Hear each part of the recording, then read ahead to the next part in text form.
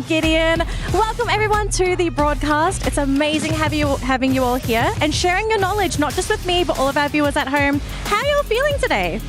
Well, I'm feeling very excited. That's my first time doing something in English, so it's a brand new experience to me, but I'm really happy to be with you guys. I'm really glad that you have, we have Raja here as well and everyone as well. And I'm being back in year 2. There's a lot of excitement being built up because half of the team from last year will be here as well.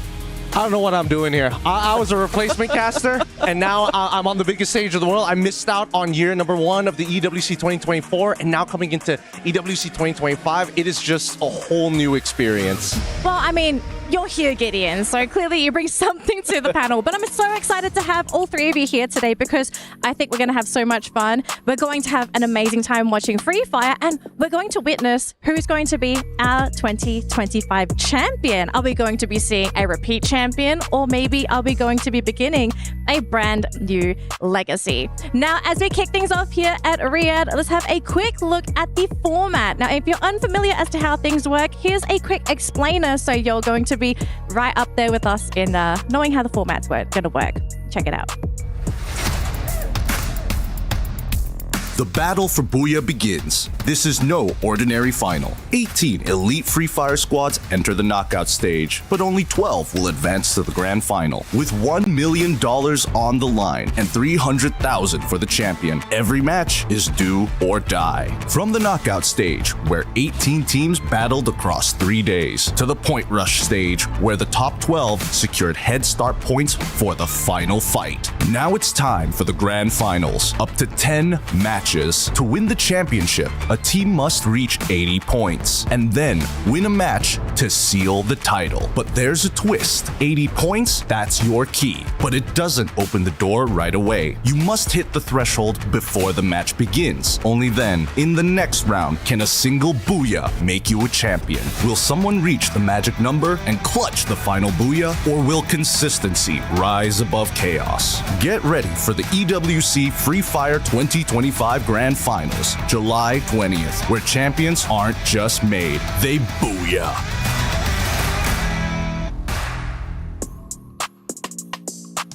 So, 2025, we bring a brand new twist to the Free Fire format. I know it's very exciting to see something a little bit new here at the tournament. Neptune, I want to pick your brain on this because you're basically an expert on the brand new format.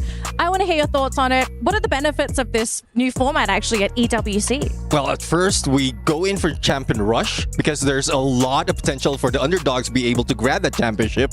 But we also have Point Rush before that day, so more chances of them of grabbing points even before reaching that 80. Well, I don't know. Based on what I heard from the VO, that dude sounded like some kind of nerd. It's crazy. But I think for the most part of it, it's interesting to see how this format is going to change the landscape of Free Fire for the most part of it, right? Because, again, it's a format that most people are prepared for or might not even be ready. Well, it's way different to me because in Brazil, we usually don't use that type of format. So it will be really surprise for me, and I'm really anxious about what Brazilians can do, knowing that they need to work in this different type of game, you know, like they probably will need to be more aggressive. Lots of homework, I suspect, for the Brazilian teams. But hey, sometimes need a little bit of pressure to perform. Now, speaking of performing, what are these teams aiming for? Well, I'm glad you all asked because we do have a massive prize pool here at EWC. And the major prize pool, first place, $1 million is on the line for our team at the very tippy top. $300,000 for first place. Second place, you nearly get half of it. You only get $180,000, but this is life-changing money for a majority of these players. Yeah, definitely. I mean, everyone on the line, everyone who will be stepping on the stage will have a piece of that prize pool and just have to hustle a little bit more so that they will have more. Exactly. So with so much money on the line, can you really afford to make any mistakes here, folks? I mean, this is the pinnacle of Free Fire. Aside from the World Series at the World Championships, like this is the second best thing, really. So what's on the line here aside from the prize pool? The glory. I think we also kind of have to mention we do have our champion from last year here, Team Falcons, right? They were the champions of 2024. Is there pressure for this team to actually preserve their title? Or are they maybe, sort of a little bit lower on the stepping block here? Because to be fair, we did have a conversation backstage about this. Falcons not looking great this season, gentlemen. Yeah, I mean, it does look like they are not that prime team, especially when the OG teams from last year are playing.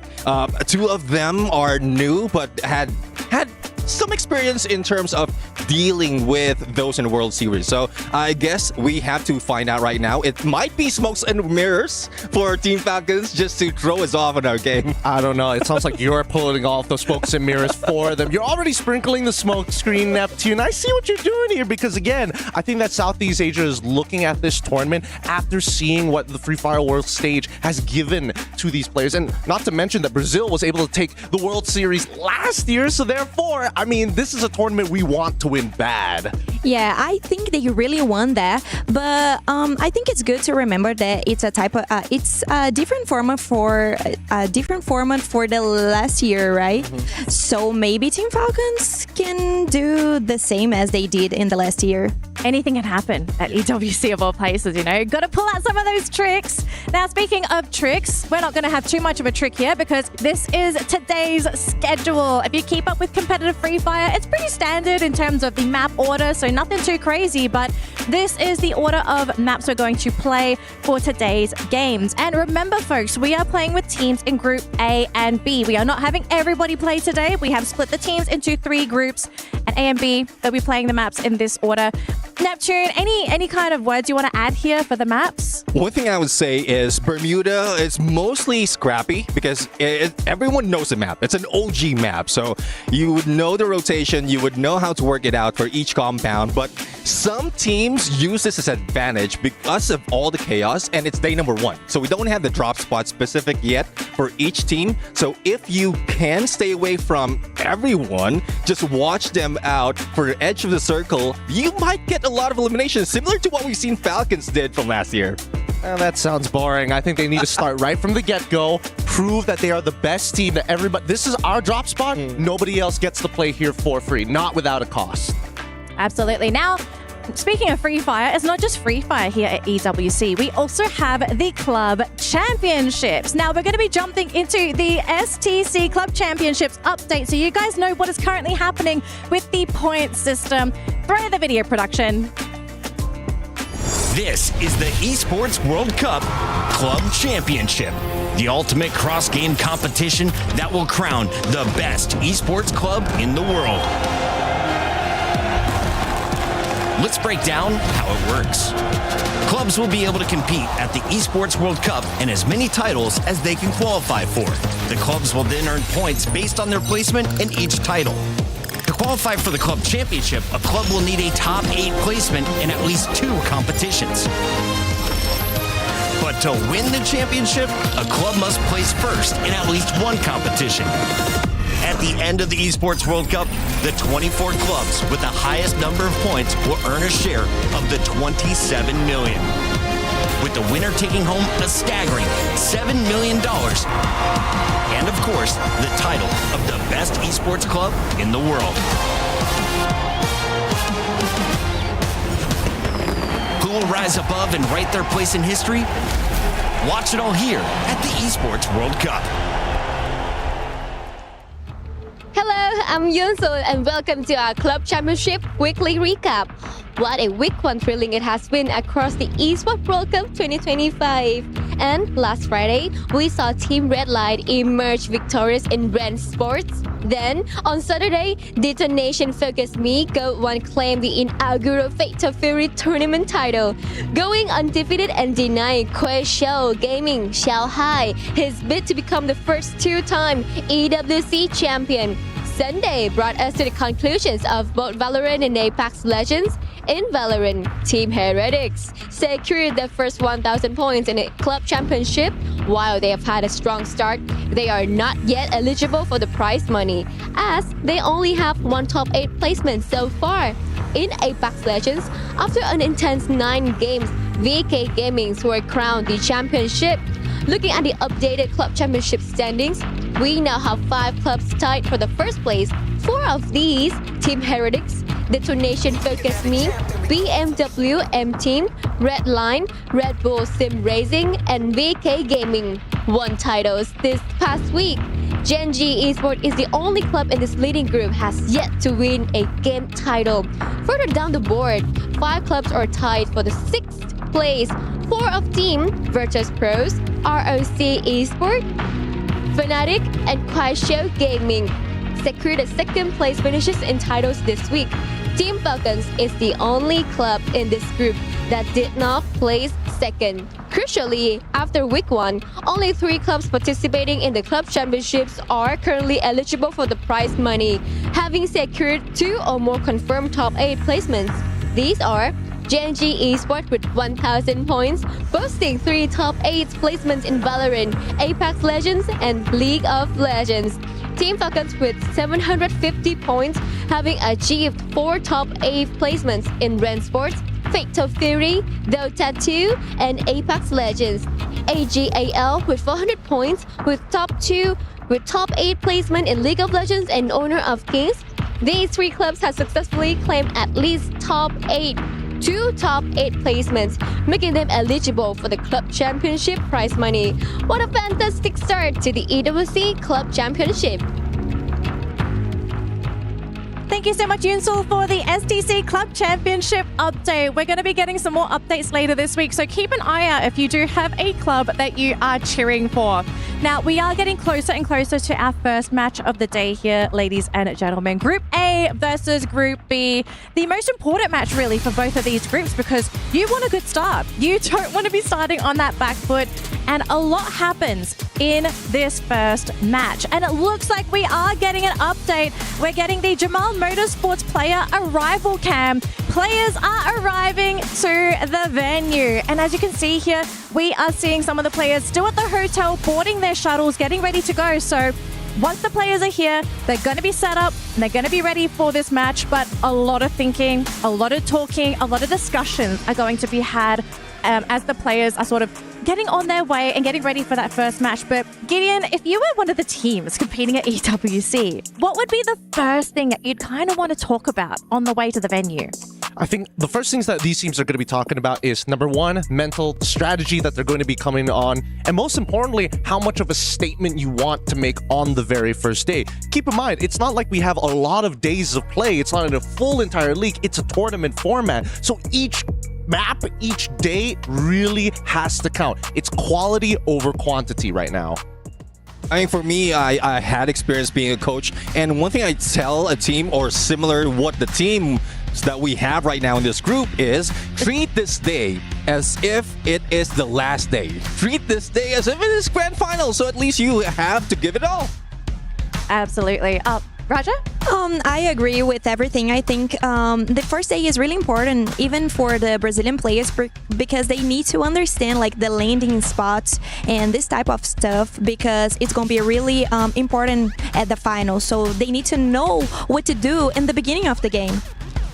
All right, now we do have our power rankings from my panelists as well. I'm so excited to talk about this because you guys, you're going to kick things off for today with your top 3 teams. And I think our viewers are kind of keen to know who you think are going to be our top dogs. So let's have a look at those power rankings, shall we? And see where my analysts have placed our teams from Group A and B. We do have the Club Championship points. Just a quick update in case you guys did previously miss it. But we will have our power rankings in just a second. But before the graphic pops up, I do know that you guys all had the same top 2 picks. Walk me through this. How did she know? Who leaked it? Who leaked it already? Okay. I know everything. The third eye. Oh man. Okay, look. So no big secret here. Obviously, when we saw the groups earlier, everybody's going to be leaning to the big favorites of Group A and as well as Group B. It's going to be that Fluxo. It's going to be that Falcons, simply put. Yeah, I think we need to agree that Fluxo and Team Falcons, they are really consistent. So that's important, and we need we need to see everything, and we need to point this. And I also put Alpha 34, but I was being optimist. I was trying to put another Brazilian team, I could put like Pain Gaming, but I don't know. I like Alpha 34 too, so I don't know. That's my pick for my 3 picks for today. Neptune, I want to hear your third pick. Yeah. Why did you go for EVOS? I mean, not only did it go second place from last year, but we also are about to see the Wonder Kid, Russia, play in here. So I want to see this guy beat up like a lot of snipers in this stage, and just a kid being the best. Kid being the best. If we're talking about kids here, vitality. They have shown us something else, right? I mean, throughout their own regular season, especially when we're talking about Southeast Asia, they take an Indonesian style that has continued to develop and honestly proven to work, but they're adding their own little flavor on it. If they are looking to play for those final zones like most Indonesian teams are going to do, they are the most aggressive amongst them. They are the ones who are going to say, we are going to die on this hill, and we're going to fight you tooth and nail until we take it from you. I would agree with that. I mean, we've seen RRQ as well, not only from last year, but in their regional matches as well. So their adaptability is being taken by Team Vitality, and like this is the first time that they will be coming here. Compared to RRQ, they have seen all those struggles, all those mistakes, and I guess they have a counter for that. Yeah. I love hearing your thoughts and opinions there for the Aramco Power Ranking. So thank you, ladies and gentlemen, for sharing your top teams for groups A and B. But we do have an extra story here for you folks. The road to Riyadh for Team Fluxo. Let's see how their journey was to the EWC 25.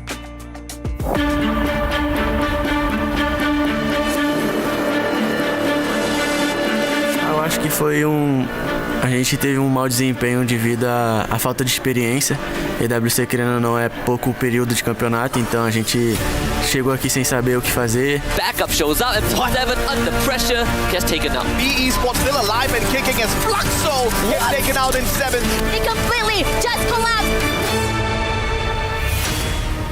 Mas acabou que esse ano a gente voltou sabendo o que a gente vai fazer, treinamos muito e se habituamos ao campeonato. Assim que acabou a EWC de 2024, a gente parou para conversar, porque justamente pelo mau desempenho que a gente teve, a gente não aceitava, porque nosso time somos um dos melhores do Brasil. Então meio que a gente sentou para conversar todo mundo, conversando para ver o que a gente ia melhorar, o que a gente ia treinar mais, e resolvemos mudar muita coisa para esse ano aí. Oh yeah! For our Brazilians, it is going to be Fluxo!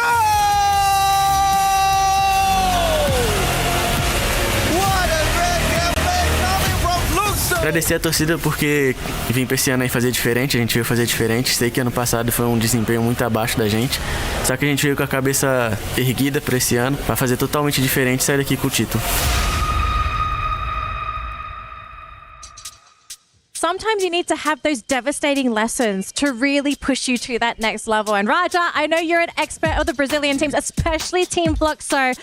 Do you think they have what it takes to win EWC this year? I think they have like a good opportunity to show the Brazilian way to play. You know, like I know that Thai teams and Indonesian teams know how Brazilian plays, but I think they can do more and they can be like the champions of this championship, and I'm really excited to see them playing. And I would like to add that MT7, which was the playing that was talking to us, he got into Fluxo when he was like really young, so it's similar to when I got into Fluxo. So we having like such great moments together, and I saw MT7 winning a lot of championships. I'm kind of jealous because you get to experience those wins with him. I mean, yeah, it's really good. I like to support them. You know, I like to cheer for them, and probably I will do it a lot. I don't want to be judged by that. Sorry. You could be the lucky charm. We could be having the X Factor on the panel. And usually I am. Wow. Yeah. Okay. I'm challenging that statement. But let's continue because I'm getting news that we are getting very close to our first matchup, folks. So hang tight because we're almost ready to start game number 1 here. Let's continue our discussion because we do have another update for our Jamel Motorsports player camp because the players are at the venue. They are here.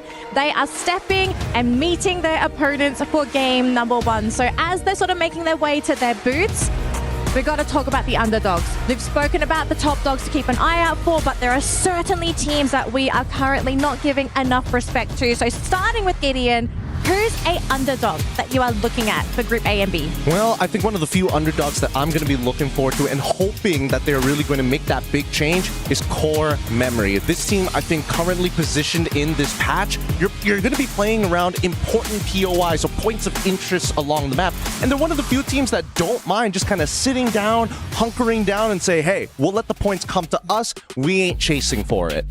Yeah, I mean, for me, I want to see more of Red Hawks. I mean, not only are they just like being introduced to international and Free Fire, but the first scene that they will be jumping in is Esports World Cup. So I would like to see how they handle the pressure and if they're up to it. Because there's a lot, when we were watching them, there's a lot of cheers coming from the Bangladesh team. Yeah. And changing a little from Brazil, I would like to add R7. I think it's such a great team, and it's from Latam, so I think they can do like such an amazing work, and that's like one of the best teams that Latam ever had in the whole history, like playing Free Fire. So I'm really excited to see how it goes.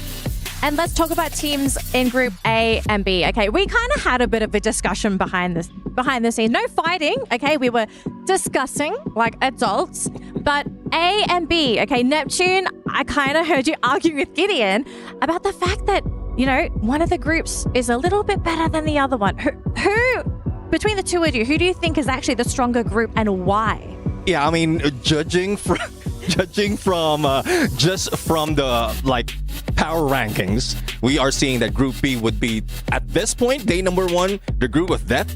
So we'll see if they're going to bring it on, live up to that name, because there's a lot in here, even a returning team. So I would love to see that. Fluxo is part of Group B. They've been the global championship or the global champions. So I think they're going to bring it on. This is why we had the argument in the first place. Because Group B, Group of Death, yeah, sure, that's so obvious. But day 1 is where things are supposed to be a little shaky, a little more volatile, as some may like to call it. Group A, I think we have some table turners, table flippers that could really change up the space and force every other group to think of the game differently. Well, very exciting times here, folks, because we are about to ready to kick things off here for Free Fire at EWC 25. Whether you are here at the venue or if you are at home watching on one of our social media platforms, cheer for your team, send them your energy, because EWC is about to begin here for Free Fire. As we get ready for our opening ceremony, here's a quick recap on how everything works for our trophy. No competition is as ruthless as the Esports World Cup. Its trophy system is no exception. The Club Championship Trophy, awarded to the one club that rose above the rest and reigned supreme across all EWC games. The Game Trophy, when a competitor closes their eyes, it's all they see, and it's not complete until it's sealed with a champion's key. Every participant earns a key engraved with their name. That's their right to compete.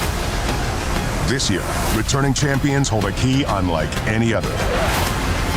Only one can place their key into the Game Trophy and become an EWC champion. The frame of the champion's key is embedded into the totem, a stone marker of legacy displaying every champion of the year. The keys of the eliminated will be crushed. The champions select 3 broken keys as a personal token, a reminder of who they have humbled. Beneath the totem, a resin block holds the remaining keys, a graveyard of fallen contenders. Will your dreams be broken or your name carved in gold and stone? At EWC, nothing is granted, everything is earned.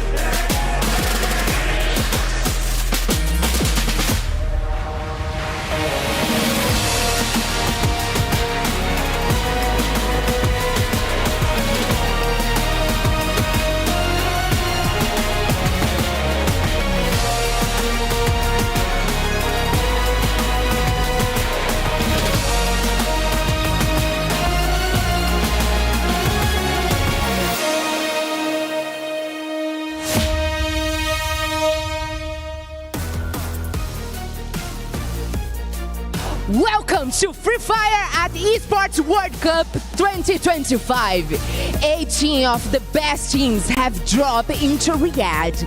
Champions from Brazil, Latin America, Southeast Asia, MEA, Europe, and beyond. Each fought their way here through these original battles, qualifiers, and point races. And now they are facing their biggest challenge yet. Their dreams are locked inside these keys. Those who fail will have their kills crushed and placed out to the graveyard at the totem. All these teams have chased one dream: the glory, the spotlight, and a share of $1 million prize pool. Over the next 5 days, they will fight, fall, and rise again. 12 squads will advance to the final and the grand finals. But only one will lift the beautiful trophy here, a symbol of resilience, dominance, and the esports World Cup greatness. This is more than just a survival.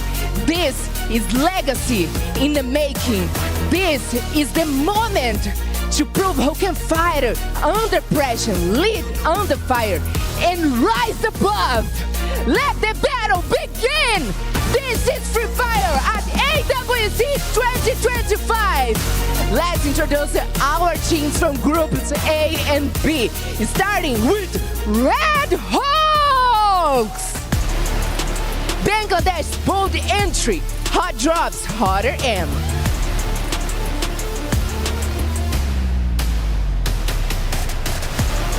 Virus Pro! Southeast Asia fire under a rush banner, fast, fierce, and focus.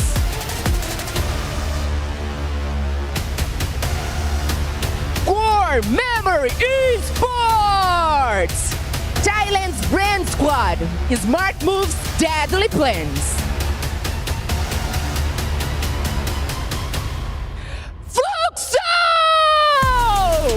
Brazil's global champs, the boogeyman of Endgame. Game.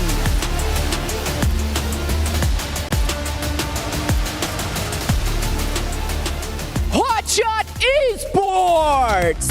Backstand's pride, sharp aim, big dreams.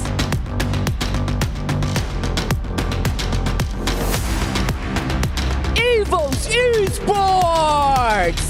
Indonesia's elite, clean plays, goal decisions.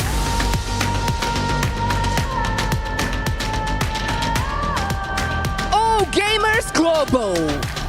Thailand's Gales Masters, fearless in every close fight.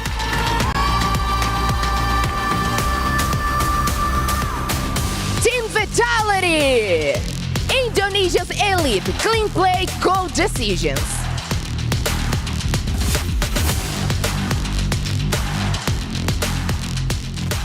Vision System. Chile's gold finishers, slow to start, sharp to strike.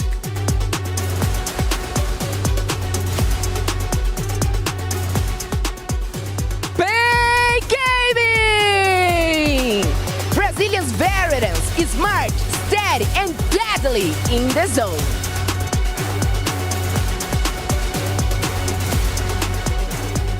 Alpha 34. Brazil wild cards, fresh, fearless, and ready to shine.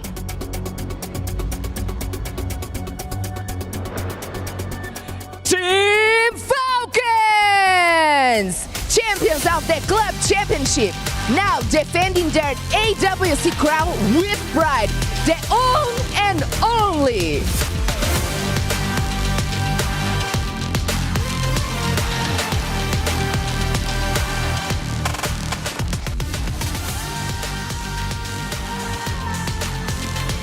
We have just witnessed a great power of every teamer that just dropped into our stage here.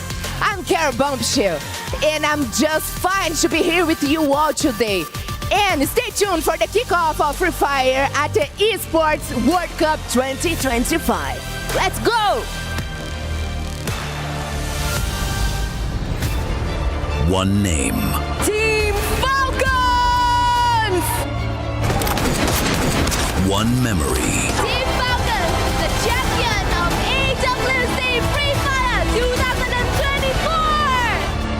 one man still standing. Still on fire. The return of the defending champions. They were unstoppable in 2024. A team that blazed through the battlefield and claimed the booyah that echoed around the world. But in 2025, everything's changed. Team Falcons returned to the EWC stage with only one piece of the original puzzle. On fire. The lone survivor of the championship squad. The last flame still burning. This year, Team Falcons rises with a brand new roster, new names, new chemistry, new doubts from everyone watching.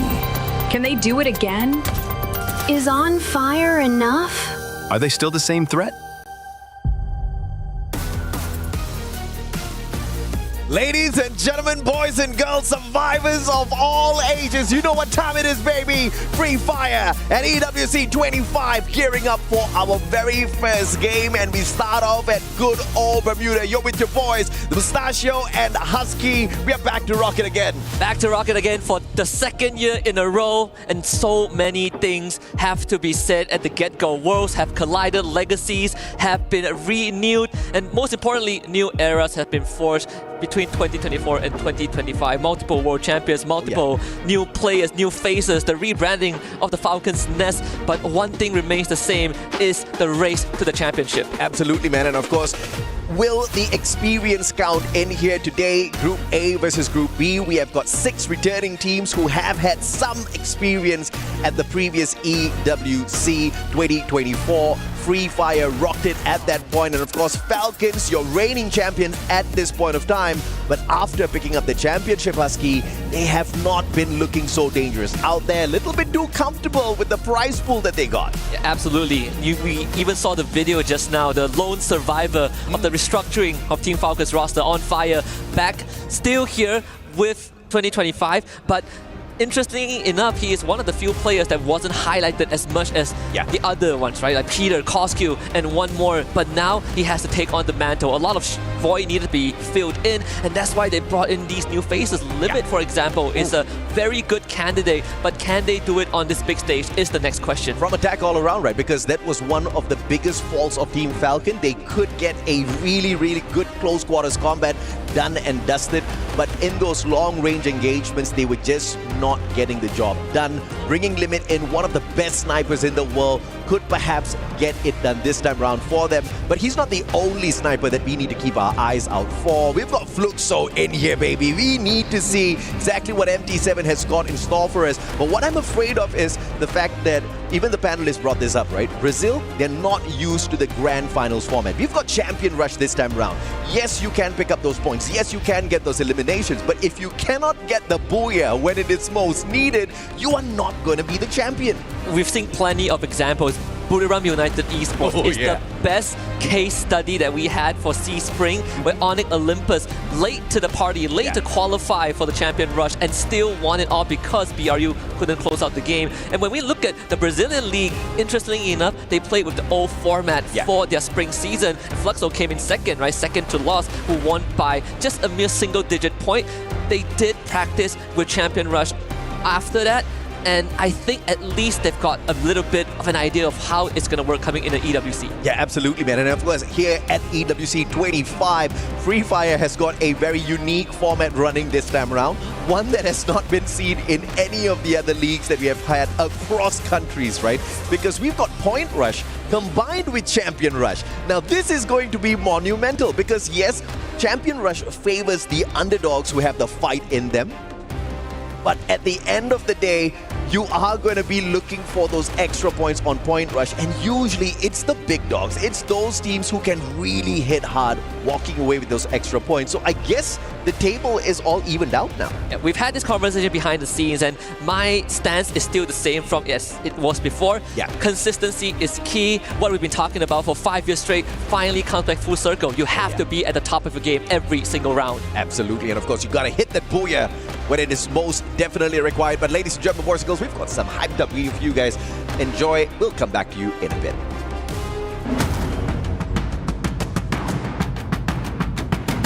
BRU are not going to give him that time. Mochi finds a bullet straight to the stadium, and Mochi with 2 in a row. Why? ผมไม่ได้อยากปกป้องแชมป์ครับดีที่สุดแล้วก็สร้างประวัติศาสตร์ของผมเพิ่มมาอีกก็คือแชมป์ผมจะทำให้ได้แชมป์รอบ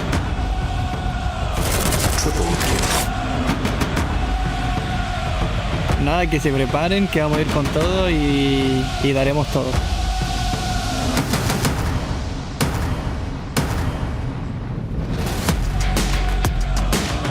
And that is the ADG have to refocus their attention is needed. Gonna be wiping out.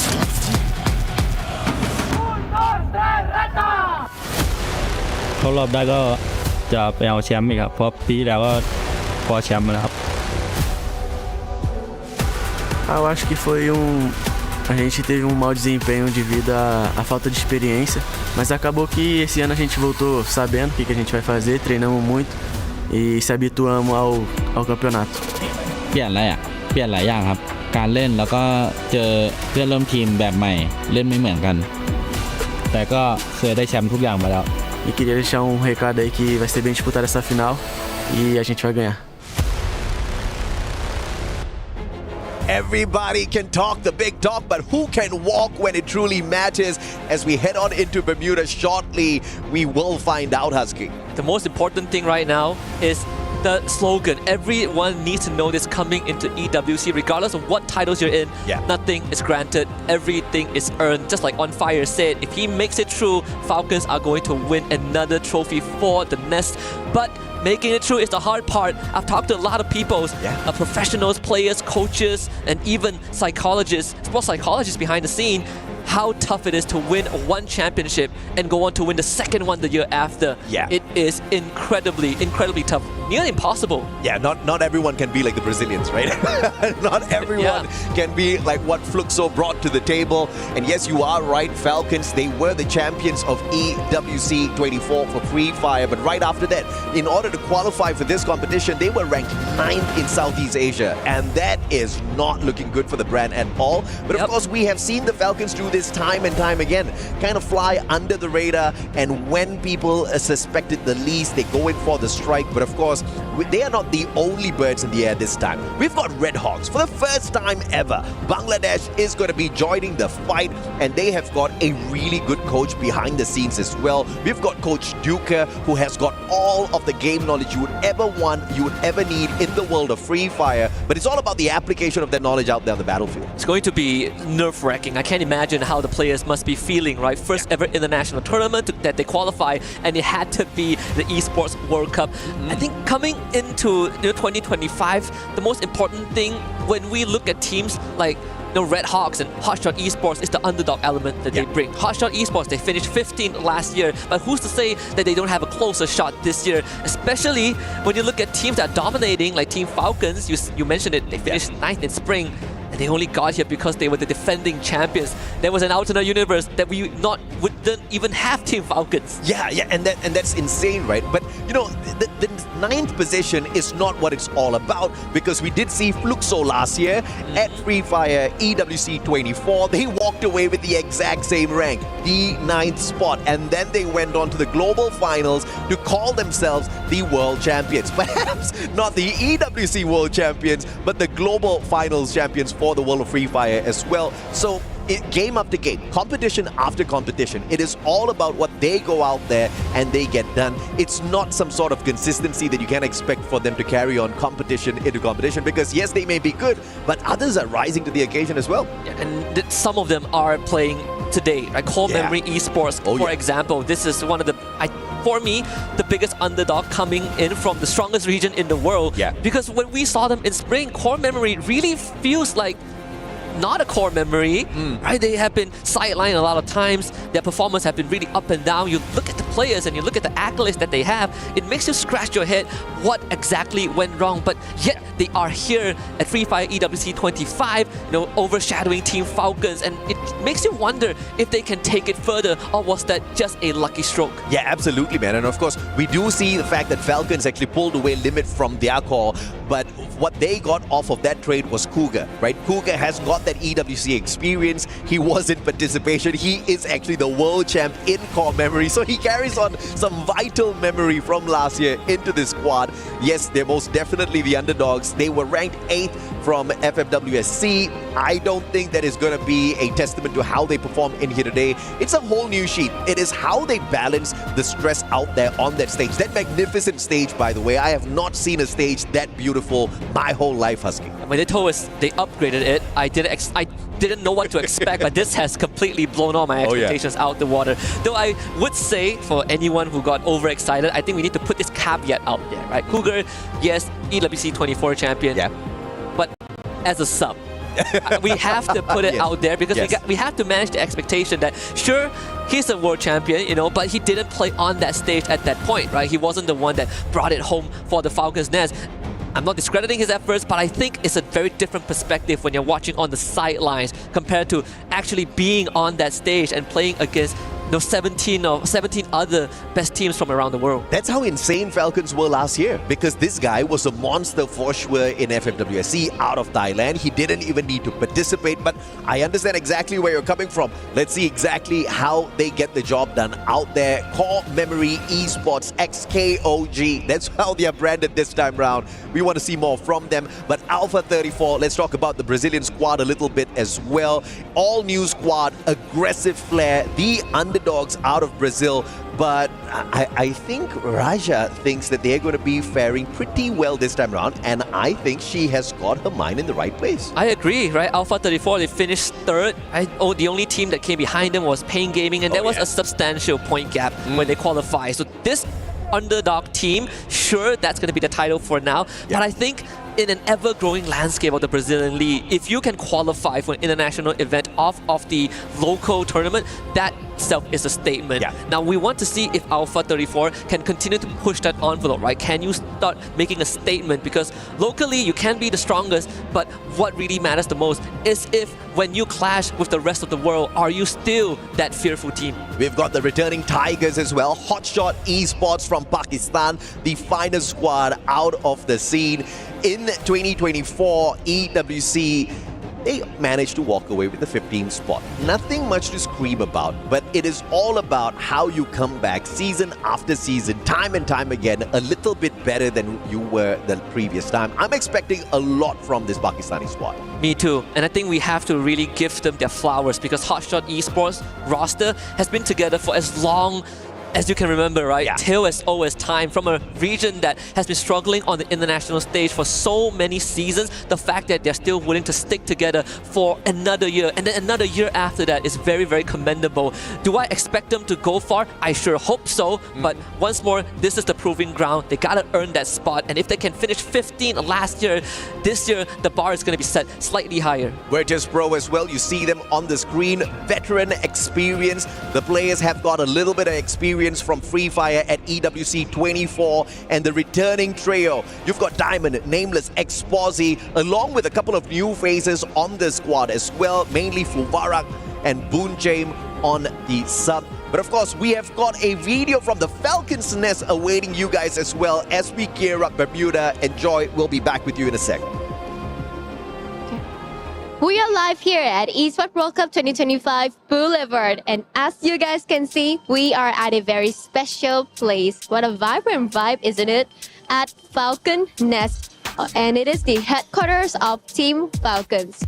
So into our main course today. This is a very vibrant place, a very special place to who those love gaming, esports. And here is a showcase that all of the achievement and of course the academic belongs to Team Falcons. So today, let's catch up with me some little information about this thing, shall we?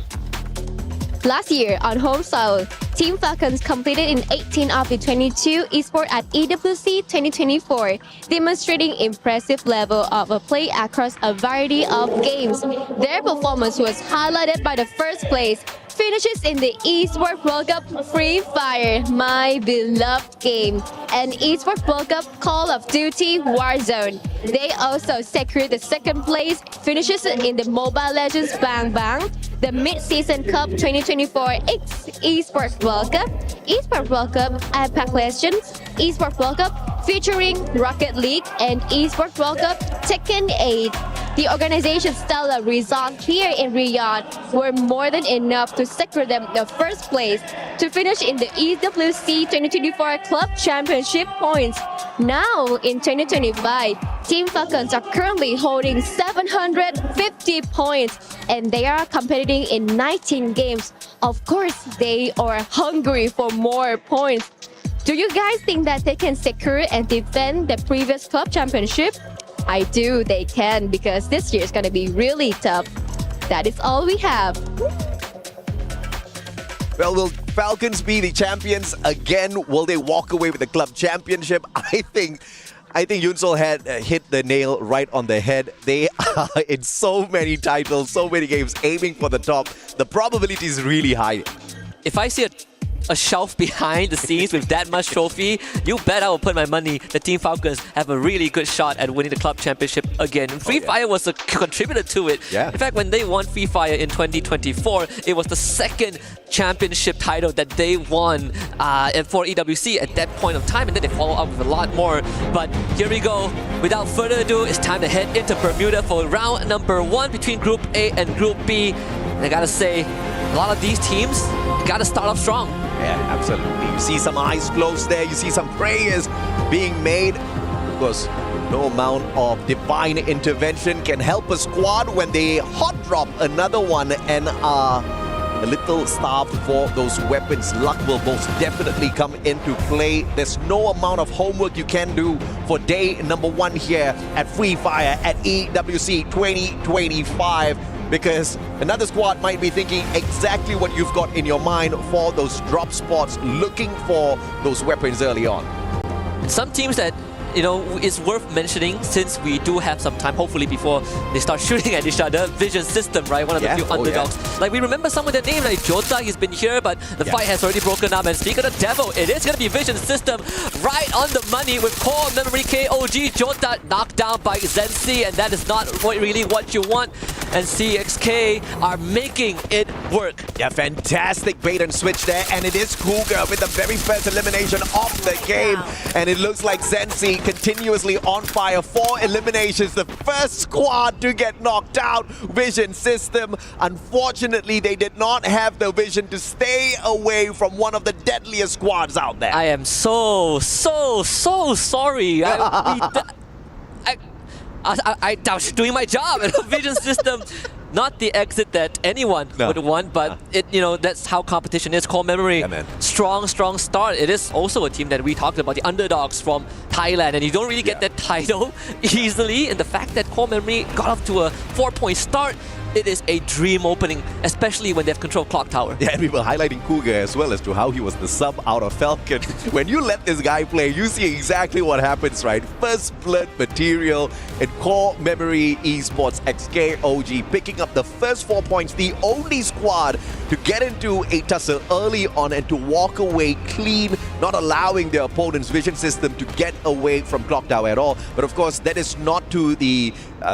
we can't really judge Vision System all that too early, right? Because these hot drops can be absolutely deadly sometimes. Once again, luck comes into play. You never know what sort of a weapon you're going to be finding out there. And unfortunately for them, luck just wasn't on their side early game in Bermuda. Yeah, could be on our side though. Sometimes we say something and it just happens. That's all the time. Yeah, it sounds scripted, but I promise you, we did not plan this at all. Kyung actually gets knocked down by Peter Afar. Vitality now being caught in the crossfire. The Team Falcons on the tail. I do wonder how this is going to turn out, right? Especially with Peter, it's going to be forcing the rest of Vitality away. They will escape the Falcons. Thanks for now, Diggs out in the air, but no follow-up shots, so Falcons only find 1. Yeah, well played by Vitality. So if anyone is wondering, like, Vitality, where did they come from? If you know of a squad that used to be known as the Falcon Hunters, Bigatron Esports, they are the brand that was acquired. Vitality, they have got what it takes to really wreck some of the hopes of these other squads out there. But early game, being caught in a tussles, not faring them all that too well. Thankfully, they had a jump pad in hand, managing to quickly reposition Cougar and squad now. Core Memory continuing their prowl, compound to compound, looking for those vending machines because you know you want those helmets, you want those level 3 Wests out there as well. Yeah, get the revive if there is a need for that. We see Oscar equipped by Cougar. A good time to talk about the very recent update, July 1st. Thank Bye-bye God, Tatsuya. Bye-bye Tatsuya. Good riddance. To a certain degree, I know the whole world hated Tatsuya. Well, not the whole world, but most people didn't like how the direction that Tatsuya is heading towards. We get Oscar back. We get some decent buffs, you know. Skylar, Homer, Cassie got buff. So it gets me excited every single time. And here it is, Falcons catching up to Vitality and finds 2 more bodies to add onto the list. Yep, absolutely. And this is the kind of pacing you gotta fear if you're the opponents of Falcons. You don't want to be coming across a squad that is desperate to go back-to-back in terms of championship. They are, once again, the champions of Free Fire at EWC 24. They want to pull in 25 as well to their side. And obviously, Club Championship is waiting for the brand. Koja flies away. Peter has got the right gun and knocks him out of the air, putting Vitality down onto the ground. One final survivor quest. Oh, that was the last one guy. goes out as well. Bye-bye Vitality. Too early. Really, really too early. So far, the points have been skewed towards 2 Thai teams, Core Memory and Team Falcons. We saw the earlier video talking that On Fire is the only quote-unquote survivor from last year, but we also saw Peter, right? It's time to do Peter justice because he also won with the team. It's good to see that Peter is still got it. Now, we know Koskyu is behind the scenes as the analyst, and you know, one more departure is definitely a bit heartbreaking, but another fight breaks out. Couple of Riptide rhythms right towards Alpha 34, and Liz has no chance. Yeah, not even the time turner could save this guy, Linz. They pulled out the time turner right over the jump pad. Brilliant in terms of execution, but unfortunately, as they try to fly away, EWC Esports just way too good with those long shots, especially when you've got this wonder kid Rasya on your squad. VSK in hand, he's playing on meta right now, walking in with the Skylar. Riptide Rhythm on the buff, but here comes Red Hawks, and they are looking for the birds in the sky. Falcons dropping Kororo. The rest of their players a little bit too far away for the hunt. But Red Hawks with 3 eliminations already. I think they are off to a fantastic start.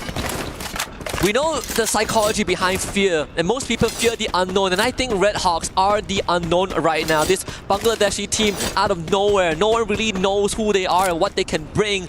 Taking 3 points for themselves at the very start, and I think when you play with this mindset that no one knows who you are and you really got nothing to lose, maybe that's the motivation that Red Hawk needs to push it further. EVO's Divine now arriving at Factory, and that other occupants, you have Core Memory, you have Alpha 34, basically scattered around this compound. EVO's, they're not going to make an entry just yet, but I think holding this perimeter is perfect. Yeah, absolutely, man. And of course, you've got Liu here as well. Alpha 34 managing to get away from harm's way just moments ago, but perhaps out of the pan, straight into the fire. They've got a good wall now, blocking off the vision of Core Memory from spotting them out in the open. But the question is, does somebody rotate behind them? And as I asked that question, thank you very much, production. You've got Red Hawks heading straight in towards Factory as well. This is really dangerous.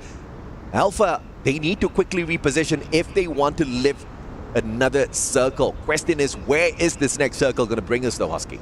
Yeah, I hope we go towards Factory. That would be crazy. That would be a deviation that you don't see often, but I think we might be heading towards Factory, right? We saw the Dinoculus being used earlier on by Red Hawks. That's why they are so confident going to the compound. The earlier takedown on Team Falcons forced them to reset. That's why, look at this rotation. It is so late. They are scanning Shipyard as the circle closes in towards Factory. And Falcons just playing the game of revival outside the circle. Now, this zone is not going to hurt you all that too much for the time being. They're looking for those coin machines. They're looking for the extra cash in their pockets to get those upgrades before getting involved in yet another tussle. And obviously, with all of these coins, purchasing a jump pad, going in for the very quick reposition is not going to be too difficult at all for Falcons. The veterans playing this really smart. Absolutely. Even in the bigger scheme of things, there's a couple of teams that like to play it slow, right? Yeah. We heard earlier on when Carol was doing the team introduction, she said the boogeyman of the final circle, Fluxo. You see them on the map right now. They're coming in from the southern side towards Mars Electric. They're going to run into Red Hawks if they continue that trajectory. But Red Hawks also understand that they cannot hang around Mars Electric for too long, so they are going to make that rotation towards that western side. A fantastic read of the circle by both Red Hawks and Fluxo. And Red Hawks trying to flank around towards the southern side as well. Spotting out Team Fluxo makes the right decision to back away, because out in the open, it's not like they can't take a fight, but you're going to be using a lot of your resources, losing a lot of your glue walls, medkits, just absorbing those shots. That's not a fight you want to take. Very smart play from the Bangladeshi squad. Yeah, we even see them use another Dinoculus to scan out the same area that they came from. And core memory, they just got spotted out. Shots were fired, and this could cascade into a full-blown fight between at least 5 different squads at Factory. Oh yeah. AGAL, one of the returning squads as well. Hailing from Thailand, we want to see more from them. And obviously, the bigger question is whether or not Dew is going to be in his top performance today, because we've seen time and time again, whenever Dew is not hitting those long shots, you just don't see AGAL walking away with a lot of points. One of the few players that has experienced the lowest of point in his career, right? The biggest heartbreak, and still stuck around. Through thick or thin, he came close to a World Championship title 2-3 years ago, and then he never got the same achievement after that. Look at that.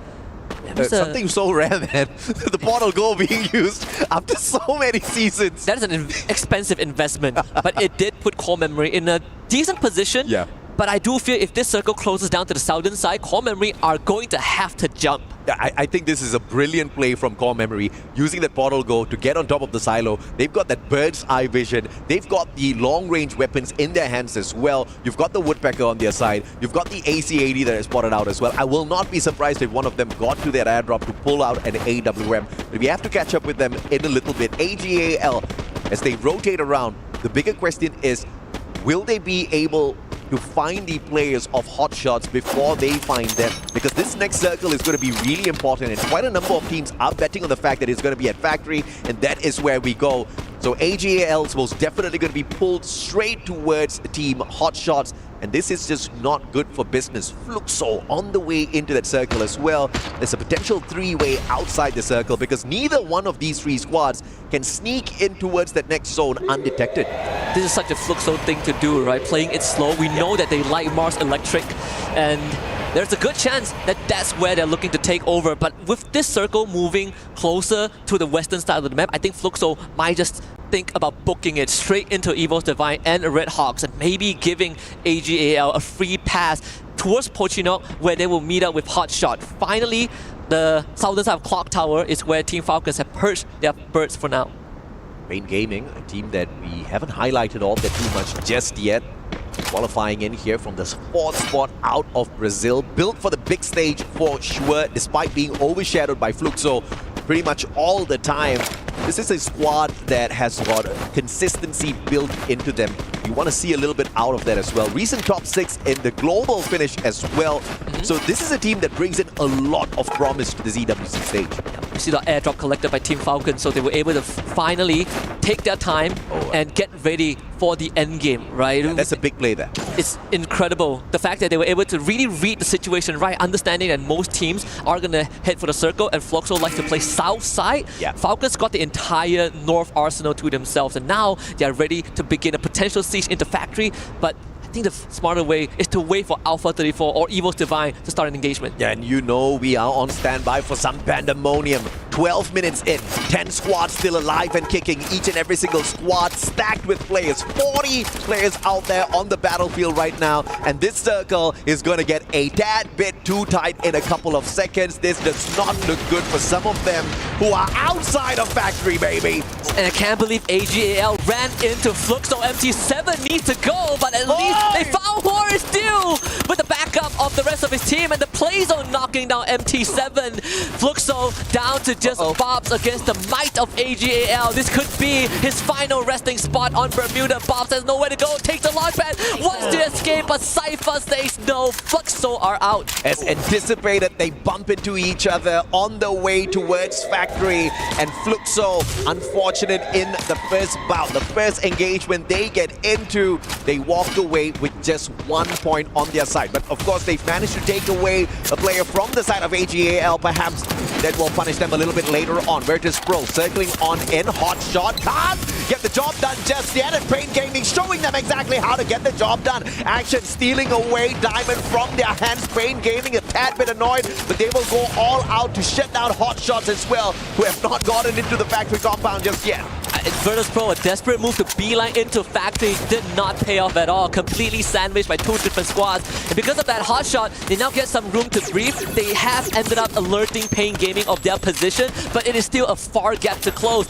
We see even on the kill feed, Red Hawks, they are starting to make their presence known. Okay, Exposy now needs to start to move. He's got the VSK in hand. Good rate of fire off of that sniper. But the question is, if you bump into too many players, what can you do? Redhawks took out AGAL. That is impressive. Very. And here comes the siege.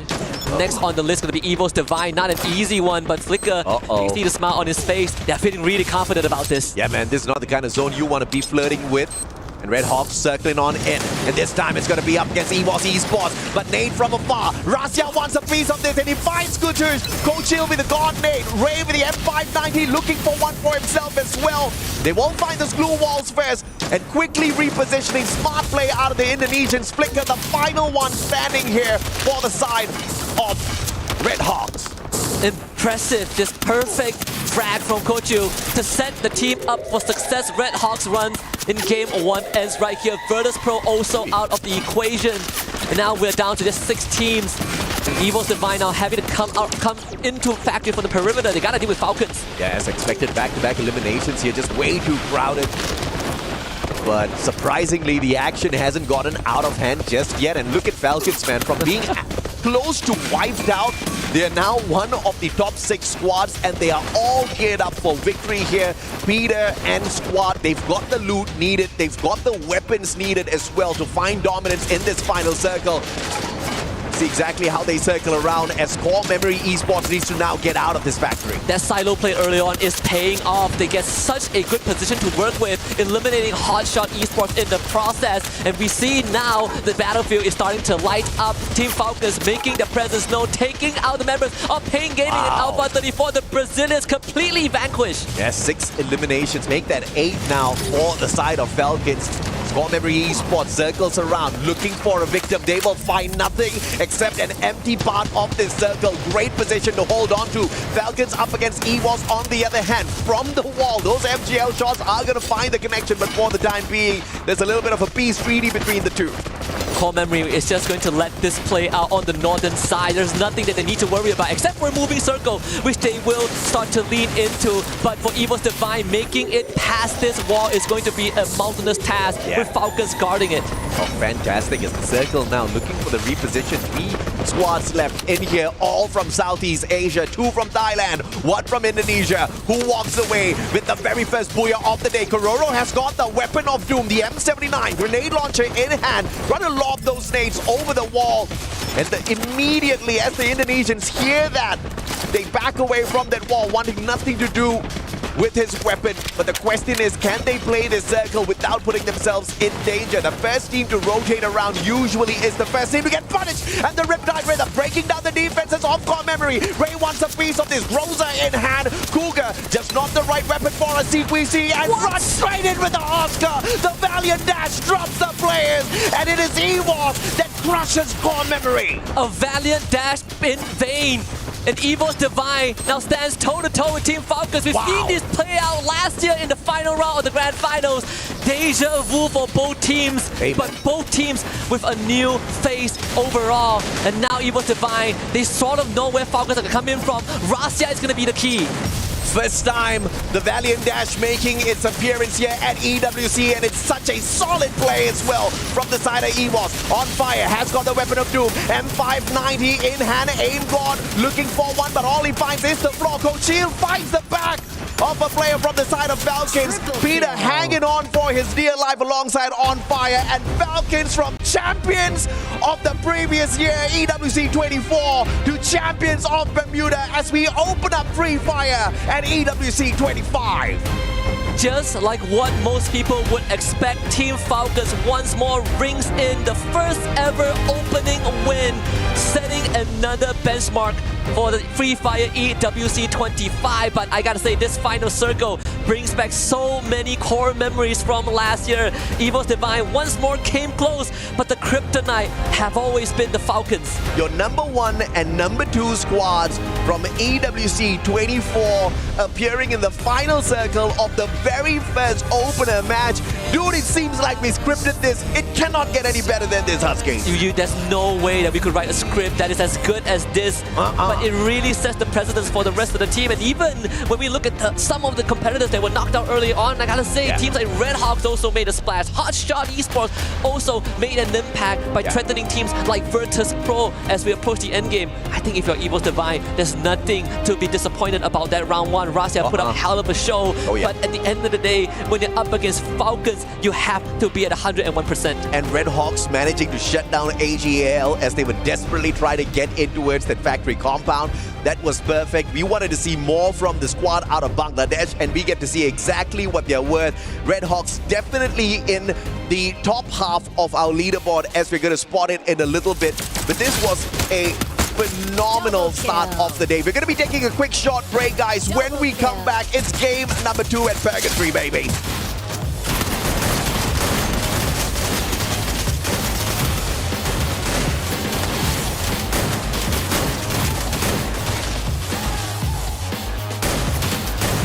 Triple kill.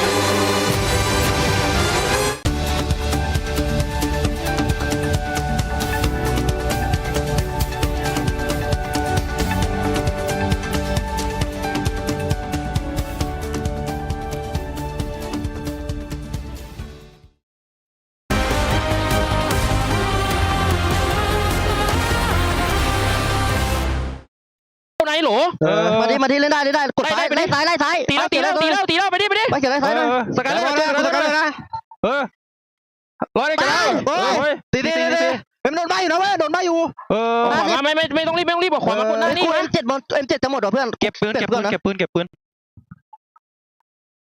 รอดูกูหน่อย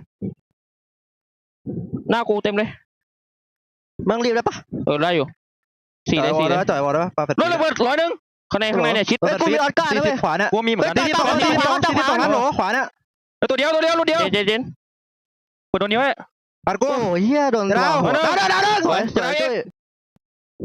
แต่ได้บ้านมือกูหน่อยพีเตอร์มือกูหน่อยดิเดี๋ยวกูเล่าพีเตอร์เจนเฮ้ย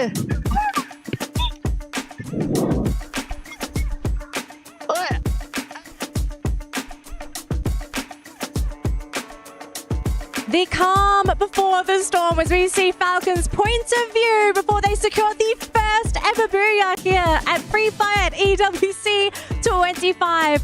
And one of the storylines for the team going into EWC was the fact that there was a lot of uncertainty. The roster had changed vastly. We only had On Fire left. And so people questioned whether Falcons were going to be able to bring it back. And I mean, I think this is enough proof in the pudding, gentlemen. Yeah, I mean, definitely. We were not expecting Peter to go back. Thus, like, it's only On Fire that we only saw in that video. But Peter finally showed up. Finally, like, really ramped up the game of Team Falcons, and this is the result. I think for the most part of it, at least we see that On Fire. As soon as they got that initial pick, I wish we had like an English Thai member a part of our group, because then we can understand what's going on with the comms. We saw them take it really slow, but that sudden pick onto Aim God just opens a lot of opportunity for the team to start flooding on in. Well, I felt them like really energetic, right? So I think it was like good words, maybe, but I would like to know too. Absolutely. Now here's the match rankings for our previous matchup. Team Falcons sitting on the top of the nest, because we did have the Falcons nest here in Riyadh, and already off to a great start. first game of the day, first on top of the leaderboard, securing a whopping number of points. Some other teams, though, not so great performances. I know, Raja, we had a quick discussion during that break just now. The Brazilian team's looking a little bit slow today. Yeah, I think it's because the AJ team, the teams from Asia, they normally are more aggressive, and I think Fluxo is feeling something now that they just got wiped out really fast. So I think they need to improve more the game, like be more aggressive maybe, because as I'm saying, like right now, Thai teams and Indonesian teams, they are really fast. Like they wiped every squad like really fast, and I couldn't even like blink my eyes, and then everything just it's done. It's done. Yeah, right. Yeah. Gideon, Yes. you mentioned to us just now on the panel during that break, lots of active skills being utilized this match. Yes, no. Again, after we saw the initial patch come on through, we're thinking that maybe Tatsuya is just, dead in the water, right? Is there any use for him still, especially unless, you are guaranteed to almost secure a kill? You must always go in as 2. You must always look to try and find these eliminations fast and then start kind of snowballing out of control. But now I feel like the game has taken a more tactical approach, right?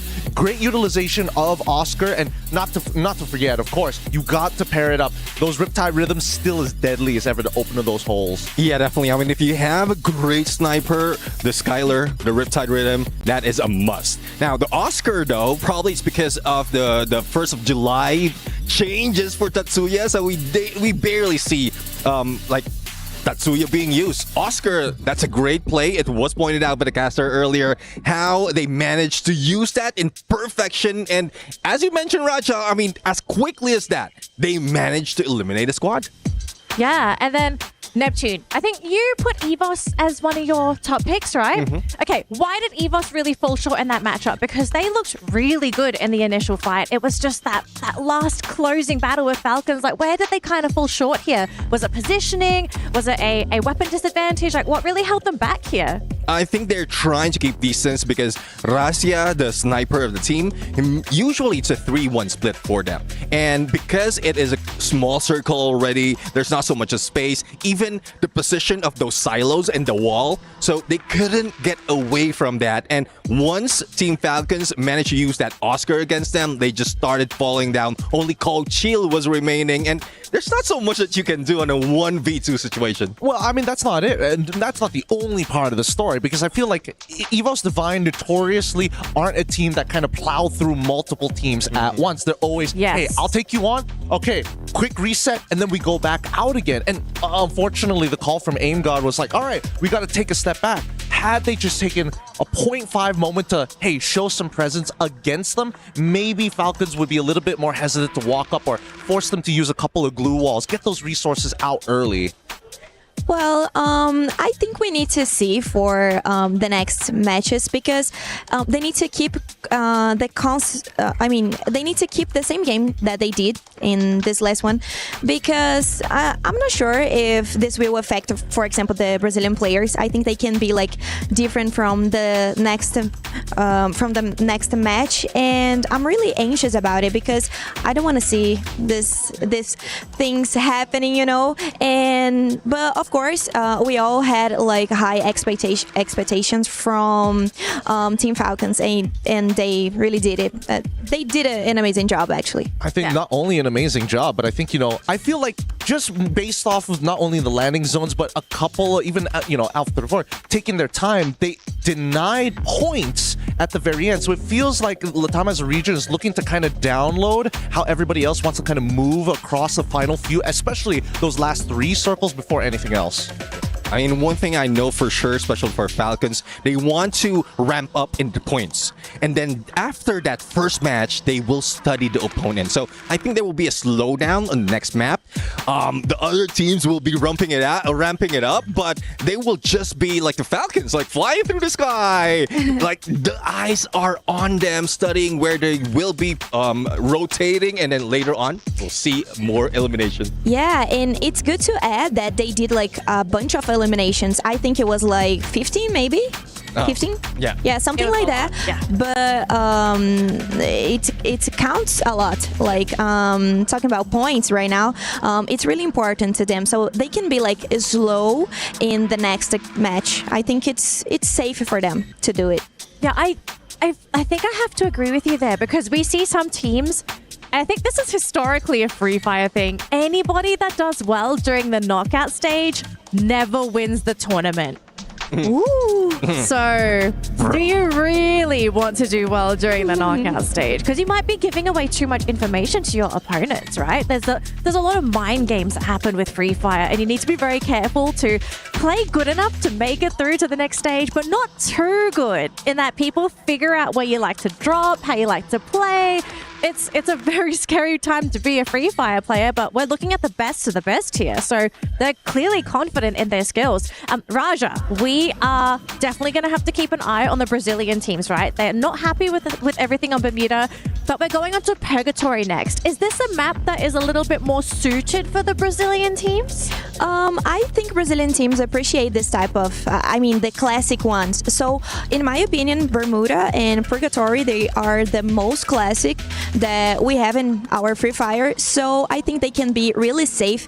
And the landing spots of the Brazilian teams are really good, but we just need to pray that no one try to get into our landing spots, since the Brazilian teams really didn't like a really good job in the last match. So I think it's good to consider, but it's difficult to say something about if they will be good or bad. But well, I actually heard a lot about teams from Asia is studying our game, so that's actually true. So probably Brazilian teams, they are like studying too the games of the Asian players. I can actually confirm on this, right? I think that, even from last year's EWC, a lot of Southeast Asian teams were looking at how Brazil was ended up playing, because a lot of them were pretty shocked that most held their ground against them, and therefore now coming into the second year of EWC, they're like, no, this cannot happen again. Well, survivors, it looks like we are ready to jump into game number 2. Purgatory is our next map here for Free Fire at EWC 25. Throwing over to our casters, Husky and AJ. Take it away for game number 2. Thank you very much, panel, and I am in absolute agreement with Haja. Consistency is key, but I am worried for the Brazilians a tad bit here, because we see with our little eye what you guys do not see just yet, but we will keep the surprise for you in a little bit. You're back with your boys, the Mustachio and Husky. What a fantastic Bermuda showdown that was, but of course in game number 2, Husky, at Purgatory, neither heaven nor hell, these boys are about to be tested. Hell have now Fury like a team that is hungry for the win, and I gotta say, coming into game number 2, especially when we look at Purgatory as a map, one of the classic like Raja mentioned, but also one of the biggest that we have. And usually it would instill the habit of teams playing slower, making bigger rotations, right? And it might benefit teams like Fluxo, AGAL, Team Falcons who have adopted that. As we hop into the map, we see the teams start to parachute out.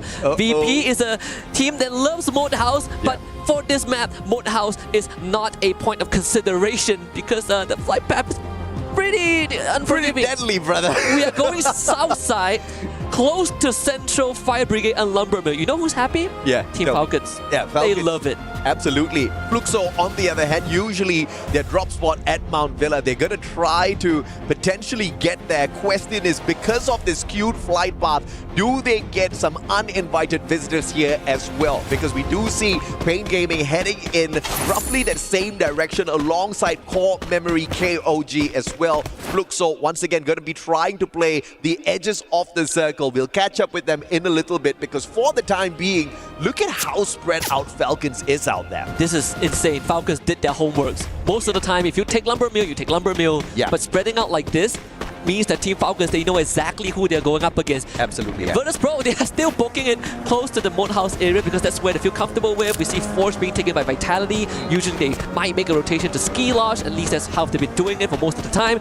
Earlier conflict at Brasilia, we see Red Hawks, we see Alpha 34, and we also see EVO's Divine. EVO's Divine coming out on top in this earlier engagement. AF only getting one, but one is not enough. Kochio actually throws his body at 1-7. He needs to clutch this out, but Vanguard around him. It's not going to be easy, and he will be cleaned up. EVO's Divine off to a great start. And Alpha 34, unfortunate for them. They only pick up 2 points after shutting down a couple of players from the side of EVO's Esports. But of course, that doesn't continue. Hot shots though, hearing all of those gunshots slowly circling in towards the compound of EVOS.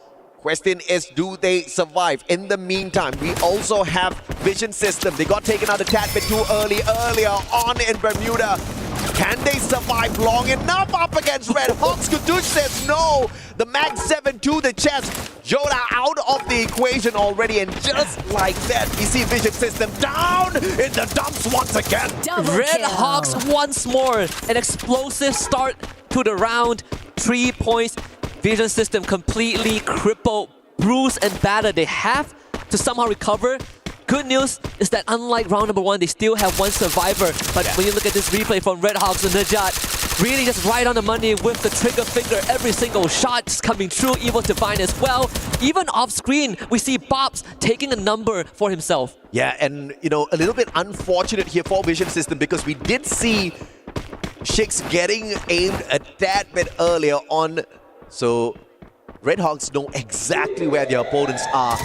And the Bangladeshi squad is making a conscious choice to not go in here for the chase. Vitality, on the other hand, in a little bit of a pickle. They fly straight into AGAL. Those grenades doing heavy, massive damage alongside the FGL, but Koja stepping in at the wrong time, facing the M590 down onto the ground. Instant pickup thanks to the Tiva, but Kyong now put down onto the ground, and Vitality losing too many players back to back. Yeah, Cypher is low, but not low enough to be knocked down. Vitality wants revenge, but AGAL is not going to make it easy. They gotta work for it every step of the way. Koja getting knocked down once more by Chinoy as the numbers of Vitality dwindle. Diggs is number 4, and AGAL deny a revenge. Oh, fantastic play by AGAL. They were the receivers in that battle. It was Vitality that came flying up straight against them, and a great opener from Cypher with that M590. But now Hotshot up against EVOS, and unfortunately for EVOS, they are meeting their end very, very quickly because it was a double player reset earlier on. Hotshot just got 3 points off of them. Good stuff from Hotshot. Taking out stragglers first in the long run will benefit you. And I think teams who are more experienced, right? We talk about the SEA and the Brazilian teams, they are willing to give away bodies for info because they will get that revive afterwards. But for teams like Hotshot, like Red Hawks, these points matter a lot. Oh yeah. We see Pain Gaming and Alpha 34 at each other's throat. Noda X gets knocked down but instantly gets brought back up to his feet. Revive for EVO's Divine once more. Unfortunately for Goose, is a bit isolated. Yeah, Pain Gaming has got the advantage here up against Vision System. Can they get away? Pain Gaming, their debut at EWC alongside a couple of boys from the side of Vision System. Some of them do have a little bit of experience here at EWC 24. And because of the lack of numbers here, they are going to be in a little bit of a downside. Good time to pull down in the nick of time, but Gus steps out on the wrong side of it, gets nailed down to the ground. Peter, wrong gun for the situation, but thankfully they've got the numbers for backup. Maxi gets taken out, brought right back in. Pain Gaming with 3 points, and they have finally quelled the aggression from Vision System, and Jigs unfortunately will just have to stay hidden. But early on, we saw a kill order put out on him by Virtus Pro, and they are hunting for that elimination. And they're just right behind him. Unfortunately, I don't think Jigs is going to be surviving for any longer now. They'll have to catch up with him in a little bit. Fluxo, 2 points early game, flirting with the edge of the circle, heading straight in towards Maxi. They spot him out, butches in alongside MT7. That AWM, you ain't gonna get away that easy. Maxi gets snuffed out. And once again, Vision System on the back foot. Core Memory right across. Jump taking a heap of damage. Now they're going to try and spam that glue wall. It goes down. Jump trying to play some footsie work. Actually gets to cover.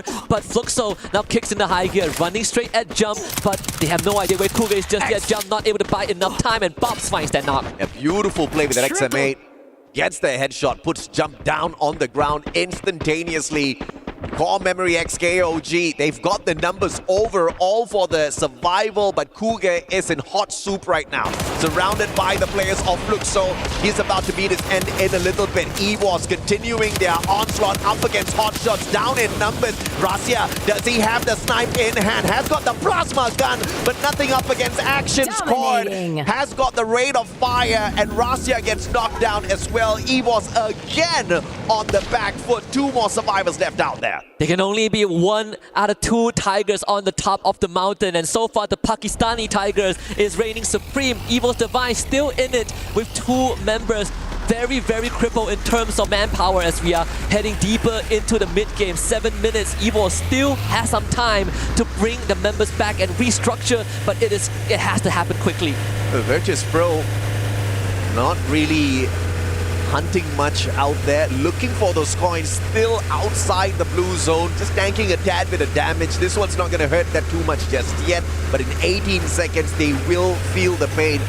But getting into the circle and a double Arbonne scan right in front of them as well. Those Dinoculars used well to find the rotation, but unfortunate for them, their Dinoculars didn't scan anyone, but players are rotating in towards their compound a tad bit later. They're about to be in for a surprise. X-Posse on that high ground. AWM VSK in hand. A double snipe setup for one of the most dangerous snipers, Motovia. Riptide Rhythm breaking down his defenses, and Ray from the back takes advantage. And Ray should know that there's more than just Pain Gaming, because more than just Virtus Pro. Pain Gaming is right around the corner. This rotation for Team Falcons also coming in from the southern side as we get a bit of a ceasefire on the northern part of the map. Airdrop collected once more, 8 minutes into the game. Sitting speed up, Ray. Can he navigate this? 3 different teams, 3 different players. Diamond going in here for the hunt. A124 pop. Ray stood no chance. Woodpecker around the corner. Barely needed to use his M590, wasn't in shooting range, and no problem whatsoever. This is one of the deadliest tactics that the Thai squads bring onto the table. Everyone's a flex player. They've got the range for shot all along. I think Aim God is Evil's Divine's last chance because Kochu, he really wants to book it for the vending machine, but he's about to get surrounded by AGAL and Virtus Pro. We're going to check in on them in a little bit because Fluxo now with 6 points are already doing so much better compared to Game 1 as they start to make that deep rotation towards the circle, but they're going to cut through the southern island. I'm actually surprised nobody chose to hot drop Fluxo at Mount Villa, even though the flight path was leading everyone right there. Team's kind of playing it safe, and it is to the benefit of the Brazilian champions. They are most definitely looking to dominate out there once again. Driving straight into its Core Memory, hopping out of their vehicle a tad bit too early here. Don's all alone, but some warning shots fired straight at them for him to rotate back in. But unfortunately for Don, man has got no backup. Jum and Zenzi are on the other island. Like you said, backup is not going to come easy. There is a huge distance to cover. They actually put down the launch pad. Let's see what the call is going to be. Bobs will just order them to go towards the rest of Core Memory. Bobs realizing it's too late. They got to back off as Don springs into action.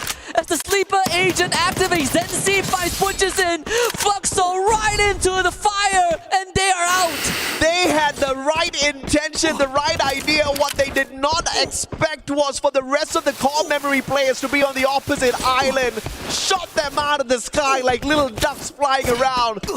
It's barbecue time later on for Core Memory, but the question is, can they get into the circle as well? We'll catch up with them in a little bit. Virtus Pro now in a 4v4 up against EWC Esports. Virtus Pro, though, has got that high ground advantage. Both of them about to be pressured by the circle in 10 seconds. The difference is that leverage, that bird's eye view that they have. Because the levitation favors Virtus Pro. Arasia takes a big hit to the back, thankfully makes it out alive. The vest that he has, but for Evil's Divine, at least they could make that beeline straight into the circle if they want to. There is still some room to work with, but for Virtus Pro, if they can stall this out a bit more, it is going to be a nightmare for EVOS. This is unexpected. Aim God, who was outside the circle, far away earlier on, now slowly circling in. He could just be the one that dismantles this squad. We'll have to catch up with this action between Virtus Pro and EVOS in a little bit. In the meantime, it's AGAL taking on their brothers from Thailand. Falcons, no eliminations just yet, playing the slower game this time round. A lot of nades commitment. Sci-Fi is about to get flushed out. Multiple ice grenades and even frag one showing his face. Sci-Fi needs to relocate and spend a couple of glue walls to make it happen. He is the first contact, but Chinoy gets blasted back on the fire. That is not within the playbook of AGAL, and now they get thrown into shambles. Falcons surrounding Sci-Fi from all angles. He needs to somehow hold on. Yeah, Sci-Fi desperately holding on. M590 is the right weapon in his hand. Has got the inhaler as well to top his life back up just a little bit, and as he tries to burst himself out of there, Dew finds him, puts him on the ground. Barros though traded out, Dew being found. Final player on his feet for the side of AGAL, and Falcons about to eat another one right up. Limit with the VSK, that's the distraction. Riptide Rhythm breaking down the defenses as well, as Limit takes advantage with that long range capability. VSK finds a victim, and unfortunately it's the final player of AGAL. Surgical as always. The circle now again shrinks with Pain Gaming against the Red Hawks. Pain Gaming taking the fight straight to the Bangladeshis, but not really sure if that's a right idea because Pain Gaming don't have the help to work with. Motovia, he stands back up and the play zone is gonna knock him down again. Red Hawks are in an advantageous spot. Flicker just needs to play around this building and hold ground. And Cougar's just hoping and praying nobody spots him out just yet. A back and forth between Peter and a player from the side of Red Hawks, but the pickup is instantaneous. They're playing the Thiva like a champ, and Pain Gaming now just trying to stay away from the rest of them as Red Hawks barricade themselves into the house, but the rest of Core Memory dropping on two of the roof, and Pain Gaming wiped down. No rest for the wicked if you are Red Hawks. Core Gaming here, Core Memory here, up the mess. Dawn with the ice grenade, knocked down Ninja, jump gets flickered out, and that's already 2 for CXK. Number 3 comes right through. Red Hawks, they do not stand a single chance. Blade instantly dealt by Jump, and Core Memory continues their warpath. Yeah, an unfortunate run here for Red Hawks. They did phenomenally well up against Pain Gaming, but Core Memory just swooped on in, all thanks to the information Cougar gave away, sitting down on top of the roof, really comfortable, waiting for that opportune moment, and the jump pad leads the whole of Core Memory to their compound, and Red Hawks gets taken down as well. Not knocked down by the circle. They did have the Thiva, so picking him up shouldn't be too much of an issue. As Jump and Sensi tries to get up the hill, but Rasya, unsuspecting outside the circle, tanking damage from the blue, pulls away a core person from the Core Memory Esports squad. That's why you tie up loose ends. Evil's Divine. Now the fate rests all on this Wonder Kid. Wow. The new addition to Evil's Divine. We know what he could do. We've seen him in action even before he was legally allowed to play due to age restriction. And here he is. CXK with 12 points. They're not going to make it any further. Rasya also perished to the blue. We're down to just 3 teams. Falcons. Can they go for a back-to-back? 100% top 3 rate for this squad. Up against, believe it or not, Pakistan's Hotshot Esports and Virtus Pro. Virtus Pro, we expect Riptide Rhythm, courtesy of Pakistan, breaking down the defenses of Peter. Yet another Peter exposed, but has got enough glue walls to keep himself protected. The crossfire being set up here by the players right at the back. Unfortunately, Exposy tried to get involved. He will get involved and puts on fire and Limit down onto the ground. Anas takes advantage, and Falcons getting mowed down by the 2 squads. Such good tactics from Hotshot Esports. They knew exactly how to dismantle the defense of the Team Falcons. Anas is putting numbers on the board. Team Falcons are no longer in this game. 11 eliminations for Hotshot. The Pakistanis might have a chance to make a statement. It's them and Virtus Pro. It's the Polar Bear and the Pakistani Tigers. Oh, Pakistan's in the butt, baby. It is 4v4, all equal on both sides. And Hasuex has got the right gun as well. And what a pull on that Cassie. linking them up. Action is ready for a little bit of that. The Steffi blocking out the damage from those grenades as well. Brilliant play thus far from the Pakistani squad. Waiting to cut down the distance. Oscar breaking down a couple of defenses, but the super defense with those glue walls erected once again. And Action missteps being put down to the ground. Yeah, they take the fight straight to VP, but VP more than ready. And Ana's exposed. Virtus Pro locks in. Booyah. What a play. A little bit too aggressive from the Pakistani side, but that's exactly what we wanted to see out of them. They delivered. Virtus Pro just proving to be the better squad. Patience paying off towards the very end. A little bit unplanned with that Oscar, and that's one of the downsides of using that Oscar. The Valiant Dash, you gotta be valiant enough to get a knock right after, but you never know what's awaiting you behind those glue walls. And I think Hotshot Esports, they definitely have made a statement piece coming into this. Remember, the goal isn't to finish number 1 in the group stage, is to just finish top 12. And this is going to catapult Hotshot Esports into a good position. And not just them, right? Red Hawks performing like champions. I mean, a tad bit unfortunate in that bout between Pain Gaming as well as Core Memory Esports showing up. And, you know, once again, brilliant play by Guga as the guy that scouts out the situation, but had the wisdom to shut his mouth and not get involved. Waits for the backup, calls for the backup from the rest of the team members. They use the jump pad, landing on the roof, wiping out Pain Gaming from the back, and like champions, took the fight straight up to Red Hawks. And unfortunately, the Bangladeshi squad could not do much up against the barrage of grenades that found them in that house. Overall, Virtus Pro showing us what this team is known for, right? The potential of Virtus Pro. You look back at the roster, aside from Saming, who is not playing, and EWC 25, replaced by Huwarat. Previously, the first ever Mobile Masters, they were the champions. They were the first one to lock in a slot for EWC 24. And now with this Booyah, they're in an even stronger position. Absolutely, man. Diamond, Huwarat, Nameless, all jumping on in here. Brilliant plays overall, but of course he was a tad bit unfortunate. We'll have to wait to see what they can do later on, but of course a quick short break. We'll come back with game 3 in a bit. Double kill.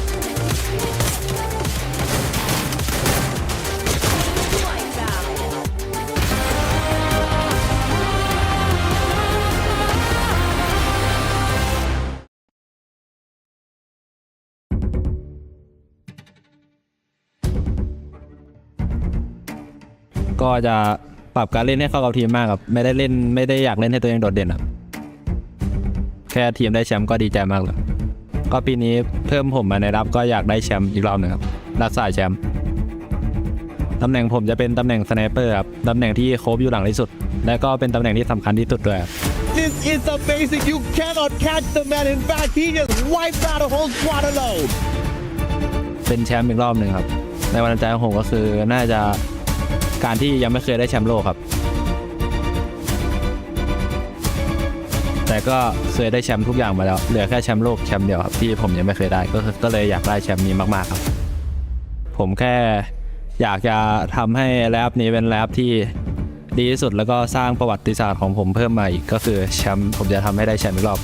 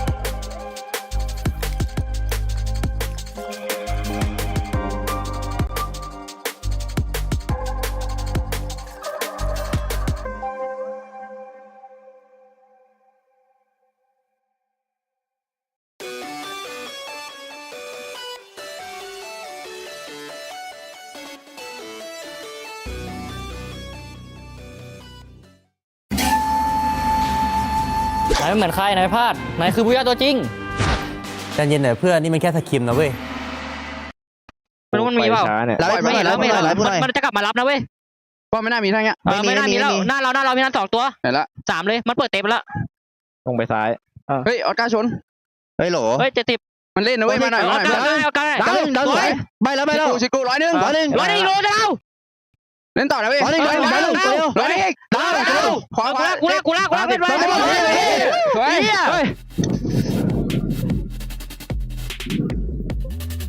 10 คิวเดือดสวยแล้วเดี๋ยวแล้วเพื่อน Welcome back to the panel, survivors. We've just wrapped up game number 2 on Purgatory, and things are just starting to heat up here at Free Fire at EWC 25. Gentlemen, ladies, my panelists, we are starting to get a better picture of how these teams are performing here at EWC, and so far there are a couple of things we're actually starting to notice.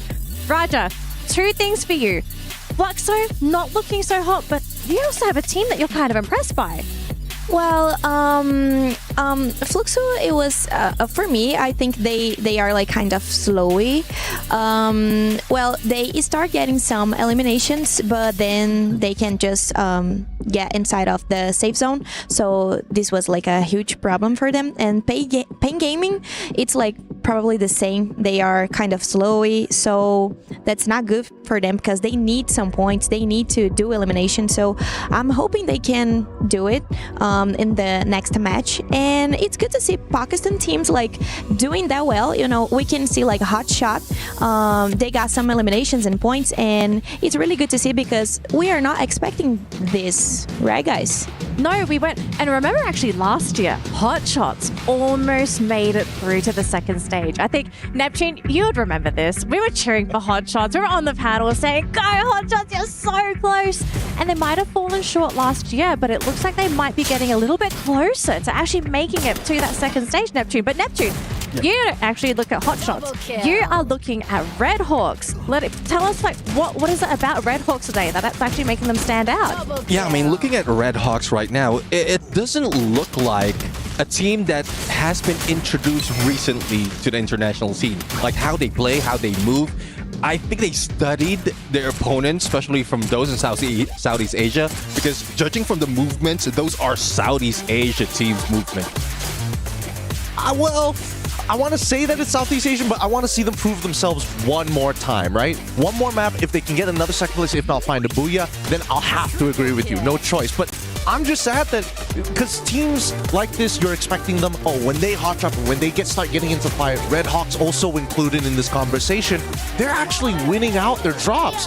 Unlike Vitality, Team Vitality, please, we can't be botching up these engages like that, right? You see them get into that corridor, AG play it well, take their time, and unfortunately, the hot-blooded Indonesians, this time around, it costed them. Yeah, I mean, Team Vitality, what we call the Falcon Hunters, it doesn't work here. I mean, they're close to their nest, they have their strength, and it's tough, really. But another team that I want to look into is the Booyah Takers in that second match versus Pro.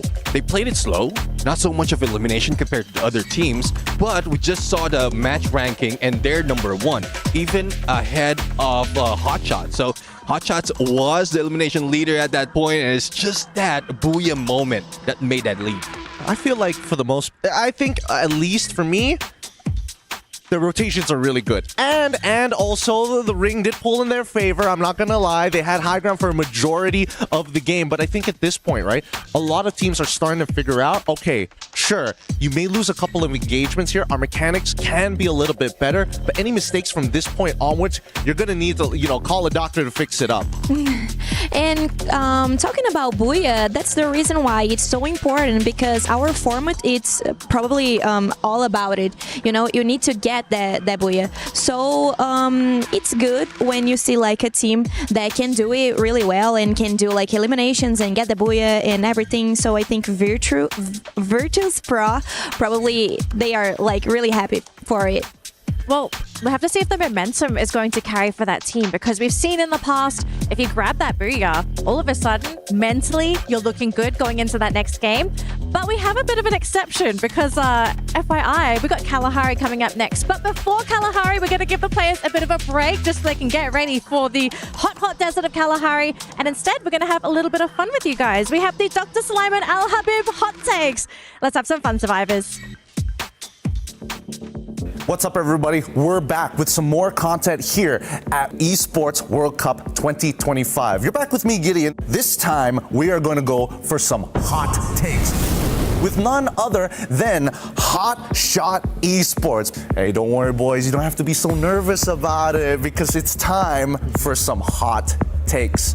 Let's first talk about teams. Do you have any hot takes on some of the teams playing this time round? मेरे ख्याल से मुझे falcon काफ़ी अच्छी लगती है, लेकिन उनको मारने में ज़्यादा मज़ा आएगा। And R7 भी मेरी फेवरेट है। Oh, R7. Okay, I'm gonna put you on the spot here. Who do you think is the worst team coming into EWC 2025 Free Fire? Pain gaming मुझे अच्छी नहीं लगती। I'm so sorry I put him on the spot there. That's on me. That's on me, Payne. That's on me. Okay, but let's talk about meta now, right? Do you have any thoughts on the meta? What are some of your hot takes for it? I don't like this meta because of some teams like मतलब मेरे ख्याल से अगर 120 point कर जाती है एक team और दूसरी 80 पे अगर पहुंचती है और वो कर लेती तो सामने वाले की तो मेहनत ही था जो इतनी टाइम मतलब इतनी गेम्स उसने खेली है उसे ट्राई नहीं तो एक भुइया की वजह से पूरी चैंपियनशिप चले जाना इससे कोई बुरी फीलिंग नहीं हो सकती. So it's like very unfair. Yeah. Oh, but then wouldn't it feel like really good to not have that, even though you didn't do well during the point rush, but you just smash it at the very end? अगर आपका luck हो और अगर आप मतलब zone अच्छा पकड़ लो ऐसे भी होता है कि कोई टीम ना आप पे घुस जाती है मतलब आपके रश कर देती है वो आपकी पूरी गेम ख़राब कर देती है लास्ट जोन में तो वो 3 टीमें रहती हैं वो उस पर डिपेंड करता है टीम पे कि वो रश करती है नहीं अगर गलत रश कर दिया तो अपनी तो गेम ही गई. I agree with what he says. It's good. It's a good opinion. Very good opinion. Thank you so much, Hotshot. This is again. Hey, let your fans know who you are, what you're expecting to do. Give some final words before we close this out. हम लोग अपनी पूरी try करेंगे ये world cup जीतने की जितना हो सकता है अपना बेस्ट देंगे. हम अपना बेस्ट देंगे 100% देंगे बाकी रिजल्ट हमारे हाथ में नहीं हमने अपनी पूरी कोशिश करनी है बाकी अल्लाह मालिक है इंशाल्लाह. Thank you so much. Thank you. Appreciate it, man. This is sick. This is sick. Thank you. Hope you guys enjoyed the hot takes because the reaction on Raja's face when they mentioned baby. I disagree with that because I'm a Brazilian supporter, so I really appreciate Pain Gaming actually. They have like Noda, which is like a player, a really traditional player in Brazil, and he had like a good experience about like playing global tournaments, you know. So I think he's kind of confident about it. So I wouldn't like worry about Pain Gaming. I think they can do like a really good job. And they have a Peter also, which is a really good rusher too. And well, I'm excited to see them playing. As well, they are not playing so good right now. She smiled it. I could see it. It's just the rage behind her eyes. She's like, oh boy, just wait. They're coming for you. They're coming. Well, before we jump into our next matchup, it looks like we are going to be having a little bit of fun on the main stage with AdMats and Tash Bunny. Guys, what's happening? A lot of things are happening, Danielle. Yeah. The first 2 maps are incredible, explosive starts. But for me personally, the 2 teams you need to look out for, is Hotshot and Red Hawks. What about you? Yeah, they have been one of the greenhorns in our tournament, especially from Bangladesh. Red Hawks have been having good games. Game number 1, even though they didn't get the booyah, but damn, being at number 7 for the first game is an achievement. And continuing to the second game, they just dominate the team. However, sadly, could not get that top 3 spot, but still managed to take up Pain Gaming, almost taking up Team Falcons and more. honestly, it's looking really good for them. A lot of teams are maybe underestimating them, not sure about what to expect from this team. Regardless, this is their debut into the international stage, and a lot is still in the dark for these two enigmatic teams. And for now, guys, we're gonna go back over to the casters for Game 3, so get hyped. Go, AJ Husky. Thank you very much to the panel and of course our colleagues at Mass and Tash Bunny. We're about to head into the desert of Kalahari, so put on your dusters. Is about to get hot and heated. It's your boys Husky and Mustachio AJ back on the mic. And got a lot of things to cover. First of all, Raja ain't happy with what Hotshot said. But what are the odds that Hotshot faces off against Pain Gaming right off the bat? I mean, Raja, it's called hot takes for a good reason, right? And it was a really good hot take. I mean, you got to take your shot at somebody. Pain Gaming unfortunately took the L this time around, but at least they said they love Fluxo, right? They want to. I believe what they said was, you know, Fluxo's good, but beating them would be better. They happened to actually get that done. Yeah, and they also like R7, so I guess Pain Gaming takes the short end of the stick going into this game. But so far, all the results that we've seen in the first 2 rounds have been unpredictable, right? I mean, of course, we have the Thai team dominating, sure, but teams like Hotshot Esports, Red Hawks, from the 2 regions that are more underdog than underdogs, are now one of the pack leaders. Yeah, absolutely. And I think you called it out really well the previous time before we went in for a break. It's not about getting that #1 spot. It's just about squeezing yourself into the top 12 and earning a spot at Point Rush later on. And of course, you're automatically in the grand finals already if you are in the top 12. And that's not so difficult, which is also a good reason why the Brazilian fans don't really need to worry, because we've got 2 days of play for Fluxo, and this is the kind of squad that ramps up really late. They're just warming up at this point of time, and you know, you don't want to piss the Brazilians off. The fact of the matter is they're getting beaten down right now. You are happening to piss them off unintentionally. This is going to be bad. These lobbies are just going to get more and more chaotic as we get into the competition. Yeah, and it's also a good time to remind everyone that 3 out of the 4 players from Fluxo are 2-time world champions. Oh yeah, yeah. Aside from MT7, you know, the first one was Yago, but overall this team is not a team to be trifle with. Sure, they've had heartbreaking losses. They've came in second multiple times, be it in local regional tournaments or even, you know, tier 2, tier 3 community tournaments, but it is still a brand that has resonated with Brazilian Free Fire ever since the first gen, the year 0 when Corinthians won the first ever world championship. Fluxo is a very good successor to that era. It's just my only gripe is how slow they play, and I think I want to see a bit more, because I know Fluxo can get aggressive, they can get down and dirty, but with how slow it looks, at some point you have to switch it up. Maybe this round 3 is going to be the turning point. I think that's key what you just said there, right? Aggression, but it's always calculated aggression. They are capable of it, but they are always calculating as to when to get in and to get into some of these hot battles. They've been playing it very slow for the first 2 games. Obviously, in Bermuda, they kind of got caught off guard a tad bit outside the circle as they were heading into Factory. Second game, it's always a Thai team at this point of time. But obviously, we're looking for more from them, and I'm very sure they will show us exactly why they are your 2-time world champs. We haven't even seen those great shots from MT7 just yet. This should most definitely be those warm-up rounds, but you take a little bit too long to warm up, and these teams that were starved of the championship, starved of opportunities, like we also talked about off-screen, Hotshot Esports. Last year, they didn't even get into Point Rush. This year, if they can keep this up, they sure as hell are getting there. And obviously, another team's got to pay the price by giving away their spot. Yeah, it's like a very fun game, right? I literally told you about what we kind of had fun with yesterday during our study. Yeah. I said that there are 4 Brazilian representatives, 9 from Southeast Asia. That's 13 teams. That's 1 extra team that can qualify to Point Rush. And if we have to slot Hotshot in, we have to get rid of 2 teams. And now, after round 2, it makes you wonder a little bit which team it's going to be, right? Which team is Hotshot going to be able to do just enough to overtake? For me, I think it's too early to say, but there's a good chance it happens. And of course, you talk about hotshots, but I think Tash Bunny brought up a really good other team as well, Red Hawks. Duca Gaming, one of the best coaches out there. He's so full of wisdom and intelligence. And the bigger question that I had in my mind was, is the application of that intelligence going to fare well on the world stage? And holy hell, Red Hawks are doing super fine at this point of time. Obviously, they kind of got wrecked by Core Memory Esports because I think Red Hawks were in a really good spot, right? As they saw Pain Gaming getting taken down, they could have taken advantage. That one miscalculation, playing it a tad bit too safe, put them in hot soup. I want to see more aggression from them, just like how we saw aggression from Hotshots in the final circle. But Hotshot shouldn't have gotten that aggressive. But it's okay. I think at least we kind of see what Hotshot is capable. Oh yeah. Right? Do I want them to keep it up? I think moderation is the key. Yeah. And hop into game number 3 is Kalahari, one of my favorite maps. But according to what Raja says, some of these Brazilian teams prefer the El Clasico. So Kalahari is not one of those maps. But at least the flight path is very forgiving. Right through the middle, Refinery is going to be a hot spot for the Indonesians. And the knockout stage leaders at this point of time will be your Free Fire at EWC 2024 champions, Team Falcons. How about that?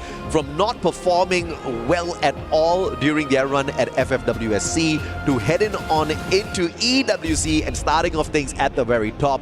They must be really excited, but of course, let's see if or not consistency would be their key to continue dominating out there. And very early on, Aim God is about to be aimed at.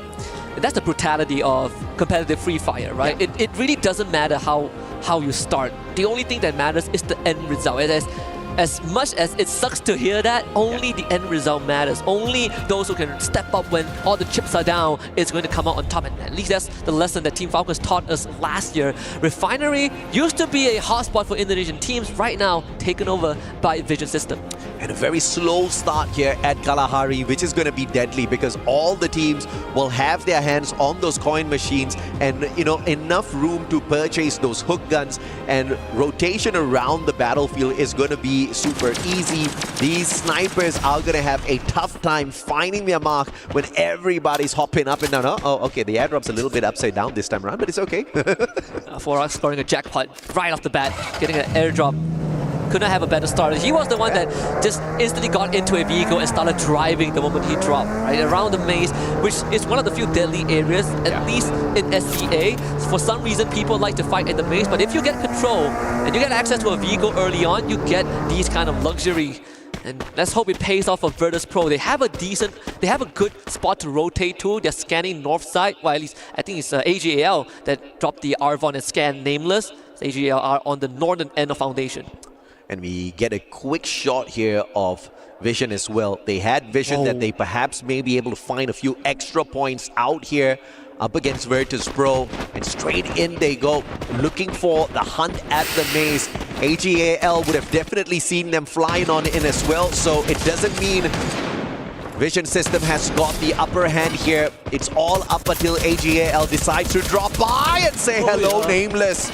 Almost got put down there. And I just said that teams like to fight here, and you know, it's good to see it be quiet, but Vision System is here to change it, that they don't want to play by the book. Vitality against Team Falcons. One body for another on fire.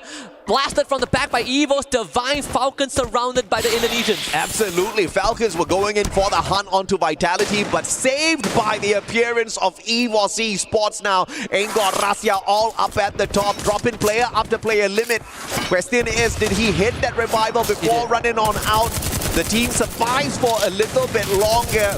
Limit getting the deep done, purchasing an insurance policy for the squad, keeping Falcons in. We saw this in Bermuda, almost on the wipeout list, and then they made a comeback for the Booyah, so we can't count them out just yet. Of course not, but on Kalahari, so much harder, right? So much more open ground that you need to be careful about. Jump getting knocked by GU as CXK now have to deal with Fluxo. That's the Reptile Rhythm. It breaks wall faster now in this new update, and Don will have to back off. Cougar being able to sidestep and take cover. Fluxo down to just GU and MT7. And the plasma gun, one that we have not seen in a long time in meta, is finally back with a bang. GU spots out Zenzi. Down you go, baby. AWM not quick enough. And GU will instantly pick up that elimination for himself. But here's the problem though, core memory, they are outnumbering the players of Fluxo. Butch is in as well as Bobs down on the ground. Eliminated too early. No vending machine in the area for a quick revival as well.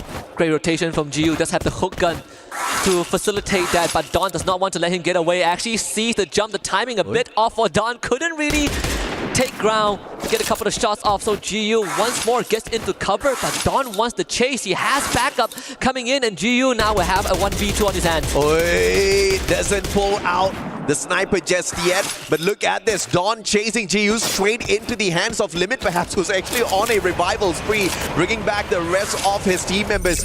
GU caught in a really tough spot here. And the impressive thing is Core Memory just sending in 2 players on for the hunt. They do understand that Fluxo does have another player alive and taking out there on the battlefield. GU has the right gun, but doesn't have the numbers on his side. Too low on HP. Cougar with the M590 puts him out. Double kill. Pretty tough to fight in this environment when you are outnumbered, but a good attempt from GU. Fluxo still in the running with 2 extra members, so a revival must have came to at some point. A couple of highlights from the earlier stage of the round. We see Falcons and Vitality joking it out before Evil's Divine shows up and just shut the show down. Yeah, absolutely. And Vitality obviously really happy with that situation. They got to scurry away, hit those revivals, and back in here with a full squad. Unfortunately, though, they haven't brought any points up onto the board just yet. Vision System spotting out potential opponents here. Went in for the chase earlier on, but we'll drop back now to check out what AGAL is all about. Jota with the Tatsuya and the Oscar has got a double dash there in hand, so he's going to be pretty deadly and probably going to give him a little bit of extra confidence as well, but instantly that confidence taken away by Cypher and his headshot. AC-80 to the head and will put the players of Vision System on the back foot as they try to get away. Instant disengage from Vision System.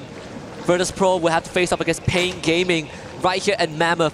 Plenty of open grounds, plenty of crevices that you can hide yourself in and pop up for an ambush. Blue Wall Melter and Ice Grenade both thrown out at that singular glue wall. Goose and Peter drops another 2. It's going to take some time for VP to break right through, but enough time for Exposy from behind. Finds the penetration, and VP are looking for a cleanup, but Noda X and Motovia are fighting back valiantly. Pain Gaming not willing to go down without dealing a couple of blows on their own, but Peter goes right down. Fuarang is in the red zone, and Pain Gaming prevails. And that Riptide rhythm breaking down anything that they had to defend themselves up against the shots of Pain Gaming. They sure as hell brought the pain down onto Virtus Pro. Instantly snuffing out their hopes very early on here. This may just be that comeback map for the Brazilian squad. Danny hit the nail on the head on the panel, right? Yeah. Teams that get Booyah finds confidence and then they blow out the next round. VP being cursed by that, but Pain Gaming really stepping it up. You might have heard what Hotshot said during the clip. Cypher finds a freebie on the Maxi, and that's the last vestige of Vision System out in 11th. Well, thank God Hotshot didn't take the Booyah then. They still have an opportunity to pick up a few more points out there. AGL on the hunt. Vision System, they were the aggressive ones initially. AGL didn't even play the third party. They just bided their time, waiting for that opportunity. And it all started off with that AC-80 by Cypher. Vision System out early once again. I know we have a lot of disagreements about Kalahari, but I think one thing we can agree on is that a slow Kalahari game is the scariest game of all. Oh yeah. With so much open area. We're seeing Dinocleus being pulled out. Couple of knocks on the kill feed. Ray finding Cypher.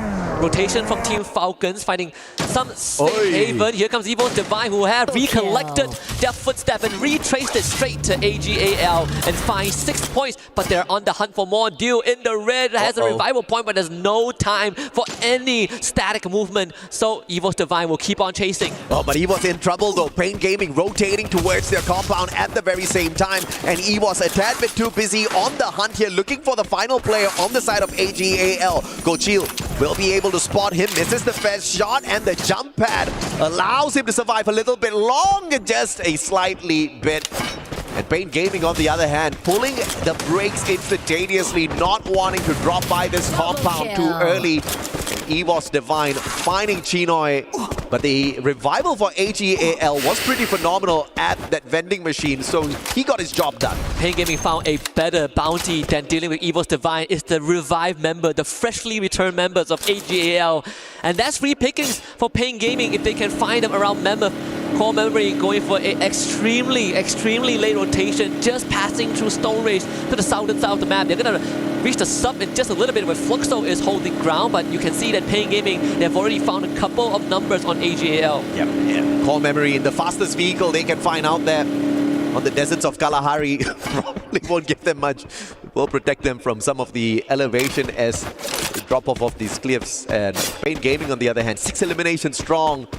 a beautiful start for this Brazilian squad this time round, with Motovia and Gus finally finding that high-octane action on their side, and they are not on the losing end for the time being. And I think chaos is about to befall all of us here, Husky. Only 2 teams out of the equation so far, and this is not a huge map at all. No, it's like a volcano about to erupt, right? You can see, you can already feel the tectonic plates, you know, the friction. They're about to slide off each other's equilibrium, and when that happens, the eruption is going to be uncontrollable. We are seeing Core Memory, AGAL, and Fluxo collide at the sub. That could kind of narrow down some of the numbers on this map. Bob's finding Chinoi.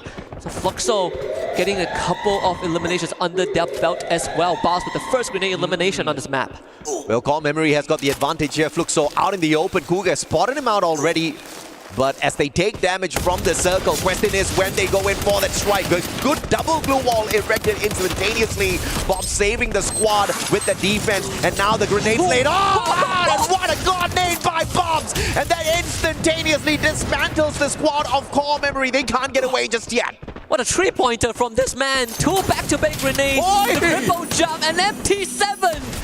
Finds a Zensi. Core Memory stood no chance in this fight where they should have had the advantage. And now the rest of Core Memory are going to get dispatched one by one. Butchers it and Bobs comes in. That's a double for Fluxo. 6 points. And that's the snipe shot I was looking for, MT7. He delivers. Looking for Don now from afar. Finally, Fluxo are the aggressors. 6 eliminations strong. What a stand-up performance here at the sub. But now, dealing with the circle, making it into the next save zone is going to be a little bit of a problem because they're heading straight in towards the confines of Refinery. High ground action once again might just put them out of the count.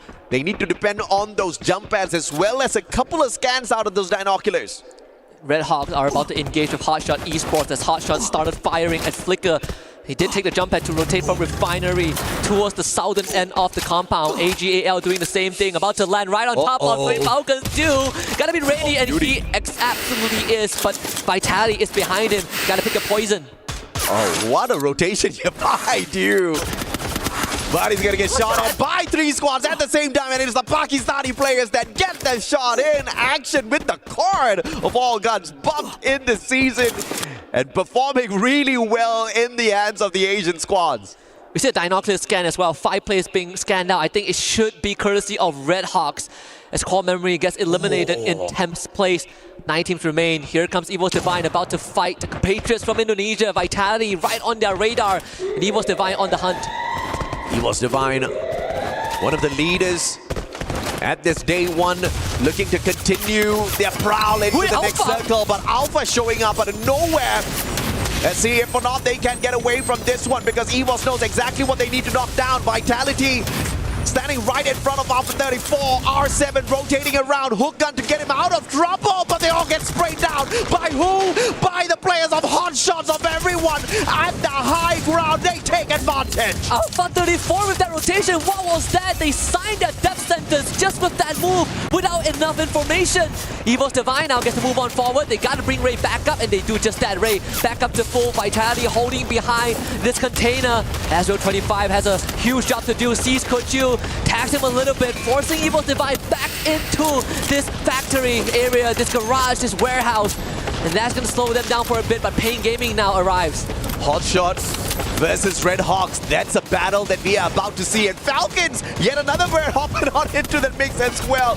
Then some hot action about to kick off on the opposite side of the battlefield. And we get there in time. AGAL, the Jar takes him down. VSS time, baby.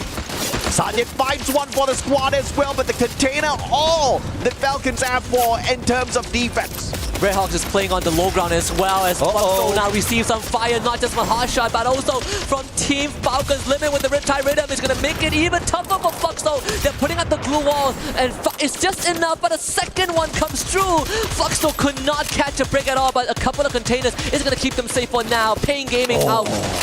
Using the terrain to their advantage. Great play from Fluxo to not waste their glue walls, and they are on the very edge of the next zone as well. So not a lot of space to rotate around. Therefore, Fluxo should be in that final circle. The rest of the chaos about to go down now, but Hot Shots with that high ground advantage advantage. Falcons wants to call their shot here, meeting them halfway. And Peter has already found Anas, and this is already not a good start for Hotshot. Can they hold on? Sajin gonna get knocked out by Kororo. The Glue secures his demise. Is down in this tree for Hotshot. They need to hold this ground. Falcons knows that. The takeover is one step to completion. Kororo from the flank couldn't find an entry in, but Hotshot, they got a lot coming their way. Yeah, the Steppy was pulled out a tad bit too late, but it does defend them from a couple of grenades.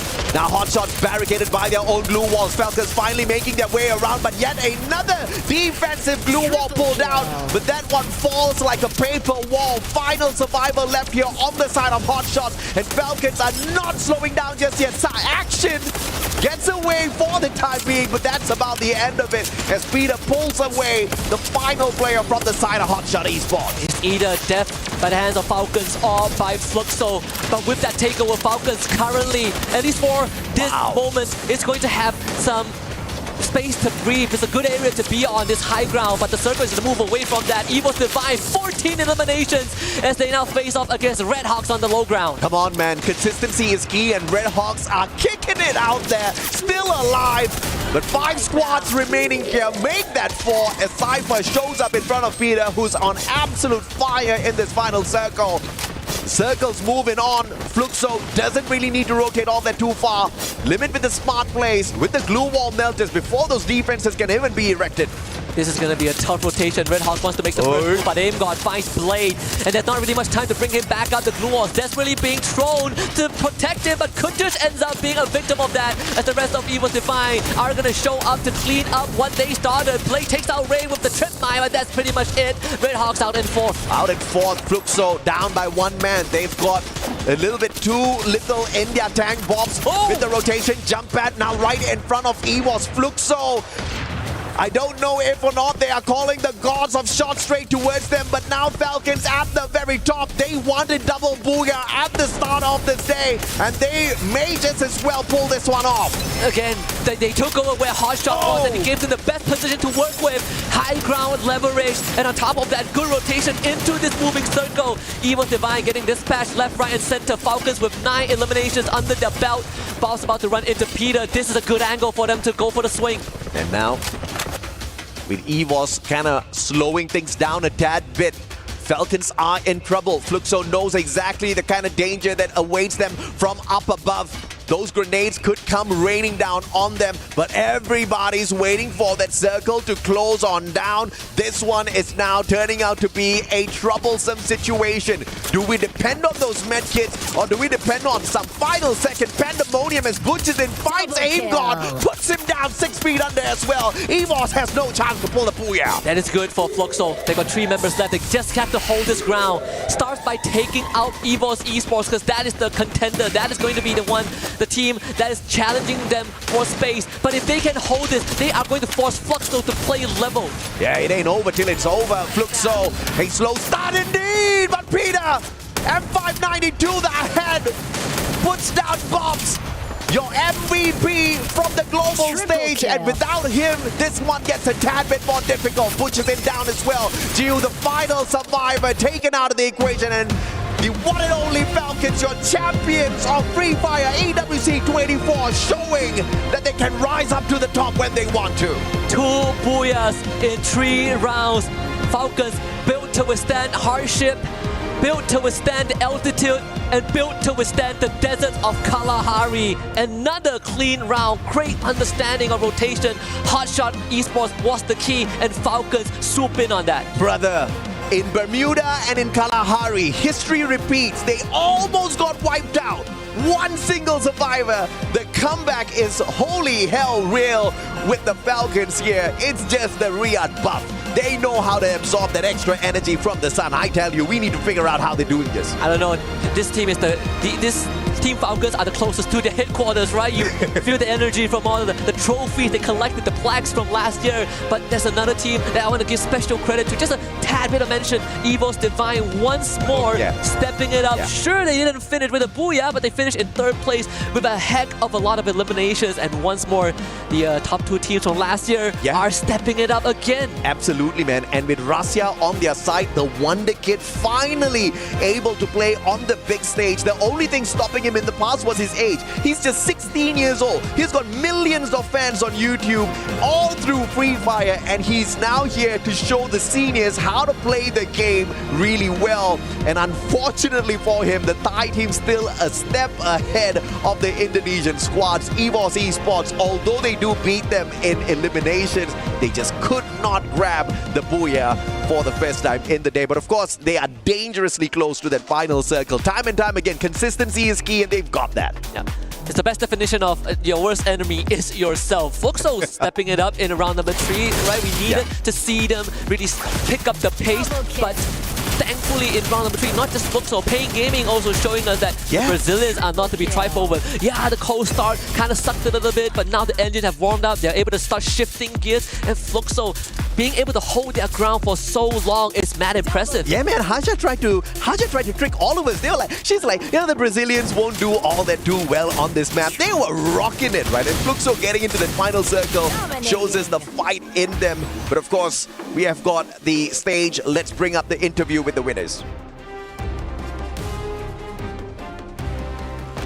Wow, what we have seen so far. Double booyah for Team Falcons, and of course some incredible Free Fire matches.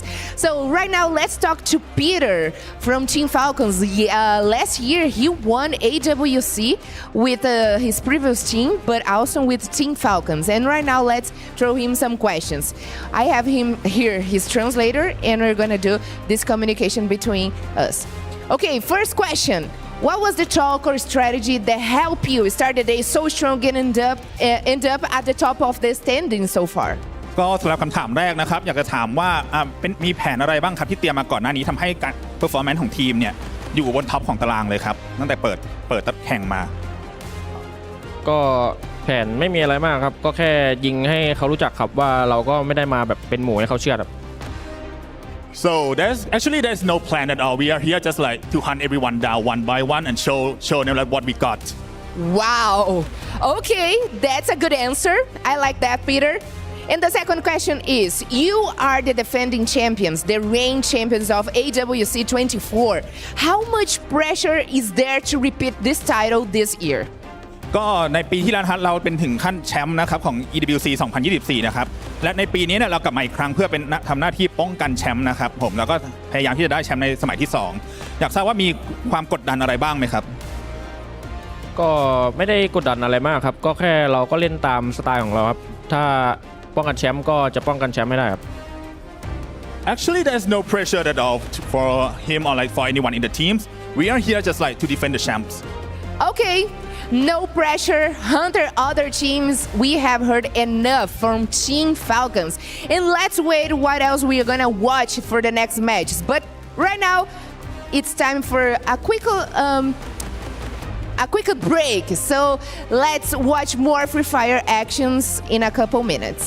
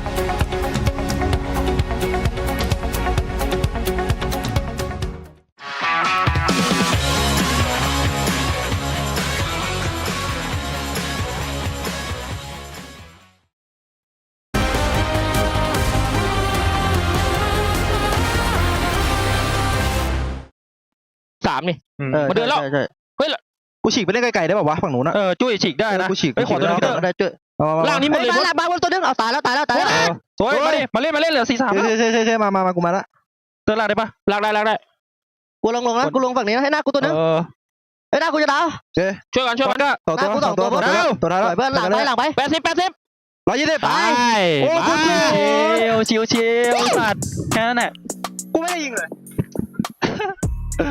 What an incredible comeback coming from Team Falcons. They were almost eliminated at the beginning of the game.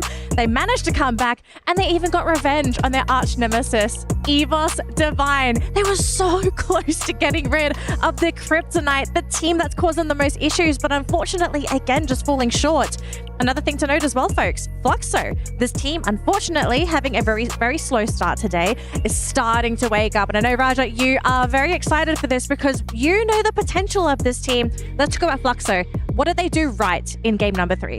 Yeah, first of all, I agree with you. I believe a lot in them, but I think they are like kind of waking up just right now, which is a little bit early.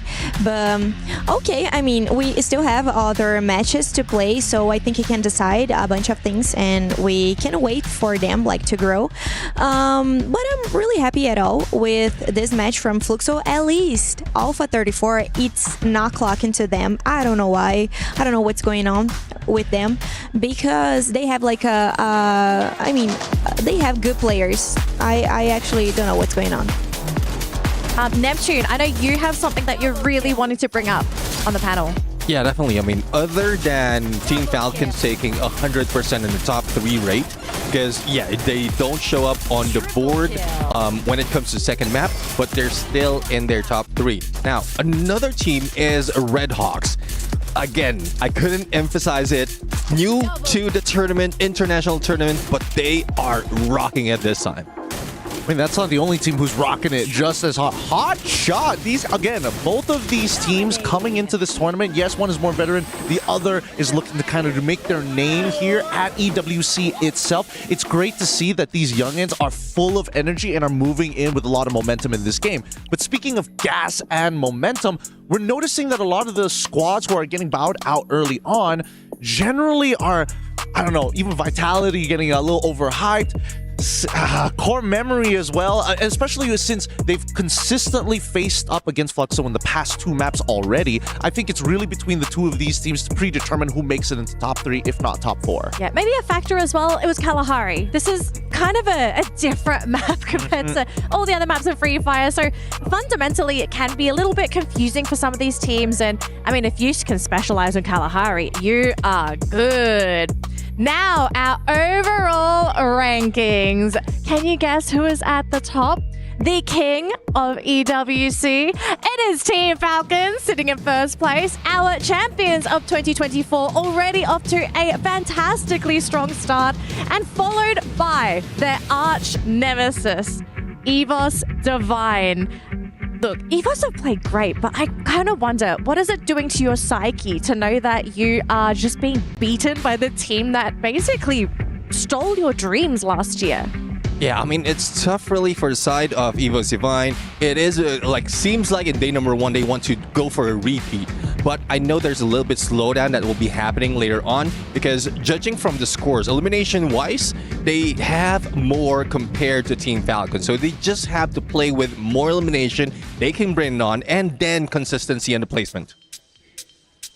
I think, at least for me, you might as well start off hot today. You need to make that statement, right? Again, we heard in the interview itself that Falcons like, we're hunting for people. That is our goal. We want to put a red target on our backs because then it's just easier for us to hunt you. We don't have to go out of our way. You'll come to us.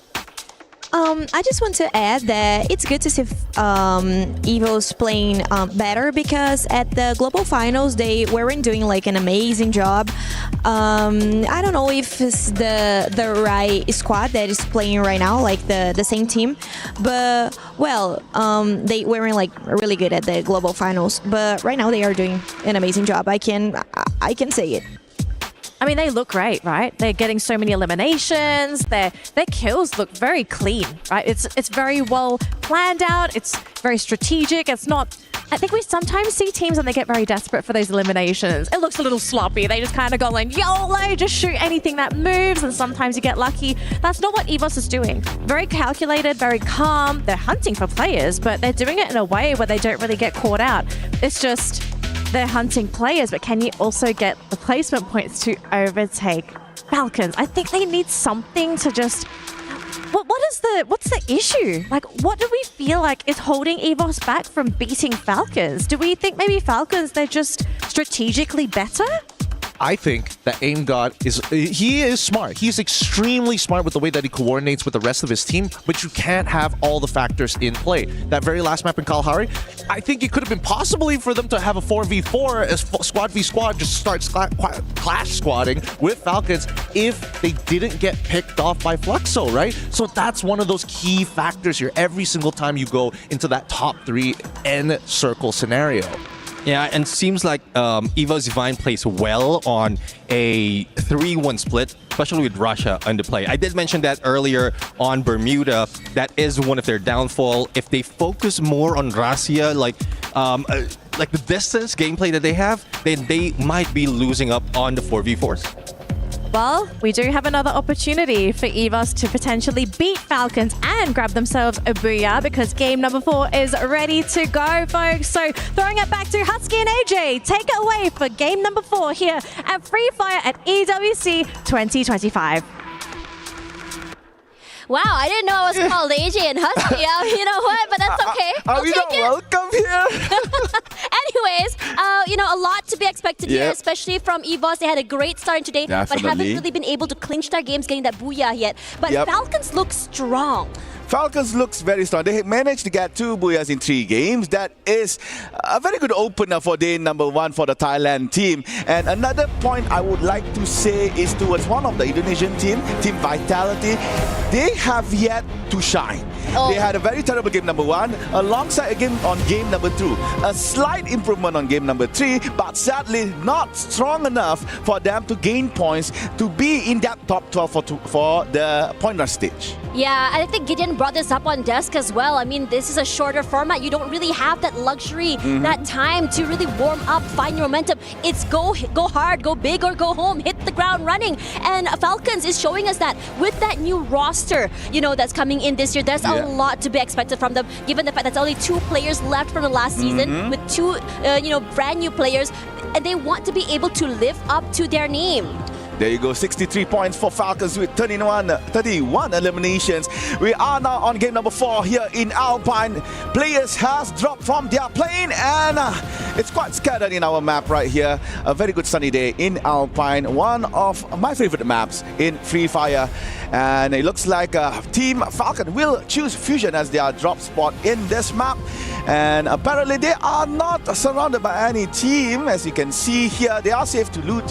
However, on other side of the maps, you can see that Team Fluxo is going to go Vantage. That is one of the safe point of interest in Alpine. Quite far from the other point of interests, but still a good place to start. Interestingly enough, I mean, today has been really big tempo. I mean, even before AJ and Husky could even do their first introduction to the game, we already saw a big fight happening here. But anyways, most eliminations coming in from Rasha, Keroro, and Action. You know what's interesting? I think we were hearing a lot about Rasha for many years now. The only thing that's stopping him was just his age, right? And, this is his first international debut, if I'm not mistaken. Not the first international debut. He did debut this year, yeah? Yeah, for EWC, yes. For EWC, yes. And what's really interesting about him is the fact that he is fearless. I mean, first EWC doesn't matter. I hit the ground running, I shoot heads, and I completely eliminate everyone. Yeah, when we were 16, we were just focusing on school. And he's here in Riyadh playing for a $1 million prize pool. So that is something very remarkable. And ladies and gentlemen, it looks like in the early stages of the game, not much is happening. However, Docs, it looks like Vision System PSA has eyes locked towards a hot shot. But apparently, Hot Shot made a very nice pathing inside Docs, trying to actually avoid a VSE. And as you know, early elimination, early fights, it's not something that you would like to face on, especially if you're on the end of the other end of the stick.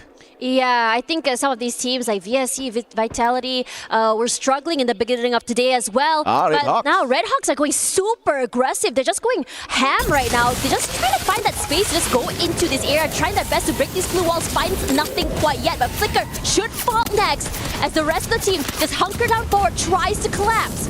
But no one's really baiting it. Oh, Core Memo is actually... Puga already slowly. getting that one pick off here, and Yeah. for the rest of the team, they're saying, okay, we are done. One knockout is enough, and I don't think we should actually pursue this. They don't want to Right. rush the issue. Yeah, the reason why they are falling back is because Core Memory KOG is actually right behind their tail, and it is a good decision from both Team Red Hawks and also Team Pain to actually just fall back to avoid any kind of predicament. Sorry, not Pain, Alpha. However, you can see that CRM pushing forward towards the Brazilian That is team. painful. And Lins, nice shots, taking down Cougar. Time to go for a second one, but trying to secure the point first. However, Lins could not fight, but jump has been jumped by Motovea. That was a nice woodpecker shot from the Brazilian. They are really great at just holding down holding the ground. They're not gonna back off. Jump falls, but they're not done quite yet. The rest of the team now on fire. Zen's will be the next one to go down. Quickly eliminated. No mercy. All kills. Motovea shining bright here in Snowfall with 3K on his name with that one woodpecker. However, Core Memory has second life, so you can see that Don managed to revive all that is fallen from his team. So yeah, for Pain Gaming, a very good start. They have been very shaky for the past few games, but game number 4, they are clearly in a good spot. Try for the angle. See whether or not he can just really launch himself onto these players here. Don alone. But Motovea, he Again? is going super aggressive, getting another pickup already. This guy is a monster. He's just taking names, getting kills left, right, and center. You can really tell that this game, he's very hot right now. He's very aggressive. The momentum definitely in his hands. He feels good. But as for Don, he's just hiding for his life, hoping that these two players do not find him. They might eventually do as they quickly make their way to him, but his teammates are rallying, slowly taking up space. Don or Donde, a member from King of Gamers, transfers in towards Core Memory. Made it out safe, was not spotted by Team Alpha 34.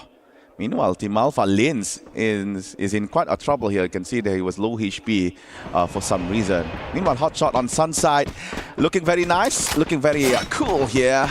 Sunside, this place is, for me, it's very weird, because the looting here is just so small, but I don't know why it's still a point of interest in the map. Really not. A lot of four-way fights happening right now over in that area that no one's really relenting over toward the area where Falcons were before. There you go. Long-range fights happening here as the rest of the team just hoping whether or not they can get that knock they really need it on fire. It's just putting in damage onto Kutush as well. Looking to reposition himself. They jump away. Kutush is very low. Surprised he wasn't able to be knocked out of the air here. The Flicker should fall. Getting sandwiched between two different players. Just unlucky for him to be out there in the open. That is the second death here for Flicker. Nejad managed to actually jump on his own, but was found by R7 Alpha 34. So Nejad goes down as well. I believe there's only 2. Or is it 1 member from Team Red Hawk? 2, yeah, 2 members of Team Red Hawk still alive. So the Bangladeshian team is still in our game. And yeah, quite unlucky here for Flicker. Could not actually flick his shot properly. Meanwhile, Vitality is still alive in Malaysia. Nothing much to be said by them. And there you go. As you can see that the first circle is about to close. However, on Snowfall, we got Core Memory KOG, we got Pain Gaming and Virtus Pro all in one spot. They have to fight their way into the circle. Nothing is given, everything is earned. And this circle shifts more toward this central side with EVOS having so much of the space in the middle side of this circle. Things are getting very interesting here. We're seeing a lot of shots happening, but no really big kills happening quite yet. And it's a hard terrain to work with as well. Alright, Snowfall, we still have 3 teams all here. 1 team from Brazil, 2 teams from Thailand. You can see Peter from Pain Tries to take aim on towards Virtus Pro, but could not get the angle correctly. Finds Fuara, only a shot hit with that SBD. Let's go for the launcher. Uzi with the Skylar, but nothing to contribute over that active skill. Meanwhile, Payne is still holding Team Virtus Pro in their clutches. Diamond pushes towards the front. Fuara and Nameless providing space. However, jump from the back knocks down Motovea. And Motovea has been eliminated. However, Payne Gaming is still alive. Peter is trying to find space to fall back. Gus manages to actually return to his teammate. Oh, but at the nice shot. same time, hunting towards the Team Virtus Pro. Dawn tries to get that KR skill and manages to steal one from Team Payne. So, Core Memory tries to go for the third party, but eventually Team Payne as well as Virtus Pro exited Snowfall. Honestly, they've been really hunkering him out here on Snowfall for quite some time. They're battling with the area out for the damage from being outside the zone. And on top of that as well, Payne Gaming tried to be the team to gatekeep these teams outside of that circle. And it really bit them back in the butt. Now they're in trouble. They're getting surrounded from all different sides and areas. Core Memory is making life hell from them. Zen's trying to find the perfect flank with his teammate, finds nothing quite yet. But the jump shot forward from Gus, that high ground is giving him a lot of value in terms of intel. Yeah, Gus, the lone player from Payne Gaming, still surviving alongside of Team Core Memory. Here comes Noda to provide support. But however, Zen has anticipated the push from Noda. Motovea as well has been revived back again into Alpine. And what will be Zen's next step? Because he's the only one here from Team Core Memory, but managed to get that jump pad over. Meanwhile, Fluxo and Falcon, the double Fs are at it. Very aggressive. Gio quickly just eliminates on fire here as well, as the rest of Falcons scramble, forced to leave the zone, forced to give away their space. But Fluxo's work is not done quite yet. They're looking to find any other pickups they can from Falcons, really stop their domination. They've been doing great right now for Falcons, but a bit more quiet in the start, and I don't blame them. Hotshot has been quiet here in game Alpine. They only get one elimination. Same goes to Vision System. SPA, VSE is still yet to show what they are worth here, because they have been having bad games up until game number 4 here. Meanwhile, Zen takes down Nameless. That's on the kill feed. Meanwhile, MP7 gets a point here for Fluxo, taking out Najat from Red Hawks. And we are back on Zen from Core Memory. He's still yet together with his teammate. Jump just got revived back. Only Cougar is still on the spectator side. So Zen has a lot of work to be done. But yep, it looks like the circling nicely actually. If you can get the map in, it's actually circling nicely towards Team EVOS Divine. EVOS Divine has been in that circle for quite some time. They didn't really have to do much rotation. They didn't have to go super aggressive in terms of moving around the map as well. They're so comfortable right now. The only team that's looking to really challenge them is Vitality. But meanwhile, over on this side, a lot of teams are getting knocked down, falling to their deaths. As for Core Memory here, looking to challenge Falcons, going to toe right now. Nice sprays forward, but it's actually going to find Peter in the end. It's doing a great job of strafing and moving around those blue walls. And he's not done. Spots out Limit, anything that moves, he shoots, and Limit barely survives the initial skirmish. And we have just found out Alpha 34 is the first team to be eliminated here in Alpine. That Brazilian team could not survive any longer here in game number 4. So we're now looking at Team Core Memory. I believe this is Jump. Looking for space to go to the front. It looks like Cougar has been found by Vitality. So the lone player here for Core Memory has to face Limit.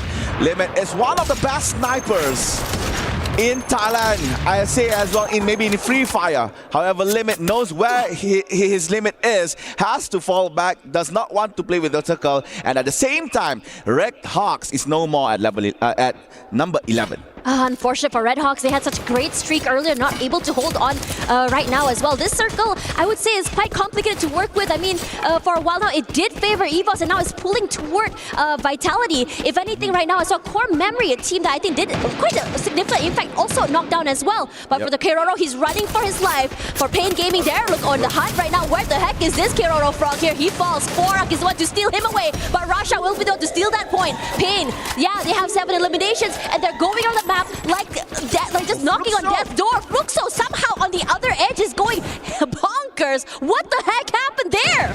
The interaction with AGAL finally ends in a good green light. Fluxo takes down AGAL. Now we're looking at Vision System SPA. Tries to take a good strike onto a Hotshot, but Hotshot defending their fort quite well here, forcing Vision to actually fall back. However, Vision manages to actually conquer the first floor, awaiting Hotshot from below. A lot of things are happening here onto the eastern side circle. It's not going to be easy as well. The top side of this building completely covered as well. Just trying to really, I would say, box the players in the bottom side of the compound. Finds nothing quite yet. But Hotshot's going to get a bit more active and adventurous. Going to try and peek outside. All right. Pre-fires are good right now. Rushing up forward here. The rest of the team in trouble. But this may be their problem right now because Noda will be the one to get knocked down. He fell down to his death. But action goes huge. Aggressive. Everyone just collapsing. But the zone is going through. Everything looking dire. Everyone looks desperate right now. Excellent blue wall placement by Hotshot, trapping Vision inside. Now Jota has to force to go outside. Andrak still on the floor. Maxi running low on HP, has been knocked by the play zone. Now Jota is the only one left here for Vision. And I believe he could not survive. Yep, Jota has been eliminated. There goes Team Vision. Now EVOS fighting against Vitality. Brother versus brother. And it looks like EVOS might shine bright here, taking down Vitality. And now we are down to 7, maybe 6 soon. And EVOS murdering Vitality. Only Dick still alive outside of the tent, but Fluxo wants blood. Fluxo wants into that fight. Fluxo is going aggressive. They didn't even allow for the teams to even get that breathing space. And Dix is doing a great job of waiting on the outside, allowing Fluxo to take this fight. Wara falls somehow. Falcons managed to find him in the end. But for EVOS Divine, they're not out of the blue yet. Rasha doing great. Big opening onto Gio as well. He's done too. And he's playing with those micro angles above the glue wall to perfection.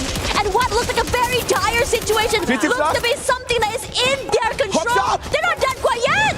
Hotshot is still alive. Hotshot might repeat this. They got second place on map number 2. They really want this booyah. It's only Fluxo, EVOS and also Hotshot left on the top 3 placement here. Hotshot has to fall back, not looking good in terms of position. Meanwhile, Fluxo waiting for that third party. Rasha jumps in, nice shot on towards action with the AWM up. FD7 stole that kill. Aim guard goes down towards FD7. Kochi gets towards Hasu, but FD7 pushes forward, disturbing what EVOS is doing right now. Rasha has to fall back. It's dangerous for them to be outside. They have to gather, they have to reset and heal. But the circle is moving. Yeah, this is a rough circle. And Hotshot's doing a great job of just delaying that rotation quite yet, allowing for these two big teams to fight. Kochil moving away for his life. Sajid trying to become the guy who changes the trajectory of this match. And Fluxo falls! EVOS, Esports, this is the time to shine! And revive Sajid! A booyah for EVOS Divine! Denied over and over, but finally, they clinch it! After a devastating loss on game number 2, despite having 17 elimination on game number 3. Now game number 4, EVOS finally reserved the slot in that Booyah rankings. It's looking great right now because in terms of eliminations, they were definitely one of the highest. They're aggressive. They're a team that is so proactive in terms of movement and also getting that space in that circle. This is a team that is surgical and knows what they want. They prioritize a lot. I think for them personally, they love taking up space first. That prime area circle means that they're able to really abuse all the other teams trying to get into the area. The White Tigers celebrate their first ever Booyah here in EWC 2025. And Russia with the AWM, that is something to be praised of. And with that, I believe EVOS would be on top of the overall table. Could be very exciting. I mean, looking at the fact that Falcons, looked very strong earlier today, but the readjustments coming in from many teams, I think everyone's starting to get really hot. The momentum is definitely there. But for now, let's have a look at the highlights before we go back to the panel.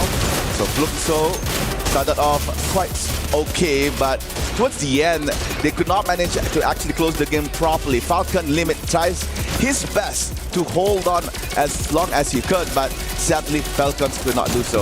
But however, that is game number 4, ladies and gentlemen. We're about to go to break, so don't go anywhere. We will be right back right after this.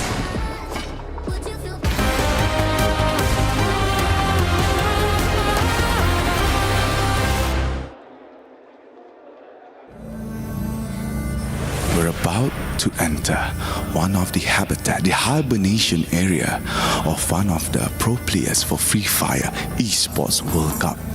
Let's go in.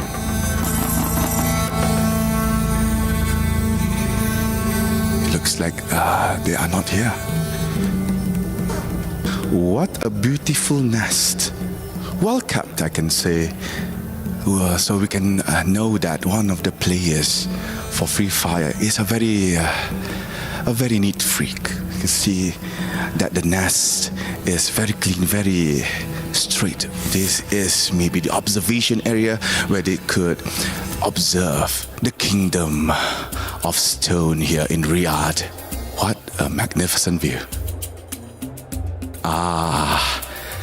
The creme de la creme, the survival area of the habitat, the pantry. Our pro players cook their meal. So quite civilized, I could say.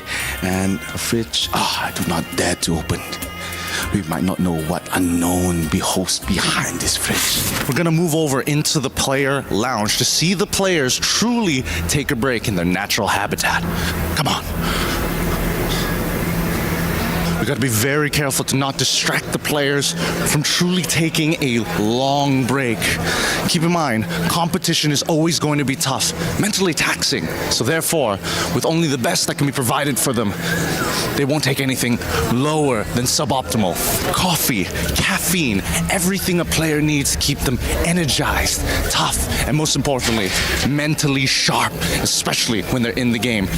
Here, we're by the snack station. We've got our workers hard at work making sure that they are filling it up every moment. If it's empty, how are these players going to refuel themselves to keep themselves at the top of their game? The Esports World Cup ain't skipping out on nothing. Come on over. They're not around.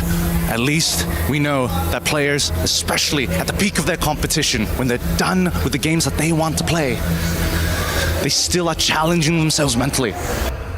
One of the most important sides, whether you're a mobile gamer, a PC gamer, or even console player, everything is provided here for the player lounge for all of their needs to make sure that the competitive level always stays at its highest peak. Look over here, we've got our PC segments, 2 rows of PCs. We've also got one of our hosts over there trying to be part of this, trying to be part of the player habitat. It's crazy. No, we can't disturb them. No, come back. And right here, we've got the broadcast playing for each of the games. Free Fire is going to be coming on real soon, but we don't care about this right now. We're going to have to take our time here and be very, very careful and very, very sneaky. And with that being said, thank you guys for watching.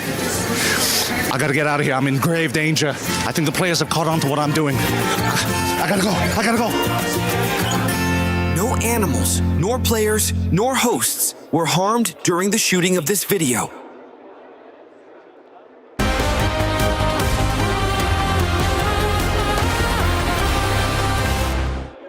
Nice, thank you. Kalma. 7 orang. Belakang kita kanan aja ke sini. 100. Ini gas yang dekat. Sekarat banget. Supernya sekarat, kenok supernya. Nah. Ini satu orang lagi. Gas aja. Nah, satu lagi. Woi, kalem boys. Gas. Biarin. Bocil gentot anjing bangsat. Be confident boy. Let's go boy.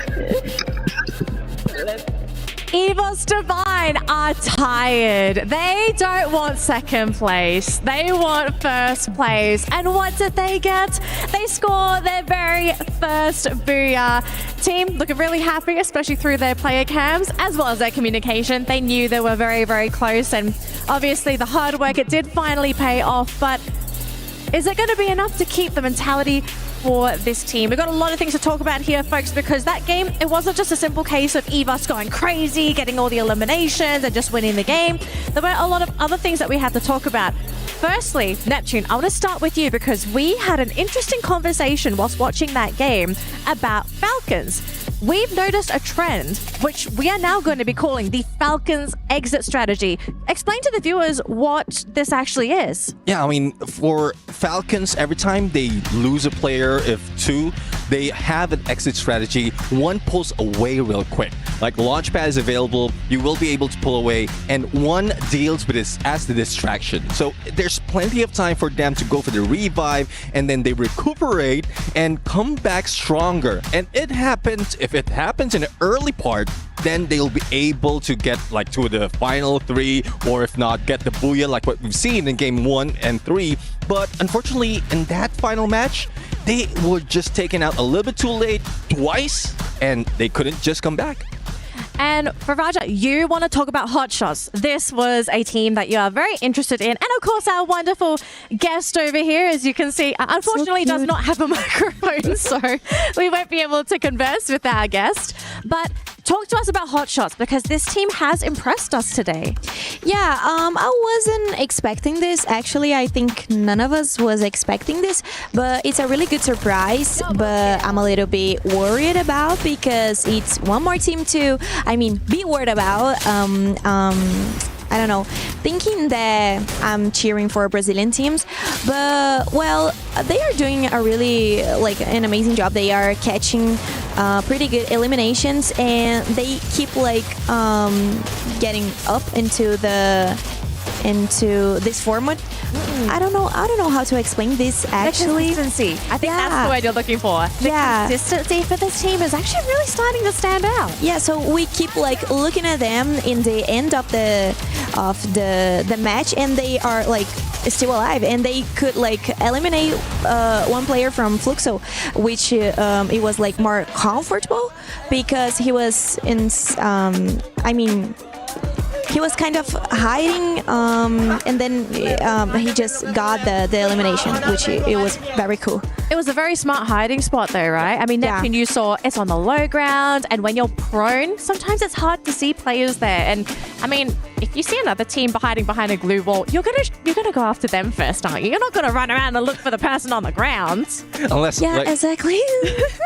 Unless you're the only ones, the only player remaining. Yes, exactly. That's when the other teams. But with the distraction that Fluxo really did in there, so I guess that gave Hotshots that opportunity to hide out and then just grab the second place. But one thing I would say as well for EVOS Divine, I guess their strategy is working this time around. We saw, and we discussed this even while the matches were playing, that the split that they're doing, the 3-1 split, yes, it's favorable from the beginning somewhat towards the end, but if it's the final battle, 4v4, it wouldn't work. But this time, they slowed it down. They know how to deal with each player, and they just stuck together compared to Rasia just going along and being chased by the rest of the team. Yeah, and Raja, I think we also talked about this a little bit behind the scenes, where EVOS, they played slower this game, right? They started the day very fast, lots of eliminations in the early game and even into the mid game. But for this round, they didn't look for eliminations until the 4th or 5th circle, which is really late for EVOS, but it worked out for them. Yeah, they kept in the top 3.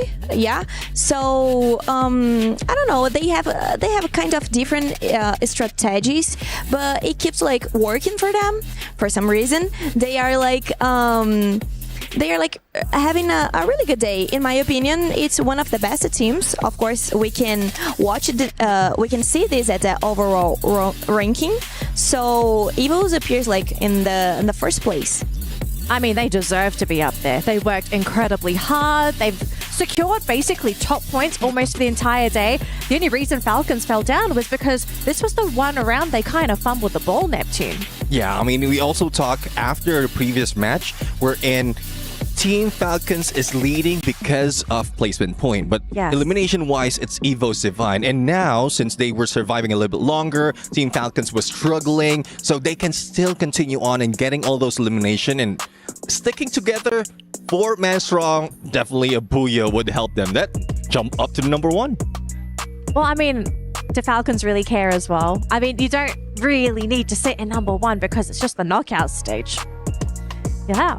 So, moving on, because we are getting ready for our next game, ladies and gentlemen. We're going to give the players a bit of a quick break, but we do have, I believe, the SNB head-to-head, because that's where Gideon is. That's why he's not here. Hey, Gideon, show us the head-to-head.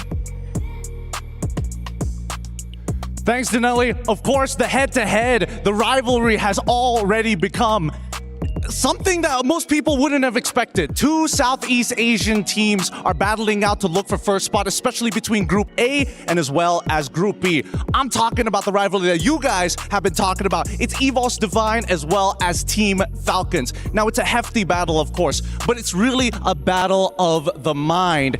The 2 IGNs that are setting themselves apart here, I'm telling you, Peter is a monster when he makes his aggressive calls, but Aim God sees everything. That's the big problem that we're seeing from these 2 teams. Too many factors are coming into play, but when we consistently see them make it to the final zone, who can stop them when they've got momentum pushing them forward? And not to mention a beautiful arena to show off what they're playing for here. This trophy is looking good, and I'm sure these players are ready to go. We're going to throw it over to the casters for map number 5. Alright, going into game number 5, it's gonna be next Stera. And yep, as said by our panelists, as said by Gideon as well, EWC is looking very strong on the first plate with 78 points. Highest elimination among all with 43. And another honorable mention I would say is towards Team Hotshot. We don't see them usually on the first page, but this time around, Hotshot improved significantly. I mean, AJ had already highlighted them in that first map about how, how the coach is a brilliant coach, how he's able to really lead the team forward. They really want to be able to make up for past mistakes before as well, coming into this tournament. And for them, going hard, going hot now to be able to launch them forward to the top 12 is the goal. And from there, they're hoping to ride that high into that grand finals, granted, because also, we also have that Champions Rush, a change in format for this year's EWC. All right, here is some last words, some prayers from our EWC Divine team from Indonesia. They really wish to maintain on that first place, would actually secure them the slot towards the point rush stage.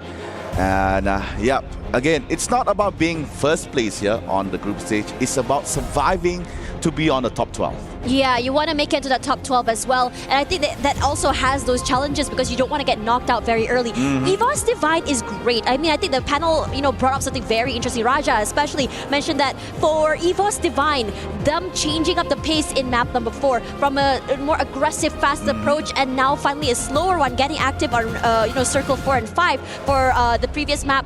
It paid off for them as well. But regardless, it's still high in terms of eliminations as well, which is why they're able to overcome Falcons, they rely a lot on those placement points. They don't get super active super early unless really provoked.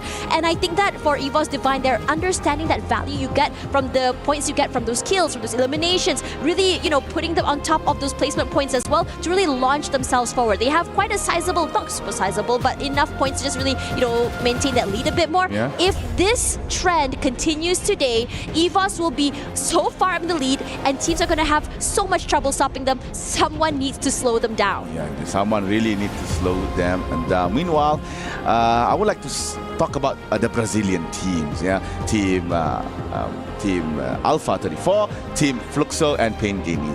They are not doing very well here on day number 1. Maybe Fluxo, we could I mean, Fluxo is looking. praise. No, they're looking great right now. They were Yeah. slower in the beginning of the day, but after that, they found their momentum. It was a Rubik's Cube for them to be playing on the international stage. You're playing outside of Brazil. It's a whole different ballpark when you play with players from Southeast Asia as well. And they finally figured it out. They're looking great. Not quite there yet in terms of a booyah, but they're starting to build that momentum, and that is something super important to watch out for. Yeah, in contrast, Alpha 34 and Team Pain, they are struggling. We can see their struggles from game number 1 to game number 4, trying to fight against Team Falcons, trying to fight against Team Core Memory. Alpha could not actually get that duel against Team Hotshot. So if they could not find that particular strategy to fight against the Asian teams, Alpha 34 and Pain Gaming would have, as said by the team name, a hell of a pain time. Yeah, I mean, Pain Gaming, they did have a few, I think, neat ideas in the bag just now. I mean, they wanted to become gatekeepers, keep those teams outside of that circle itself, but what they didn't expect was that all the teams just really rallied to them. When you are cornering a beast, the beast is going to bite back. They're going to fight back. And they were expecting them, a lot of these teams to go that aggressive, and they were overcome in that particular moment, I think in the last map or so. Now, I think what's really important about Alpha 34 here is that I think Raja mentioned that for this team, they are the underdogs. They're a team that were not expecting to be here. They were shocked to be here, in fact. And, you know, for them to get this far, I think they need to remember that they deserve to be here. You know, maybe it'll take some time for them to figure out the styles of play from LATAM, from Southeast Asia. But after all, if you're here at EWC, you definitely have what it takes to be at the top. So I am really excited to see what Alpha 34 can present to us as a team who are not expecting to be here on the big stage. Another team that was not expected to be here is actually Red Hawks. We didn't see much from Red Hawks on game number 4. I think they were got caught off guard way too many times, up to point it's hard for them to actually gain points on Alpine.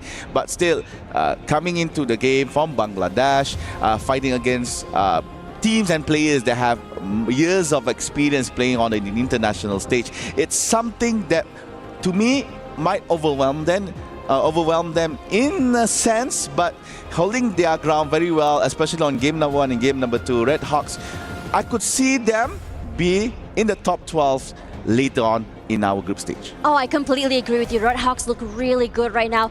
They started off strong, I think, in day number 1. I'm really hoping that they're not a day 1 wonder here, because that's usually the case, right? You get chalked off guard on day number 1. You see all these teams really shine, then suddenly you get outstratted, outshot on day 2 as more teams start to get into that momentum, get into that groove as well. But Red Hawks look good. They've been, like you said, they've been able to hold their ground. But right now, the problem is whether or not they can hold on to that momentum, because they're getting knocked. I wouldn't say they're getting knocked early. It's toward the middle of the pack. I wouldn't say it's terrible per se, but you did make a big point here. This is a team that is debuting on the international stage. This is a team that, you know, barely has played with in the international level. This must be very, very new to them. The different pacing, the different styles of play. They need to adapt, and so far they've been doing great at doing that.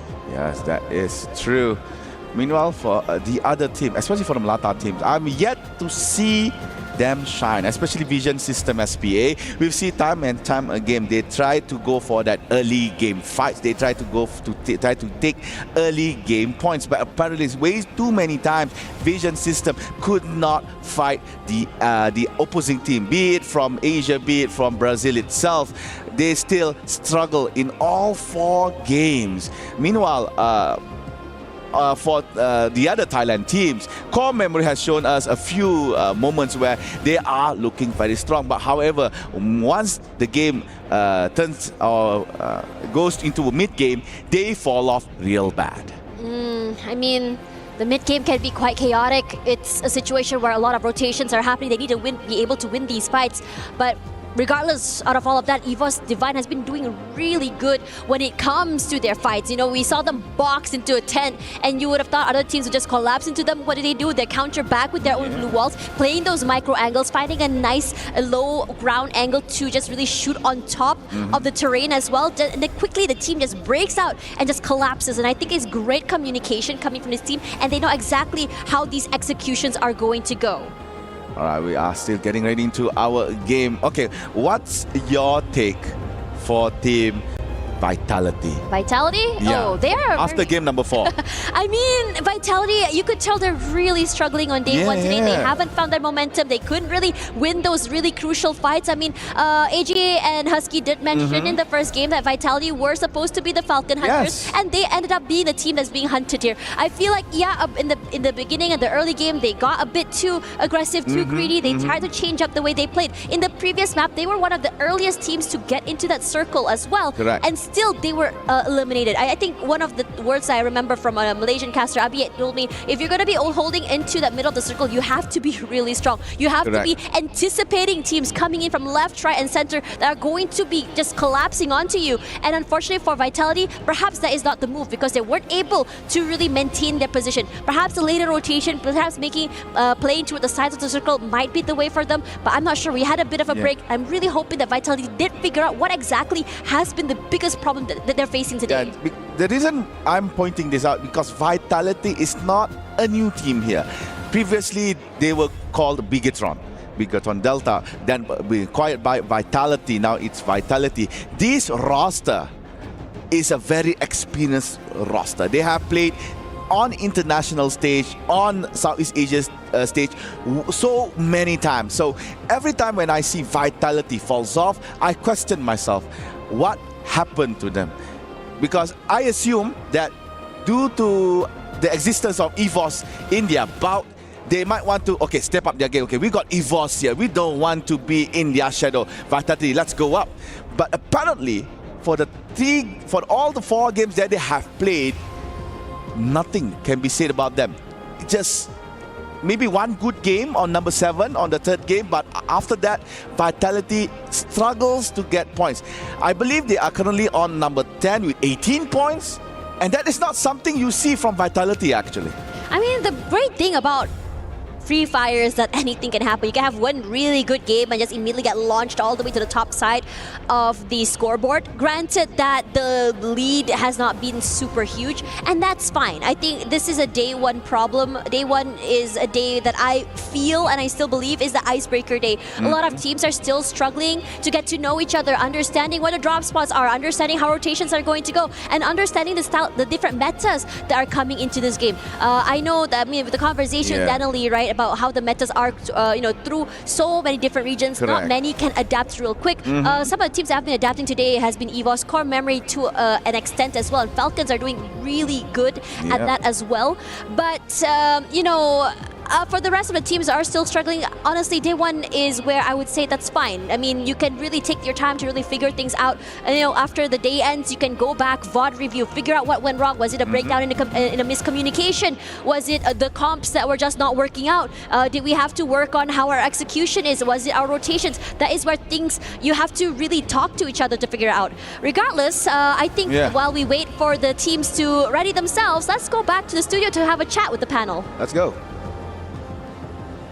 Thank you so much, Tash and Admas. Yes, folks, thank you so much for being patient. We are still trying to get into that game, but bear with us because you can have a little bit of fun with us on the panel. Gideon, welcome back. You were looking a little cute before, just... Oh, thanks. A little yellow maybe, but... Of course, only natural is my favorite color. But we are getting ready to jump into this next game, but we do have things that we can still kind of address, right? I think we still have that top race for top 2. We have EVOS and Falcons fighting up there. We have Fluxo still trying to make their comeback as well. We have Hot Shots started to come in, guns blazing, and really being a dark horse. Are there any other teams that we kind of want to highlight that have the potential to maybe sneak on through towards the upper end of that rankings here? Neptune? Yeah, I mean, Hot Shots, I'm pretty sure Hot Shots want to be overtaken by Pain. They're very, very close, and Raja would approve of that, especially with that statement that has been thrown earlier. So I'm looking forward to that. Well, I need to translate to the Brazilian players because I'm not really sure if they can understand what the player from Hot Chat just said, but I will translate to them and then maybe we can start a real fight. Oh, so they don't know they got insulted. Okay. I don't know if they will approve it because I know some of the players and they are not the kind of... Sometimes they are kind of angry, you know. Oh, okay. So they need a little bit of heat. I mean, Gideon, you were telling us just now in the casters area that the stage is freezing. Yes, it is very, very cold. But at least from the players' perspectives, as the breaks were going by, you can see that the players are going in and out. Some of them are wearing jackets. They are prepared. But then you can tell those who are really eager, those who are like sitting, playing with their chair a little bit, sometimes playing with their fan, no jacket, no nothing, and you can see it in their eyes. There's heat there. There's fuel behind them. There's a lot of gas as well. These teams are extremely motivated to try and outperform themselves throughout each of the individual maps. But I think, I feel bad because I feel like I've started a controversy and I was in the center of it all. Like, what have I done? What have I done here? It's okay. If we get any complaints later, we'll just redirect them to someone else. It's all right, Gideon. Don't worry. We got you. But Neptune, though, as we jump into game number 5, what are we kind of expecting moving forward? Is it really just going to continue to be this race that we're seeing at the top of the leaderboard? Or do you actually feel like some of these teams that are a little bit slow to start, they might wake up? Because we do see this sometimes. Teams just not having a great morning, but it's like after 4 games, it's like, all right, we're ready to go. I mean, that's the usual pattern that we see in the other teams. It's only a few teams that really take advantage of the chaos in the beginning, especially in day number 1, like what we've seen Falcons do. They just know that they can bring in a lot of elimination and then grab those booyah. But for the other teams, they need that time to study their rotation. They need that time to study their opponent. And I guess Fluxo as well is one of those teams. Now, going into the overall rankings right now, and Hotshots currently on 2nd place, or 3rd place rather, and Core Memory was able to catch up earlier. So let's see if that is something that they can turn around towards the latter part. Can we talk a bit about Core Memory? Because I feel like we just are not seeing them on the screen, but look at them on the leaderboard. What is going on with Core Memory? I think it's because they are not being like that consistent, Sometimes they really do a great match, and sometimes they just can like clock, and so maybe it's like a hard time for them, but not that much because they can appear at the top 5, which is really cool. But we need to see if they can keep inside of the top 5. I think a lot of their strategy revolves around the map, right? Because initially I thought maybe they had something against some of the Brazilian teams that kept meeting up in map 1, 2, and arguably even 3, but then ended up losing that fight specifically against Fluxo. So that's 3 maps and 3 times that they've clashed with each other to predetermine whether they make it into the top 3 in the first place. But then we see map number 4 that we see a bit of a divergence, right? We see them drop on the complete opposite side, completely avoiding majority of the team. So I do think that it boils down to, yes, consistency, but at the same time, map presence, right? Yeah. Which begs the question, what will happen during map 6, especially since it's the brand new one? Yeah, I mean, that's something that has been thrown in the mix, and starting that when Solara has been introduced, everyone is in chaos. But going back to Core Memory, I think the Cougar knowledge, the knowledge that Cougar has from Team Falcons is something that's helping the team to really maintain this momentum, but not so much at the top. So, do you think, I mean, we're game 5. We're going to leave game 5 because I do want to continue this map 6 discussion, because I'm so keen to see what's going to be happening when we have inter-regional teams playing on the new map. Raja, I want to hear your thoughts. Do you think the Brazilian teams are ready to play Solara? I mean, I think they probably are like studying other teams, because we are not that into this map. So it's even hard when you need to start a fight with like Asian teams, which they are really aggressive. So it's even worse, But I'm actually not a huge fan of Solara. Oh wow! Okay, how come?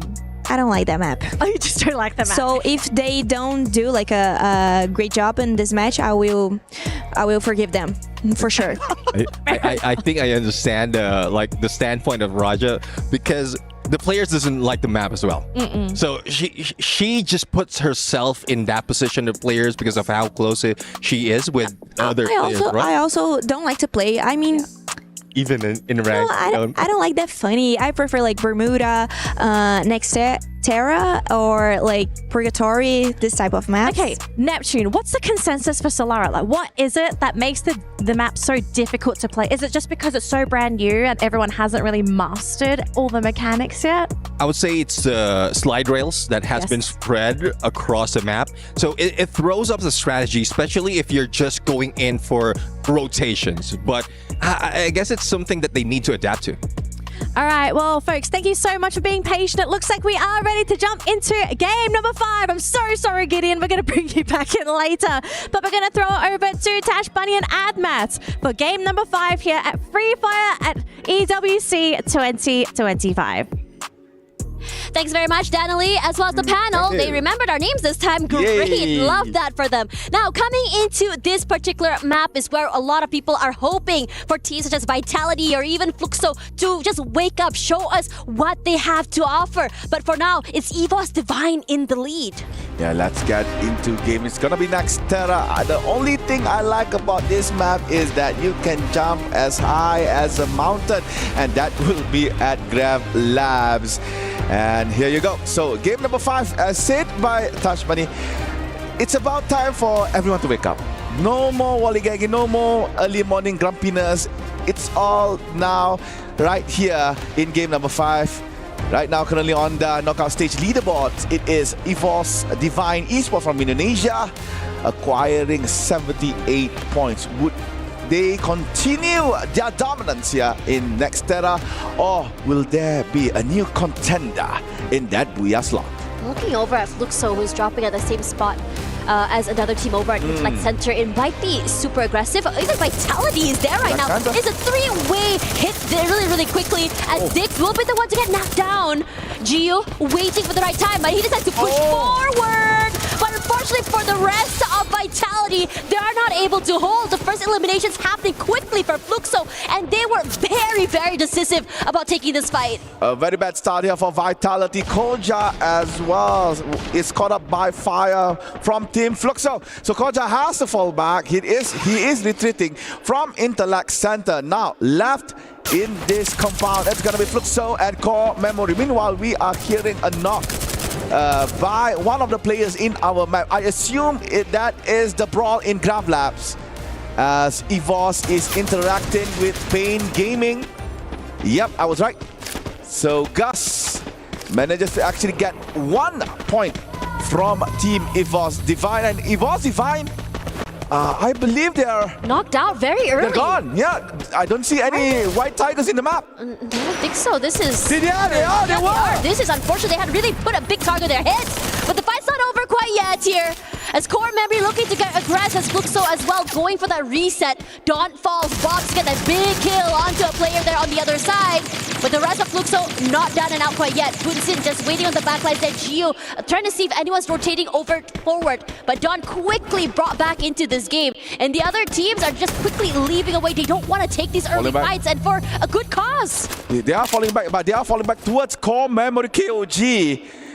Unless Core Memory moves, Fluxo can actually intersect with them. However, you can see that VSC Vision System SBA moving quite aggressively towards Team Fluxo, entering Intellect Center. And talking about EVOS Divine, we were talking about Booyah Curse backstage, and apparently that is implemented onto EVOS Divine. They had Booyah on game number 4, but they were the first to be eliminated in game number 5. So Booyah Curse is real here for EVOS Divine.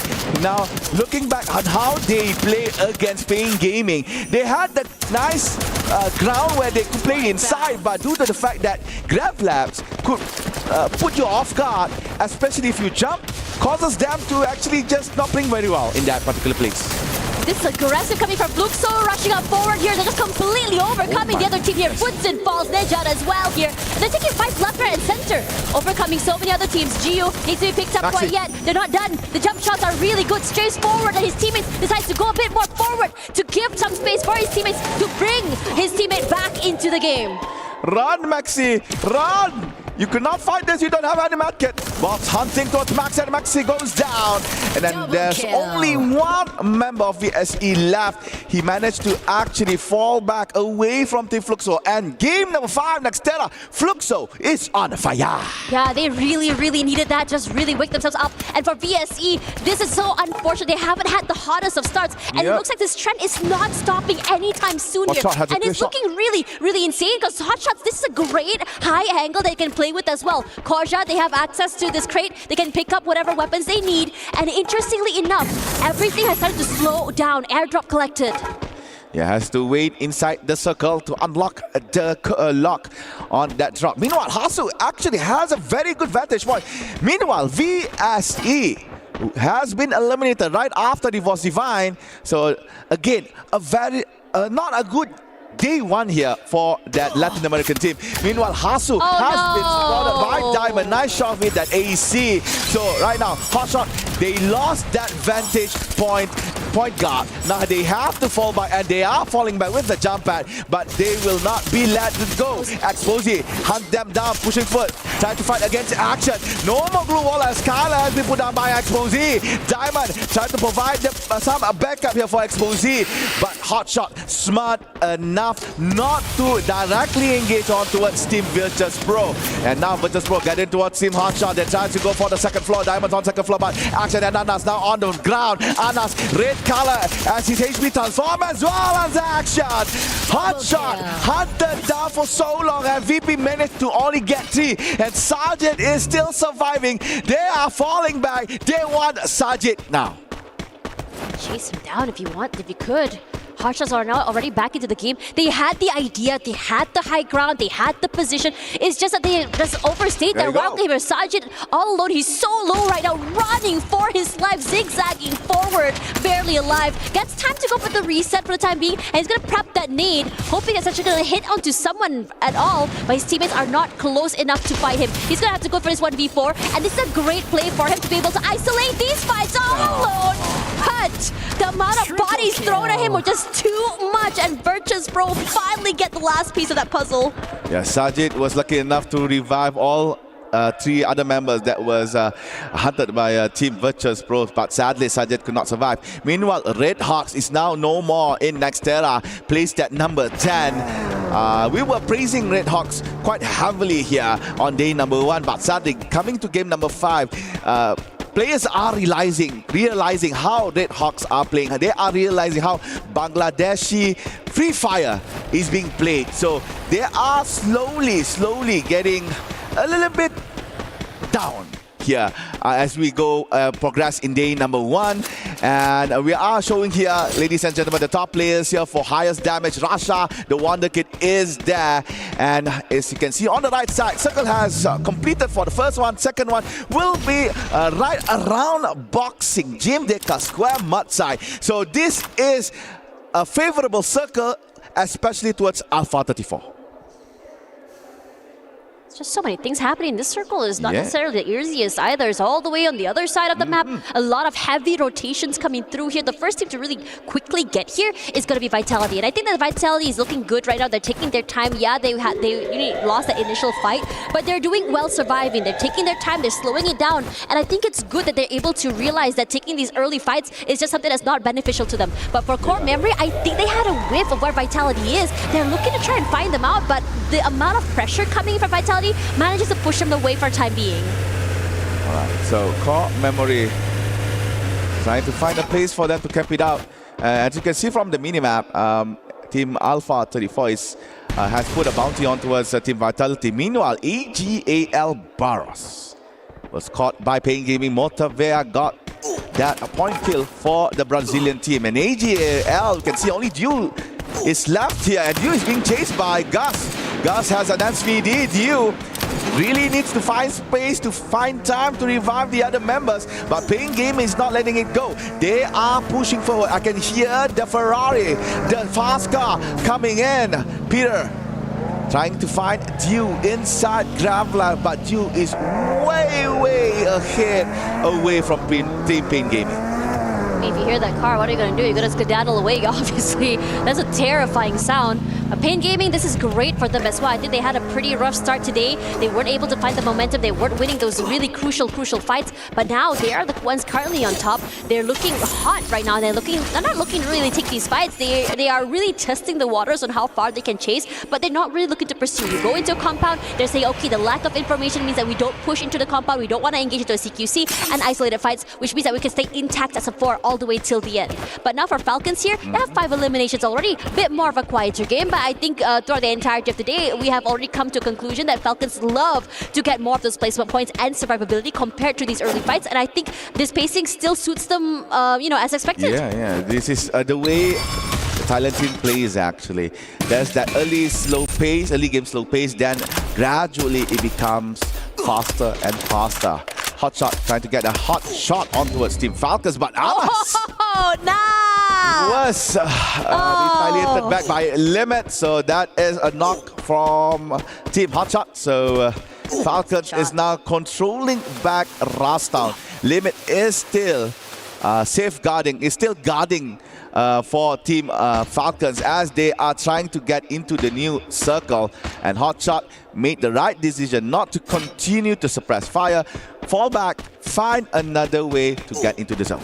Yeah, but Falcons suspects that they might be around, so they're lingering a bit longer here, forcing for Hotshots to go for a longer rotation. They cross, they might be spotted out by Kiroro, even Virtus Pro. They might be in trouble. And speaking of trouble, Chinoy knocked them already so quickly. Fluxo, they're looking hot right now. Big opening onto Chinoy. They want to look and just try chase for the rest, but they haven't found anything quite yet. But it should be easy access to the circle for them. You want to know something interesting? Yeah.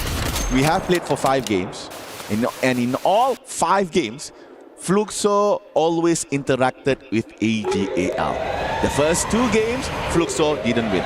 But the previous game number 4 and 5, right now, it looks like they are winning very well. Game 3, 4 and 5. So we can say that Fluxo finally knows how to take down AGAL. Took some time. Yeah. Need a few maps to really figure things out here. Diamond is just unrelenting. It's putting a lot of pressure to the other members of Hotshots, and I have to say, this team has been quite unlucky this map. You manage to get into the circle, you run into another area of a hold, You try to rotate to another area, you run into another team, and I would really like to see them take this fight. I know they are a little bit more on the back foot when it comes to these aggressions, but I want them to really challenge these teams. Don't let them bully them away. And I think for AGAL here, nice shot into a player of Fluxo, but not really enough to really just take out the whole team. So AGAL managed to actually get a small revenge onto Team Fluxo, but Gio can simply be revived soon for as long as Team Fluxo managed to find a vending machine. As the circle closes, teams and players are coming into the new zone. The ones that is still outside is, as you can see, Fluxo. That's still AGAL, Team Hotshot, and also Pain Gaming. But I'm not so sure about Hotshot. They're not looking very hot here as they are being gatekept by Team Virtus Pro. This is nice, honestly, because Virtus Pro is using this compound like a little shield and also a safe house, keeping the players of Hotshots at bay. They're not able to break inside, and even then, the rest of Virtus Pro don't want to take this fight. It's a bit too early for them. They don't want to go for a 4v4. They want to go for these long-range fights, these pickoffs, and that's why they're looking to just go further into the circle, put a lot of space between them and Hotshots. Right, a few shots once towards Fuarak. Virtus Pro continues to widen the gap between them and also Hotshot. The new zone has been updated. It looks like Falcons and Vitality is already inside. And as you can see from the north side of this camera, from the north side of our view, you can see Fluxo is fighting against Team Vitality. Kyong is now on the floor, but due to nice blue wall placing, Kyong managed to be revived back. Meanwhile, Fluxo still on 3 members. Opt to go for the first floor, maybe not disturbing Vitality on top. Wait for the next zone to close out.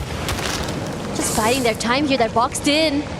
If say that Vitality choose to push into their area, this could be ridiculously hard. The CQCs, the corners that you don't check. And the numbers Peter as well. already getting one knockdown of his own here. But Vitality's looking to get a bit more adventurous. Check out the near side, poke their heads out, find nothing. And now they're trying to just block the players of the team inside of that compound, really take away that space and make a little bit more area of hold for themselves. Already in the middle of that circle here, they're so close by to Falcons, and you know how devastating it can be if they go up against this team. They're already putting in the pressure, and they're looking to just really hide away, heal themselves up to full before they fully commit to this 4v4. Vitality is not in a good spot actually. A lot of wide openings in the compound that they are having in. Meanwhile, Falcons focusing two teams actually, Vitality and Fluxo. Meanwhile, Hot Shot is being hunted down by various teams actually. The Pakistani team is not looking so good. Only Hasu left. Meanwhile, AGAL is actually facing the same fate here. Could not make any move. Meanwhile, Pain Gaming jumped in. They are now aggressively pushing towards Team Falcons. Peter has to come back into the compound. Virtus Pro has been eliminated on 9th place. Noda eliminated all of the blue walls here from Team Falcons. Still outside. Finally, Noda is in. The shot, but could not do so. Could not find members of Team Falcons. But Kiroro is down by Motovea. And Gus looking very low here. Has to stop for a while to find time for medkits. Meanwhile, Alpha 34 is coming in to join the party here between Pain and also Team Falcons. Limit is cornered in this compound. Could not go anywhere. Falcon is looking desperate right now to still survive in this chaotic space. There's not a lot of space to work with right now, but Vitality somehow gets theirs. And now AGL eliminated already at 7th, and now Vitality as well is going to be coming up on top here. We were waiting for this team to wake up. We were waiting for this team to get a bit more aggressive, to be a bit more, to show a bit more of what they have to offer here. As Falcons stuck in a corner, Peter left alone. Not the easiest thing for him to do to bring his team back into the game. Inhalers up, yeah, but it's only a matter of time before the glue walls fall, before he gets completely chunked down by Pain Gaming. And Pain Gaming, even Motovea is the last man standing here. He's alone, but here comes Core Memory. Cougar knocked down already, trying to steal away this space away from Vitality. But Vitality gets his. Peter falls. Don steals away the kill. And Falcons this time around, they're not able to clinch that booyah. 5th place for them. But the fight, this compound, hotly contested. Finally, we see Vitality shine. Right after my comment, which is very good. So Vitality finally open their eyes. All right, this time around, let's do our best. Let's show them that Vitality is still alive in EWC. But right now, we are left with only 4 teams.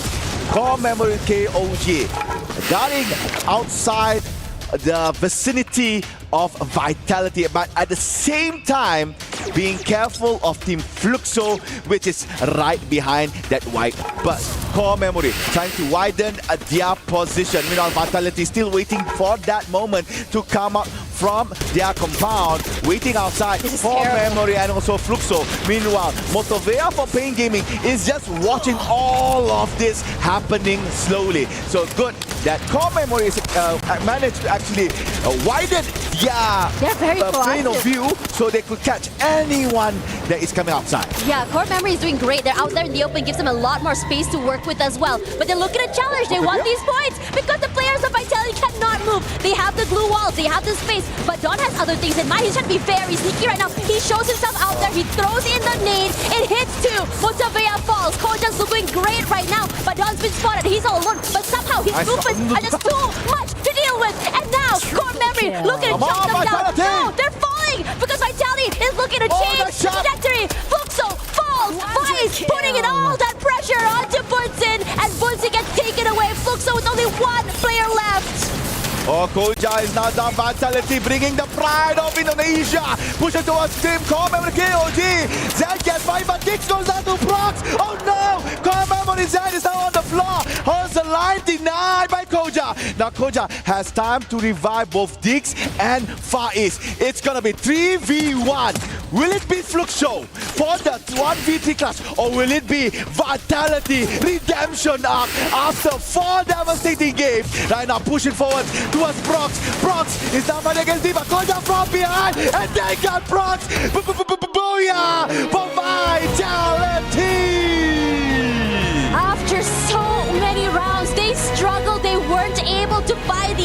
but on Nextera, this is their map. They were on the back, but they didn't have a lot of space to work with at all, and somehow managing the game sense just so good, so aware that there's gonna be someone that Dawn hanging out from right across the field, playing CQC as well. A team like Fluxo was waiting on the other end of the map, was completely punished from the map as well. They were already marking how they were going to leave that compound and aggress, and it just shows in how they played that last circle. We were talking about how Vitality had a very bad start on day number 1.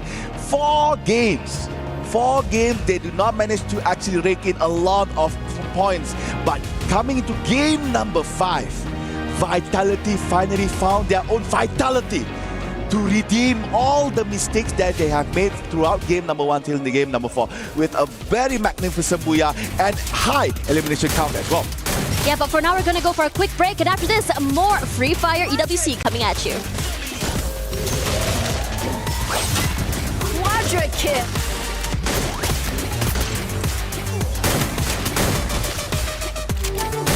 Triple kill.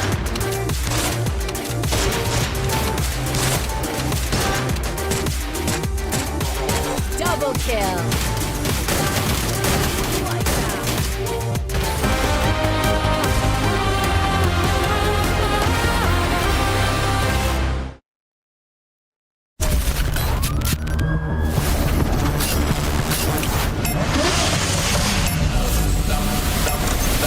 I'ma get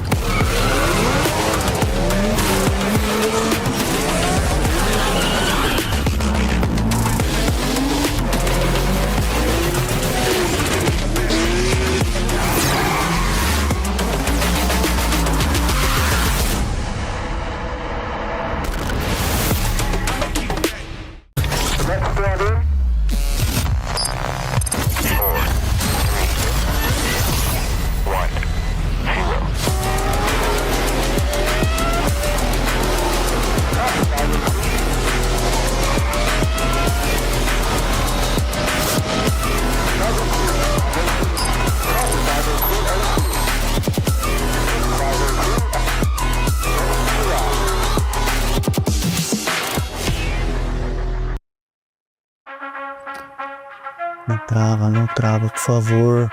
Não pode travar, não pode travar. Não pode travar, não pode travar. Nossa, vocês são muito estranhos. Mas se isso for trazer o buia, tudo bem. Hi everyone, it's Yunso and we are here at the Esports World Cup 2025 Boulevard. Very lively here, the gaming district, place for you to enjoy esports. But the most special thing about here is the food. Southern region dishes, all of the regional dishes, food. Who doesn't love food? Because I am. So I hope you guys will enjoy the moment on the camera. But if you can, please come here and share the fun with us right here at Esports World Cup 2025 Boulevard. What a incredible game. Game number 5, absolute chaos. No one knew what was going on. We didn't know who was even the leader of that match, but we've got to break it down for our viewers at home, because if we don't, I think we're all going to be a little bit lost here. But I think the first key thing we have to talk about is EVOS being eliminated by Pain Gaming. Raja, I think you must be proud. Yeah, I'm really proud of all the Brazilian teams, actually, because they played really well in this match. Even Fluxo, and they switched one player. They switched MT7 over Prox. So we can see Prox playing for the very first time here at EWC. And it was a really good match for them. So I think it was very positive. Like, it was an additional, like Prox, it was an additional, and it was very positive, and I'm really proud of them. But well, Pain is too good too. It was good to see them playing, and they get a bunch of eliminations, if I'm not wrong.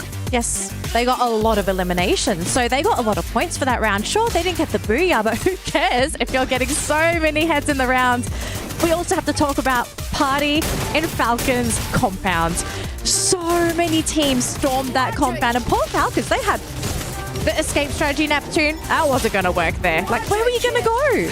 There's not so much of room. Even Peter was left in the corner, like not breathing at all. Tries to survive. He's solo. Everyone just roaming around, shooting each other, and then finally being caught out. And yeah, there's not so much of exit strategy, and that's what happened if they loses out in the latter part. And also, this is the map we're in. Towards the latter part, there's still 9 teams remaining. Yeah. So that's a lot to deal with. That I don't think anyone would be able to survive if you're losing out in one. I think it all started from like ring 4 to 5, right? I think that's where we see the hard predictions really come to life, and Falcons were like, yes, we got it correct. And on the opposite end, we see just Vitality. We see Hotshot like, dude, we literally ran halfway across the map to make this, to win out on a 50-50. We didn't win out on that 50-50, but Falcons end up taking a majority of the karmic damage the universe somehow gives back to us. I think it must have been like cumulative for all of today, because, you know, Falcons have been causing a lot of teams issues. It's not just one, it's everybody, especially with the number of points that they picked up.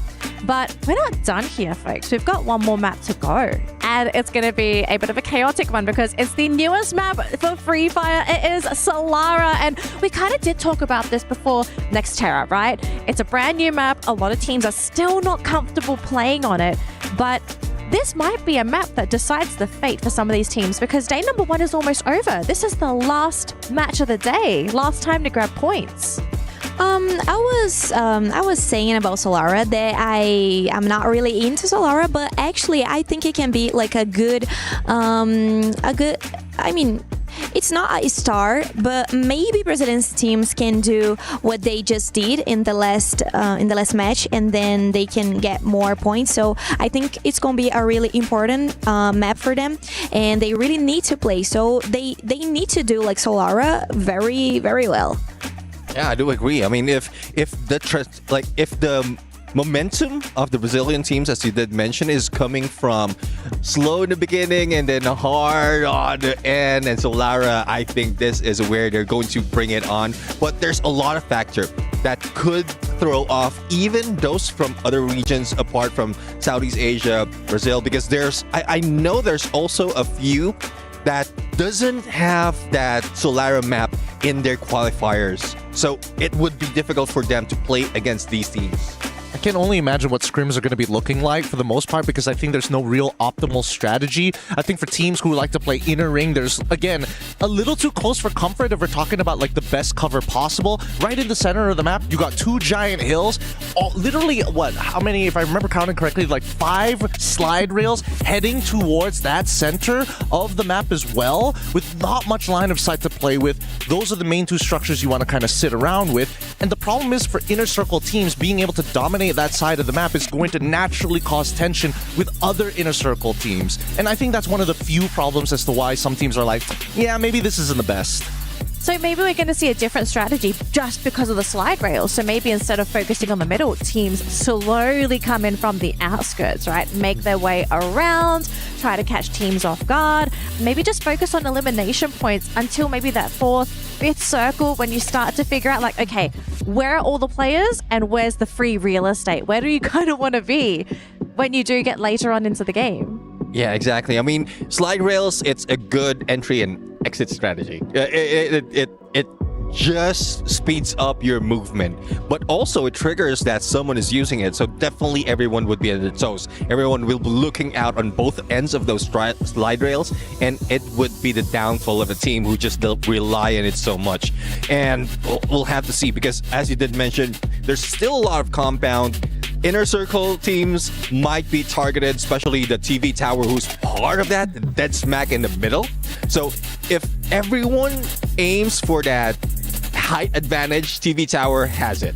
But there's also a huge risk that you'll be losing out. I mean, let's also look at some of the teams that like naturally have played in really powerful positions across other maps. RRQ being one of them. Hey, if it's Kalahari, you know exactly where they're going to be. And I think even for some of the Brazilian teams, right, there are power positions on the other classic maps where you always see them go to.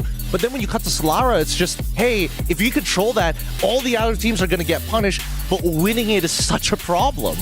But then again, I just remembered, Booyah was taken by Team Vitality. And from Southeast Asia, they have been, or they crowned themselves, they dubbed themselves as the Kings of Solara. So, Vitality. Yes. So it seems like we might be seeing a back-to-back Booyah. Well, unless someone denies them of that. Okay, so I want to hear more about the Kings of Solara statement here for Vitality. Why are they calling themselves that? Well, from Southeast Asia Spring, they were able to get multiple Booyahs. They are topping the board in terms of elimination. And it's because of all the chaos. We did mention it's new, but since Team Vitality is also a new team in the mix of Southeast Asia, they just focus on what advantage they can use. First off, they targeted the top dogs. Hunter, they were the Falcon Hunters. Ooh. And then Solara was introduced because no one dares go against the Falcons back then. Now Solara's been introduced, no one dares to study that new map, perfect their rotation while everyone else is in chaos. So they're just playing it aggressively smart, but hopefully they maintain consistency. Yeah. Okay, I want to kind of play with the thought here, right? The fact that Solara is it's uncharted territory for a lot of teams. Are we going to be seeing a lot of adaptability coming from some of the teams? Like, I don't think a lot of our squads have places where they just drop and say, this is our spot. I think teams are still testing where the good drop points are, especially the Brazilian teams, I feel, because Raja, they're not practicing on the map, right? So if you are untested on the map, you're not going to feel comfortable finding a drop point. I guess the biggest problem, it's probably because they don't know the landing spots of the Asian teams. So this can be really hard to them to start a fight with a team that probably have tried this map before. And well, I don't know how to explain, but that's the very first time that they are here playing this map. So everything can happen, you know, like it can be good for them or it can be like not that good, but I think it's gonna be a little complicated because Asian team normally they don't like to fight each other, you know, like they don't fight face to face. I just want to add on to that, right? Because again, if we're talking about adaptability and teams not having a lot of practice and it's their first time, we do notice that, especially for when new maps start to come in, a lot of people are fighting for a couple of the same spots. But I think that Solara is really unique in a sense where there are some hot places to drop. However, if there's too many teams, at least for some of the other maps, you can kind of divert off to find, you know, out maybe not the best of the best loot, but enough to keep yourself equipped. That's not the case for Solara. It's pretty wide open and it's scarce enough where you can equip yourself with at least tier 1s, but you're never going to compete with some of the hotspot droppers within the map itself, meaning that fights are going to either A, two teams are going to battle it out, everybody else walks away, or B, everybody else who are just looking for eliminations with tier 1 loot is just going to go for each other's throats as soon as possible. Yeah, I guess what Solara has to offer is similar to what we've seen in Nextera. Yes. In between the major buildings, there are a few compounds like that you can take. So you can, if you see someone and you're trying to avoid any fight, see someone dropping in with you, just split up, take those smaller buildings, and then just regroup. And I guess that's one thing that they don't need to focus on, just going in straight and out 4v4s early in the match. Yeah, and I guess I think we're going to be seeing a new meta develop for Solara. I don't know if you all agree or disagree, so feel free to share your thoughts, but I kind of feel the fact that we have this inter-regional tournament happening and we're playing on a brand new map, I think the different mindsets that captains have for their teams, I kind of feel like we might develop the Solara meta here at EWC. So we'll have to see what happens, folks. But we have just been informed we are ready for game number 6, Solara, our closing map of the day. We're going to throw it over to Tash Bunny and AdMath. Take it away for game number 6. Last map, last game for day number 1 here for Free Fire at EWC 2025. It's gotta be the newest map, newest addition to it, Free Fire Solara. Everybody, it's gonna be Tony Hawks here as we are gonna see players on that slide rails trying to either exit or enter from the enemy team. Let's see who will become the last first booyah of the day. And if you guys want to know, from game number 1 till game number 5, all 5 games are booyah'd by Southeast Asian teams. Super exciting to see how they're really, setting the momentum today here. Would love to see Brazil just really rally back, especially since according to the panel, Solara is what Vitality claims to be the kings of Solara here in Southeast Asia. They are the pioneer, apparently, and they have really perfected how their rotations are going to be. And I would say that this is quite a hard rotation to play with, as Gideon mentioned, because of the rails that came through, right? You can Tony Hawk your way through. It's really quick on the rotations. You're definitely going to be caught off guard, especially on how fast you can move throughout those rails. Right. Now, players are having their places, having their drop spot one by one. Yep, as you can see, Dix being the skater boy right now here, as said by Avril Lavigne. Also drop, get some mushroom, get some EP in. And there you go, the first circle. As you can see, it's favoring towards Funfair as its midpoint.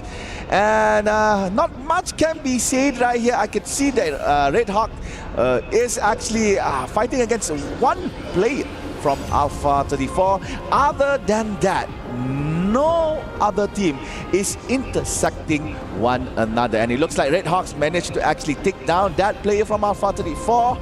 And yep, that is the only thing that we could see in this early stage of the game. I mean, there's a lot more I can see right now in terms of draw spots, how everyone is just so kind of hunkered down in their areas. We're not really seeing these early fights like we did in the previous match. We usually see maybe 2-3 different teams dropping in the same spots right now, but everyone's being very, very cautious. Archway, interestingly enough, I think Vitality were the first team to drop there. They're so comfortable to take up this early mid-side area of the map, and now we did see those really early pickoffs. They're already back into this game. In terms of rotations as well, I think the only team that's really getting a bit more active around the map right now is slowly going to be Vitality. But for the rest, I think everyone just wants to see that circle shift before they fully commit into moving around the area. All right, we are expecting the game to be a little bit later. Here is the replay on how Liu soloing himself. He managed to get to Tush, but sadly, it's a 3v1. With only a double vector in hand, it's quite hard for a player to do a magnificent clutch. But that is the only fight that we are seeing as of right now. We're looking at Vision System, PSPA, using the jump pad, closing in towards, I believe it was Team Falcon at Riders Club. Yep, Chicks has a car 98, but car level 3 is still fine. He could still get damage in, but still not enough to be a fearful weapon to be used. So with Team Falcon exiting Riders Club, nothing can be done here for Vision System. They're a little bit too late. Peter, ooh, nice shot to the face here. Noda X quickly taking him down. Gus steals him away. Falcons down the back foot. Shouldn't be too long to bring his teammate back into the game here, but if anything, this team should be very happy to steal away one of the Falcons. They want to really stop the aggression, the momentum coming in.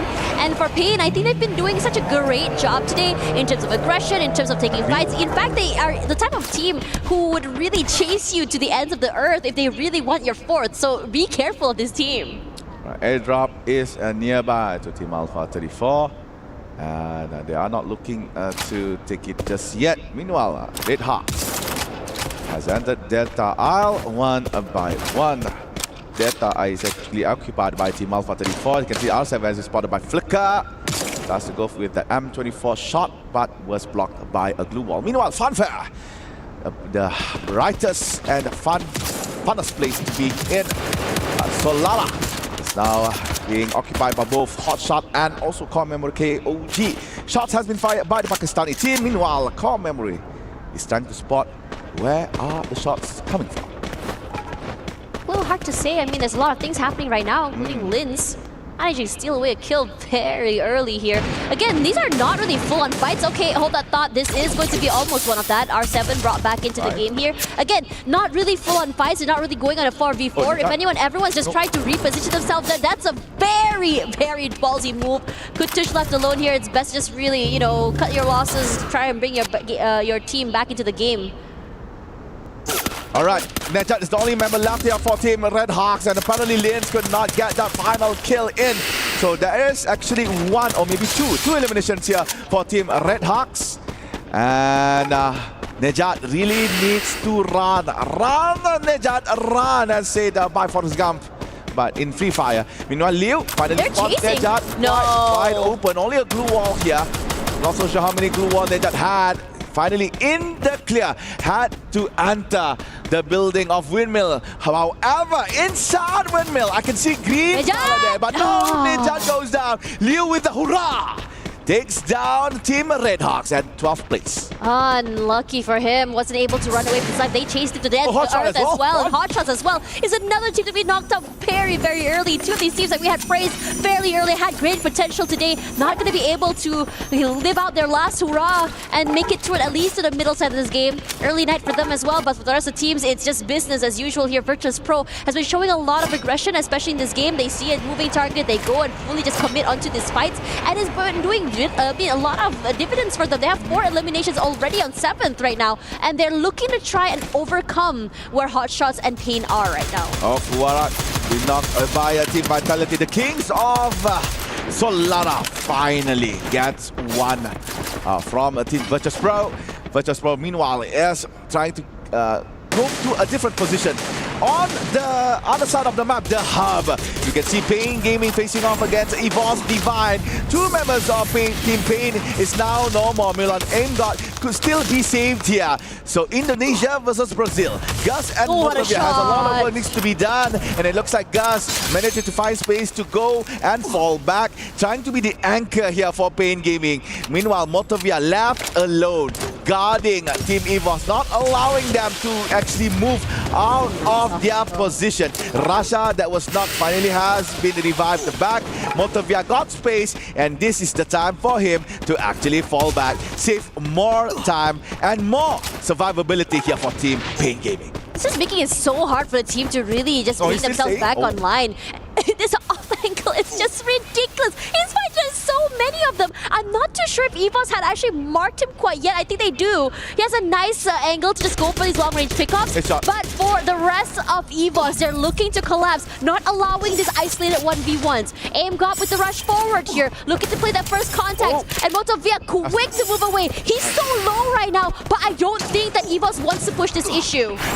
Meanwhile, Gus trying to give space here for Motovia. No, that is incredible. For Gus, but Aimgod just pushes it in, and there you go, Gus gone. Meanwhile, Peter tries to go for his body back again, spotted by Russia, but apparently does not have the right angle to get that final shot onto Peter. So Peter Pain Gaming falling back, sliding towards the bottom. Seeing spotted, Aimgod tries to aim, but his aim is not godlike here. So Peter survives and has to find a way to pick up Gus and Noda. I mean, to be fair, EWC did quite well, just really make sure they can survive, and it's a very aggressive play. You sent Rush out super early. They were not expecting them to go super quickly and take these fights. And for now, EWC are not done quite yet, because you have another team here. It's going to be Vision System, who is rushing forward to take this fight. And I think that EWC, they love aggression, they love chaos. They put in a lot of damage to one member of VSE. Souza forced to just really take this time to just go for that reset. Blue wall set up, space given. Dota trying to his hardest to go a bit more aggressive, but he's gone and bit too much more than he can chew. The damage is done. Maxi tries to rally, but he's so isolated away from his teammates. The rest of EWC are able to play tag team with one another here. Kochil low, but his teammate is okay to rush up forward, go a bit more aggressive. Aimgod for one. Russia finds one more, but Kochil as well will be traded. But still, EWC here will be the one to be victorious in this skirmish. All right, only one player left here for Team Vision System SPA. The Latam team is not doing well against EWC Divine, and EWC Divine, quite a hefty elimination right here after 9 minutes of the game. Fighting against Team Pain Gaming, and right after that Vision SPA, they managed to rack in 6 points as of right now. Meanwhile, EGAL again interacting with Fluxo for the 6th time in a row. They never did not meet ever.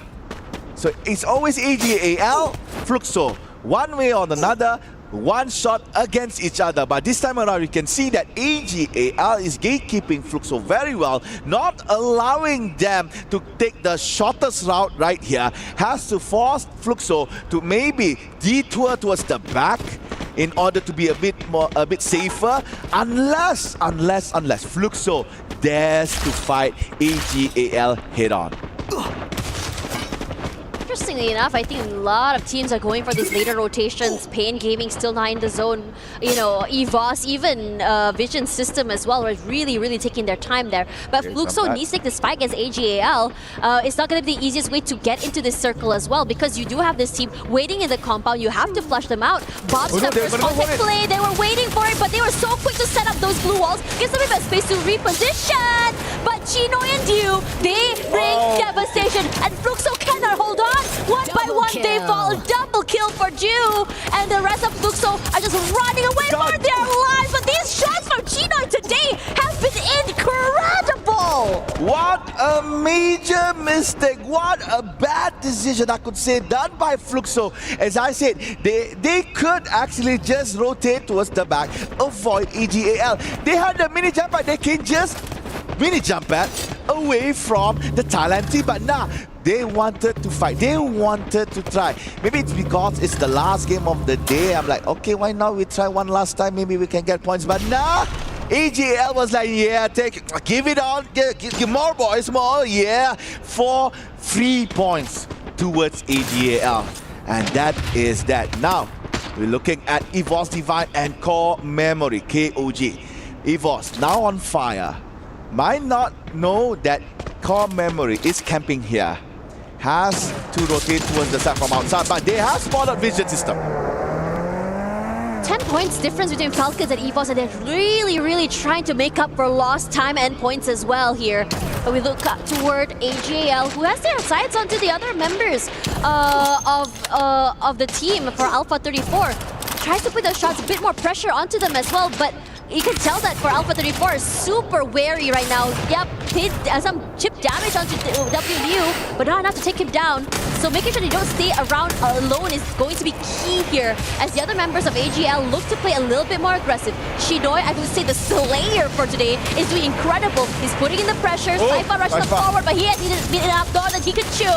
R7 eliminates him promptly, and the rest of the team now scratching their heads. What do we do? Our first contact is fallen. Are we going to back off, or are we going to press the issue?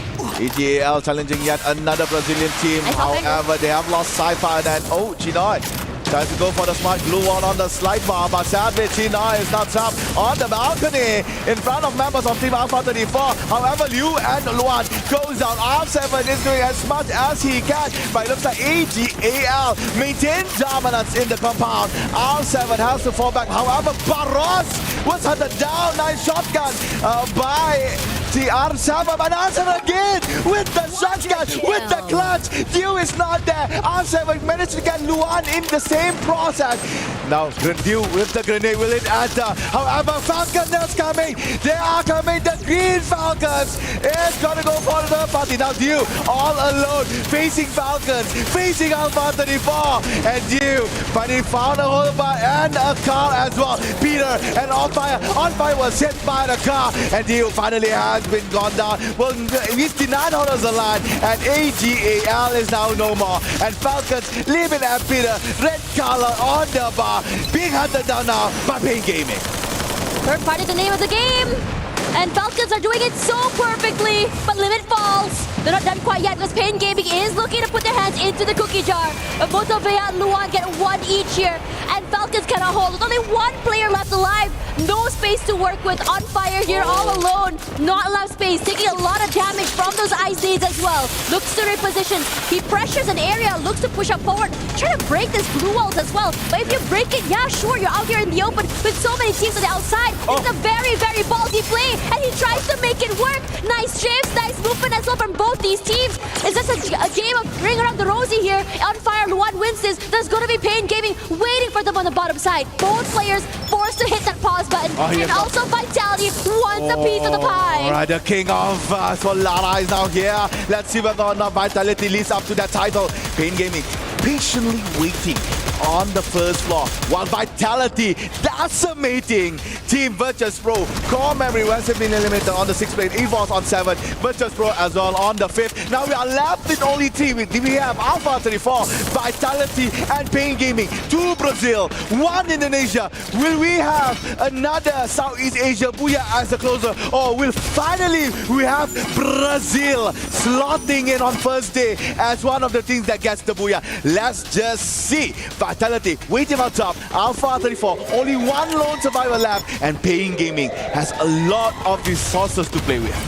Interesting enough, because the circle is shifting over to the other side, every single team needs to be able to win this fight in this compound. If you walk outside there in the open, you are basically dead meat because there's no cover. There's nothing to work with as well. And Vitality looking to just overthrow these 2 teams inside of the compound. The nades will be cooked, throws down, finds nothing. It does break the glue wall, but it doesn't really hit that mark. Motovia does eventually find one. Luan walks straight into his trap, and the rest of Vitality look to collapse. Koja falls, jump shots all about. Peter is doing well to manage this aggression, but Jinx is going to find a kill of his own. Good trades all around for both of these teams here, and everyone is chaotic, and not a single player able to play with each other, isolated as well from the windows, from the blue walls.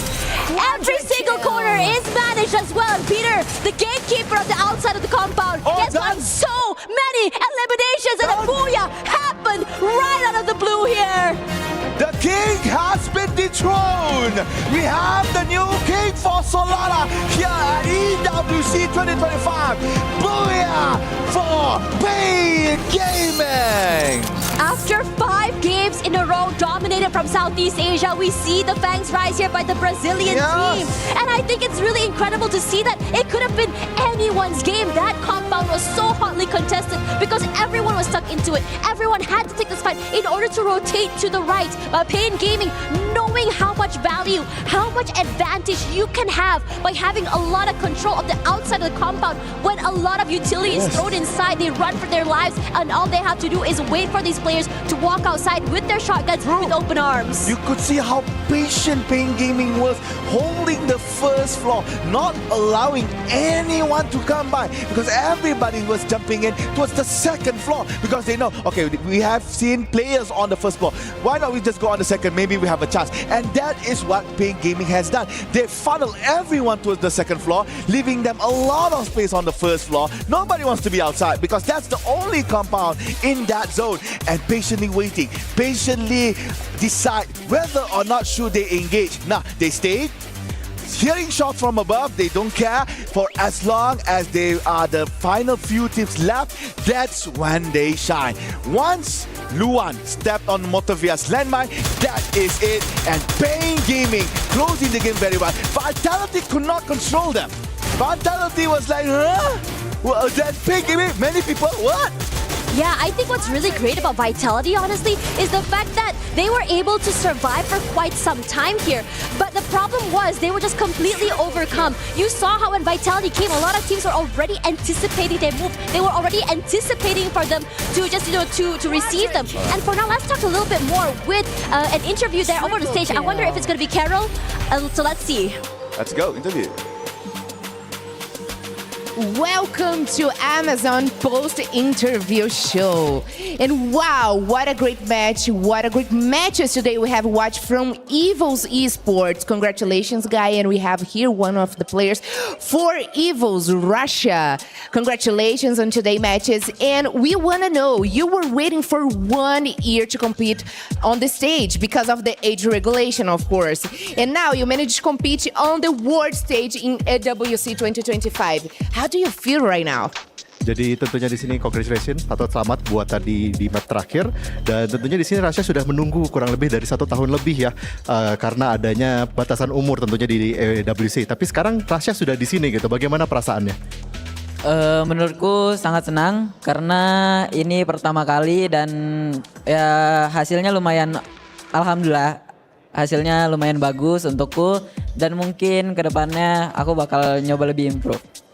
Of course, I'm very happy, and alhamdulillah, I think we have a good result for now. But of course, we are trying to be the champion, and we're just trying our best tomorrow as well. Well said, thank you. So you overtook Team Falcons, but got eliminated early in Game 5. What happened? Jadi tadi di game sebelumnya, di map sebelumnya berhasil mendapatkan buyah ya. Tapi habis itu di map selanjutnya lagi langsung early eliminated gitu. Dan Falcons kembali meretake. Itu apa yang terjadi di map kelima itu? Mungkin kalau mungkin kurang lucky sih bang. Jadi kitanya kalah ya, soalnya kalau misalnya gambling kayak gitu tabrakan 50-50. Yeah, I think we're just not lucky enough because like we take a gamble and we just lose badly in that map. So because it's a 50-50 basically in that series. Yeah, that happens a lot. Okay, thank you so much for the interview. Good luck on the next days. And we have watched great action today happen here in the studio. And I'm more excited for tomorrow because we're gonna have Group C hitting the stage. I'm Carol Bombshell and I will see you all tomorrow for more Free Fire action here at EWC 2025. Back to you guys. Thank you so much, Carol. Welcome back to the panel, survivors. What a way to end the day. That was such an amazing Game 6. All of the casters, all of the panelists, we were screaming in our dedicated seating area. We were just thinking, who's going to get the booyah? Because there was no clear leader. Of course, we did have a couple teams that had the numbers advantage, and it did look like it was going to go their way, but it wasn't a case of us just thinking like, oh, Vitality's going to get it. Oh, this team's going to get it. It was just, at the end of the day, Pain Gaming on a map that they probably don't feel very comfortable on, Raja. Well, right now I think they feel really comfortable. Oh, yeah. And they did an amazing job. I'm really proud of them. And I mean, it was a good map for them. And I could see like all the players like having like synergy, like playing together. They look really comfortable and they did an amazing job. And we could see too Alpha 34. And so it was a good map for some of the Brazilian teams, but not for all of them. Unfortunately, Fluxo wasn't doing a good job. Maybe they ran map. out of energy, right? Like Fluxo looked really good towards the middle section of the day, right? Like a little slow for the first couple games. Then Fluxo was kind of winding up, starting to feel good, but then we come to the last map and did they just run out of juice, do you think? I don't know what's going on. I think it's something about the adaptation because they switched the players. So I think probably someone was like ruining the game. I don't know what's going on. I will check this for us and I will bring this information tomorrow. Here's my prediction. I think that, especially for Fluxo, especially when we're talking about their IGL, they like the structure of the game to be very within the boundaries, right? We don't want to just leave it up to chance. And a lot of these situations that we do end up finding ourselves on this brand new map is very, some may call it a little unorthodox, right? Especially those final game rings as well. And I think that teams who had the better instincts overall, Alpha for an example, again, was able to hold out for long periods without Pain Gaming as well, which is where we started to see them shine. Vitality, really good examples of teams with strong instincts. Yeah, it just so happens, Team Vitality, we did mention that they're very strong on this map, and they didn't hold out that much against different teams. It is expected that they can win in a 4v4, but it's just so many chaos, so much chaos. It's similar to the ending that we had in Xterra. Even for Team Falcons, one guy remaining, and he was just stuck in the corner. So it's just a repeat. It just so happened that Team Vitality and Pain Gaming was the few teams remaining, and Pain Gaming just did it smart. Waited for them for the outside, and then just waited for that blue to push them out. And I kind of want to talk about Pain Gaming because I feel like we haven't really highlighted this team enough today. And they seem to be getting better and better with every map that they're playing. They already had a high elimination score today, but their only problem was securing placement points. Now they got a booyah. All of a sudden, we could be looking at a major contender here at EWC. I know everyone at home is excited to see the overall score, though. So let's have a look and see where everyone is after completing their day one matches. And still at the very top, we have Team Falcons. The main reason they've been able to stay up here, though, is because, unfortunately for EVOS, they had one round that actually cost them a lot of points. Yeah, definitely. I mean, that one round, and it was explained a little bit by Rasia earlier. The 50-50. It was just the 50-50. It's just luck at that side. They were unlucky at that point, but again, they're still number 2. I don't think it hurts that much. It really doesn't. And I think, the teams that we were expecting to eventually do well, some a little bit slow on the start, but I think I've been most impressed with these Brazilian teams, these Latam teams, right? They didn't start the day off very nicely, but look at them now. Pain in 3rd already, Fluxo already up to 5th. Yeah, it's good to see my Brazilian teams at the top 5. I'm really happy for them. But how about Evos? I think it's a really good position. I will be really happy if any Brazilian team keep at the second spot. But I think they are kind of hiding some things because they don't want to show like the whole game that they will play at the grand finals. But well, I think they can like handle that, and they can appear, of course, to play the finals. They are very capable of it. I would encourage them to avoid the curse, right? The team that does well during the knockout stage typically doesn't win the championship title. And who's in first place? It's Team Falcons. So the curse could be in full effect, folks. We really don't know what is really in store for us. But what we do know right now is that we have concluded our first round of matches with teams in Group A and B. Now, we do have some exciting segments coming up for you right now. We have the Kidia top plays ready for you at home. So let's have a look at the best plays that we have seen so far here at Free Fire at EWC 25. Triple kill. On fire, there's a reason why he is so good, but at the same time, I think the snipers have really stepped up all across the world here. We're seeing some crazy headshots, some ridiculous plays from every single who has picked up a rifle of this caliber. Yeah, exactly. I mean, most of the time, teams with the best sniper are the ones winning most of the gunfight and also leading the board. And we've seen a pattern. Even the acquisition of some of the snipers for one team who doesn't have a main is a trend. I think it's attributed by MT7 as well after his performance. Yeah, but I was thinking about saying something about Motovea because it's the sniper from Pain Gaming, which plays like really well and did like an amazing job. So I think he's like kind of responsible for this spot for Pain Gaming, like keep inside of the top 5, which is really important to them.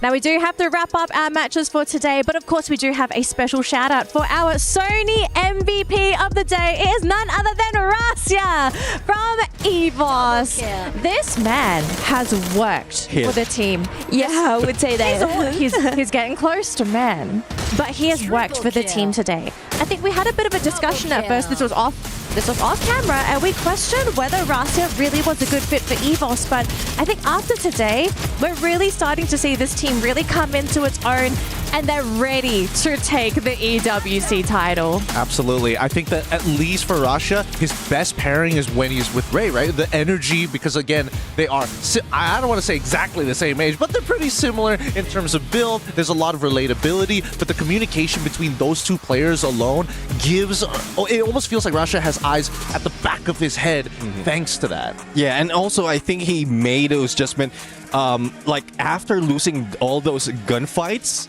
like keeping distance from the rest of the team, he is now going into the mix, like sticking together with the rest. And that was one point that we have earlier when they were losing fight against Team Falcons.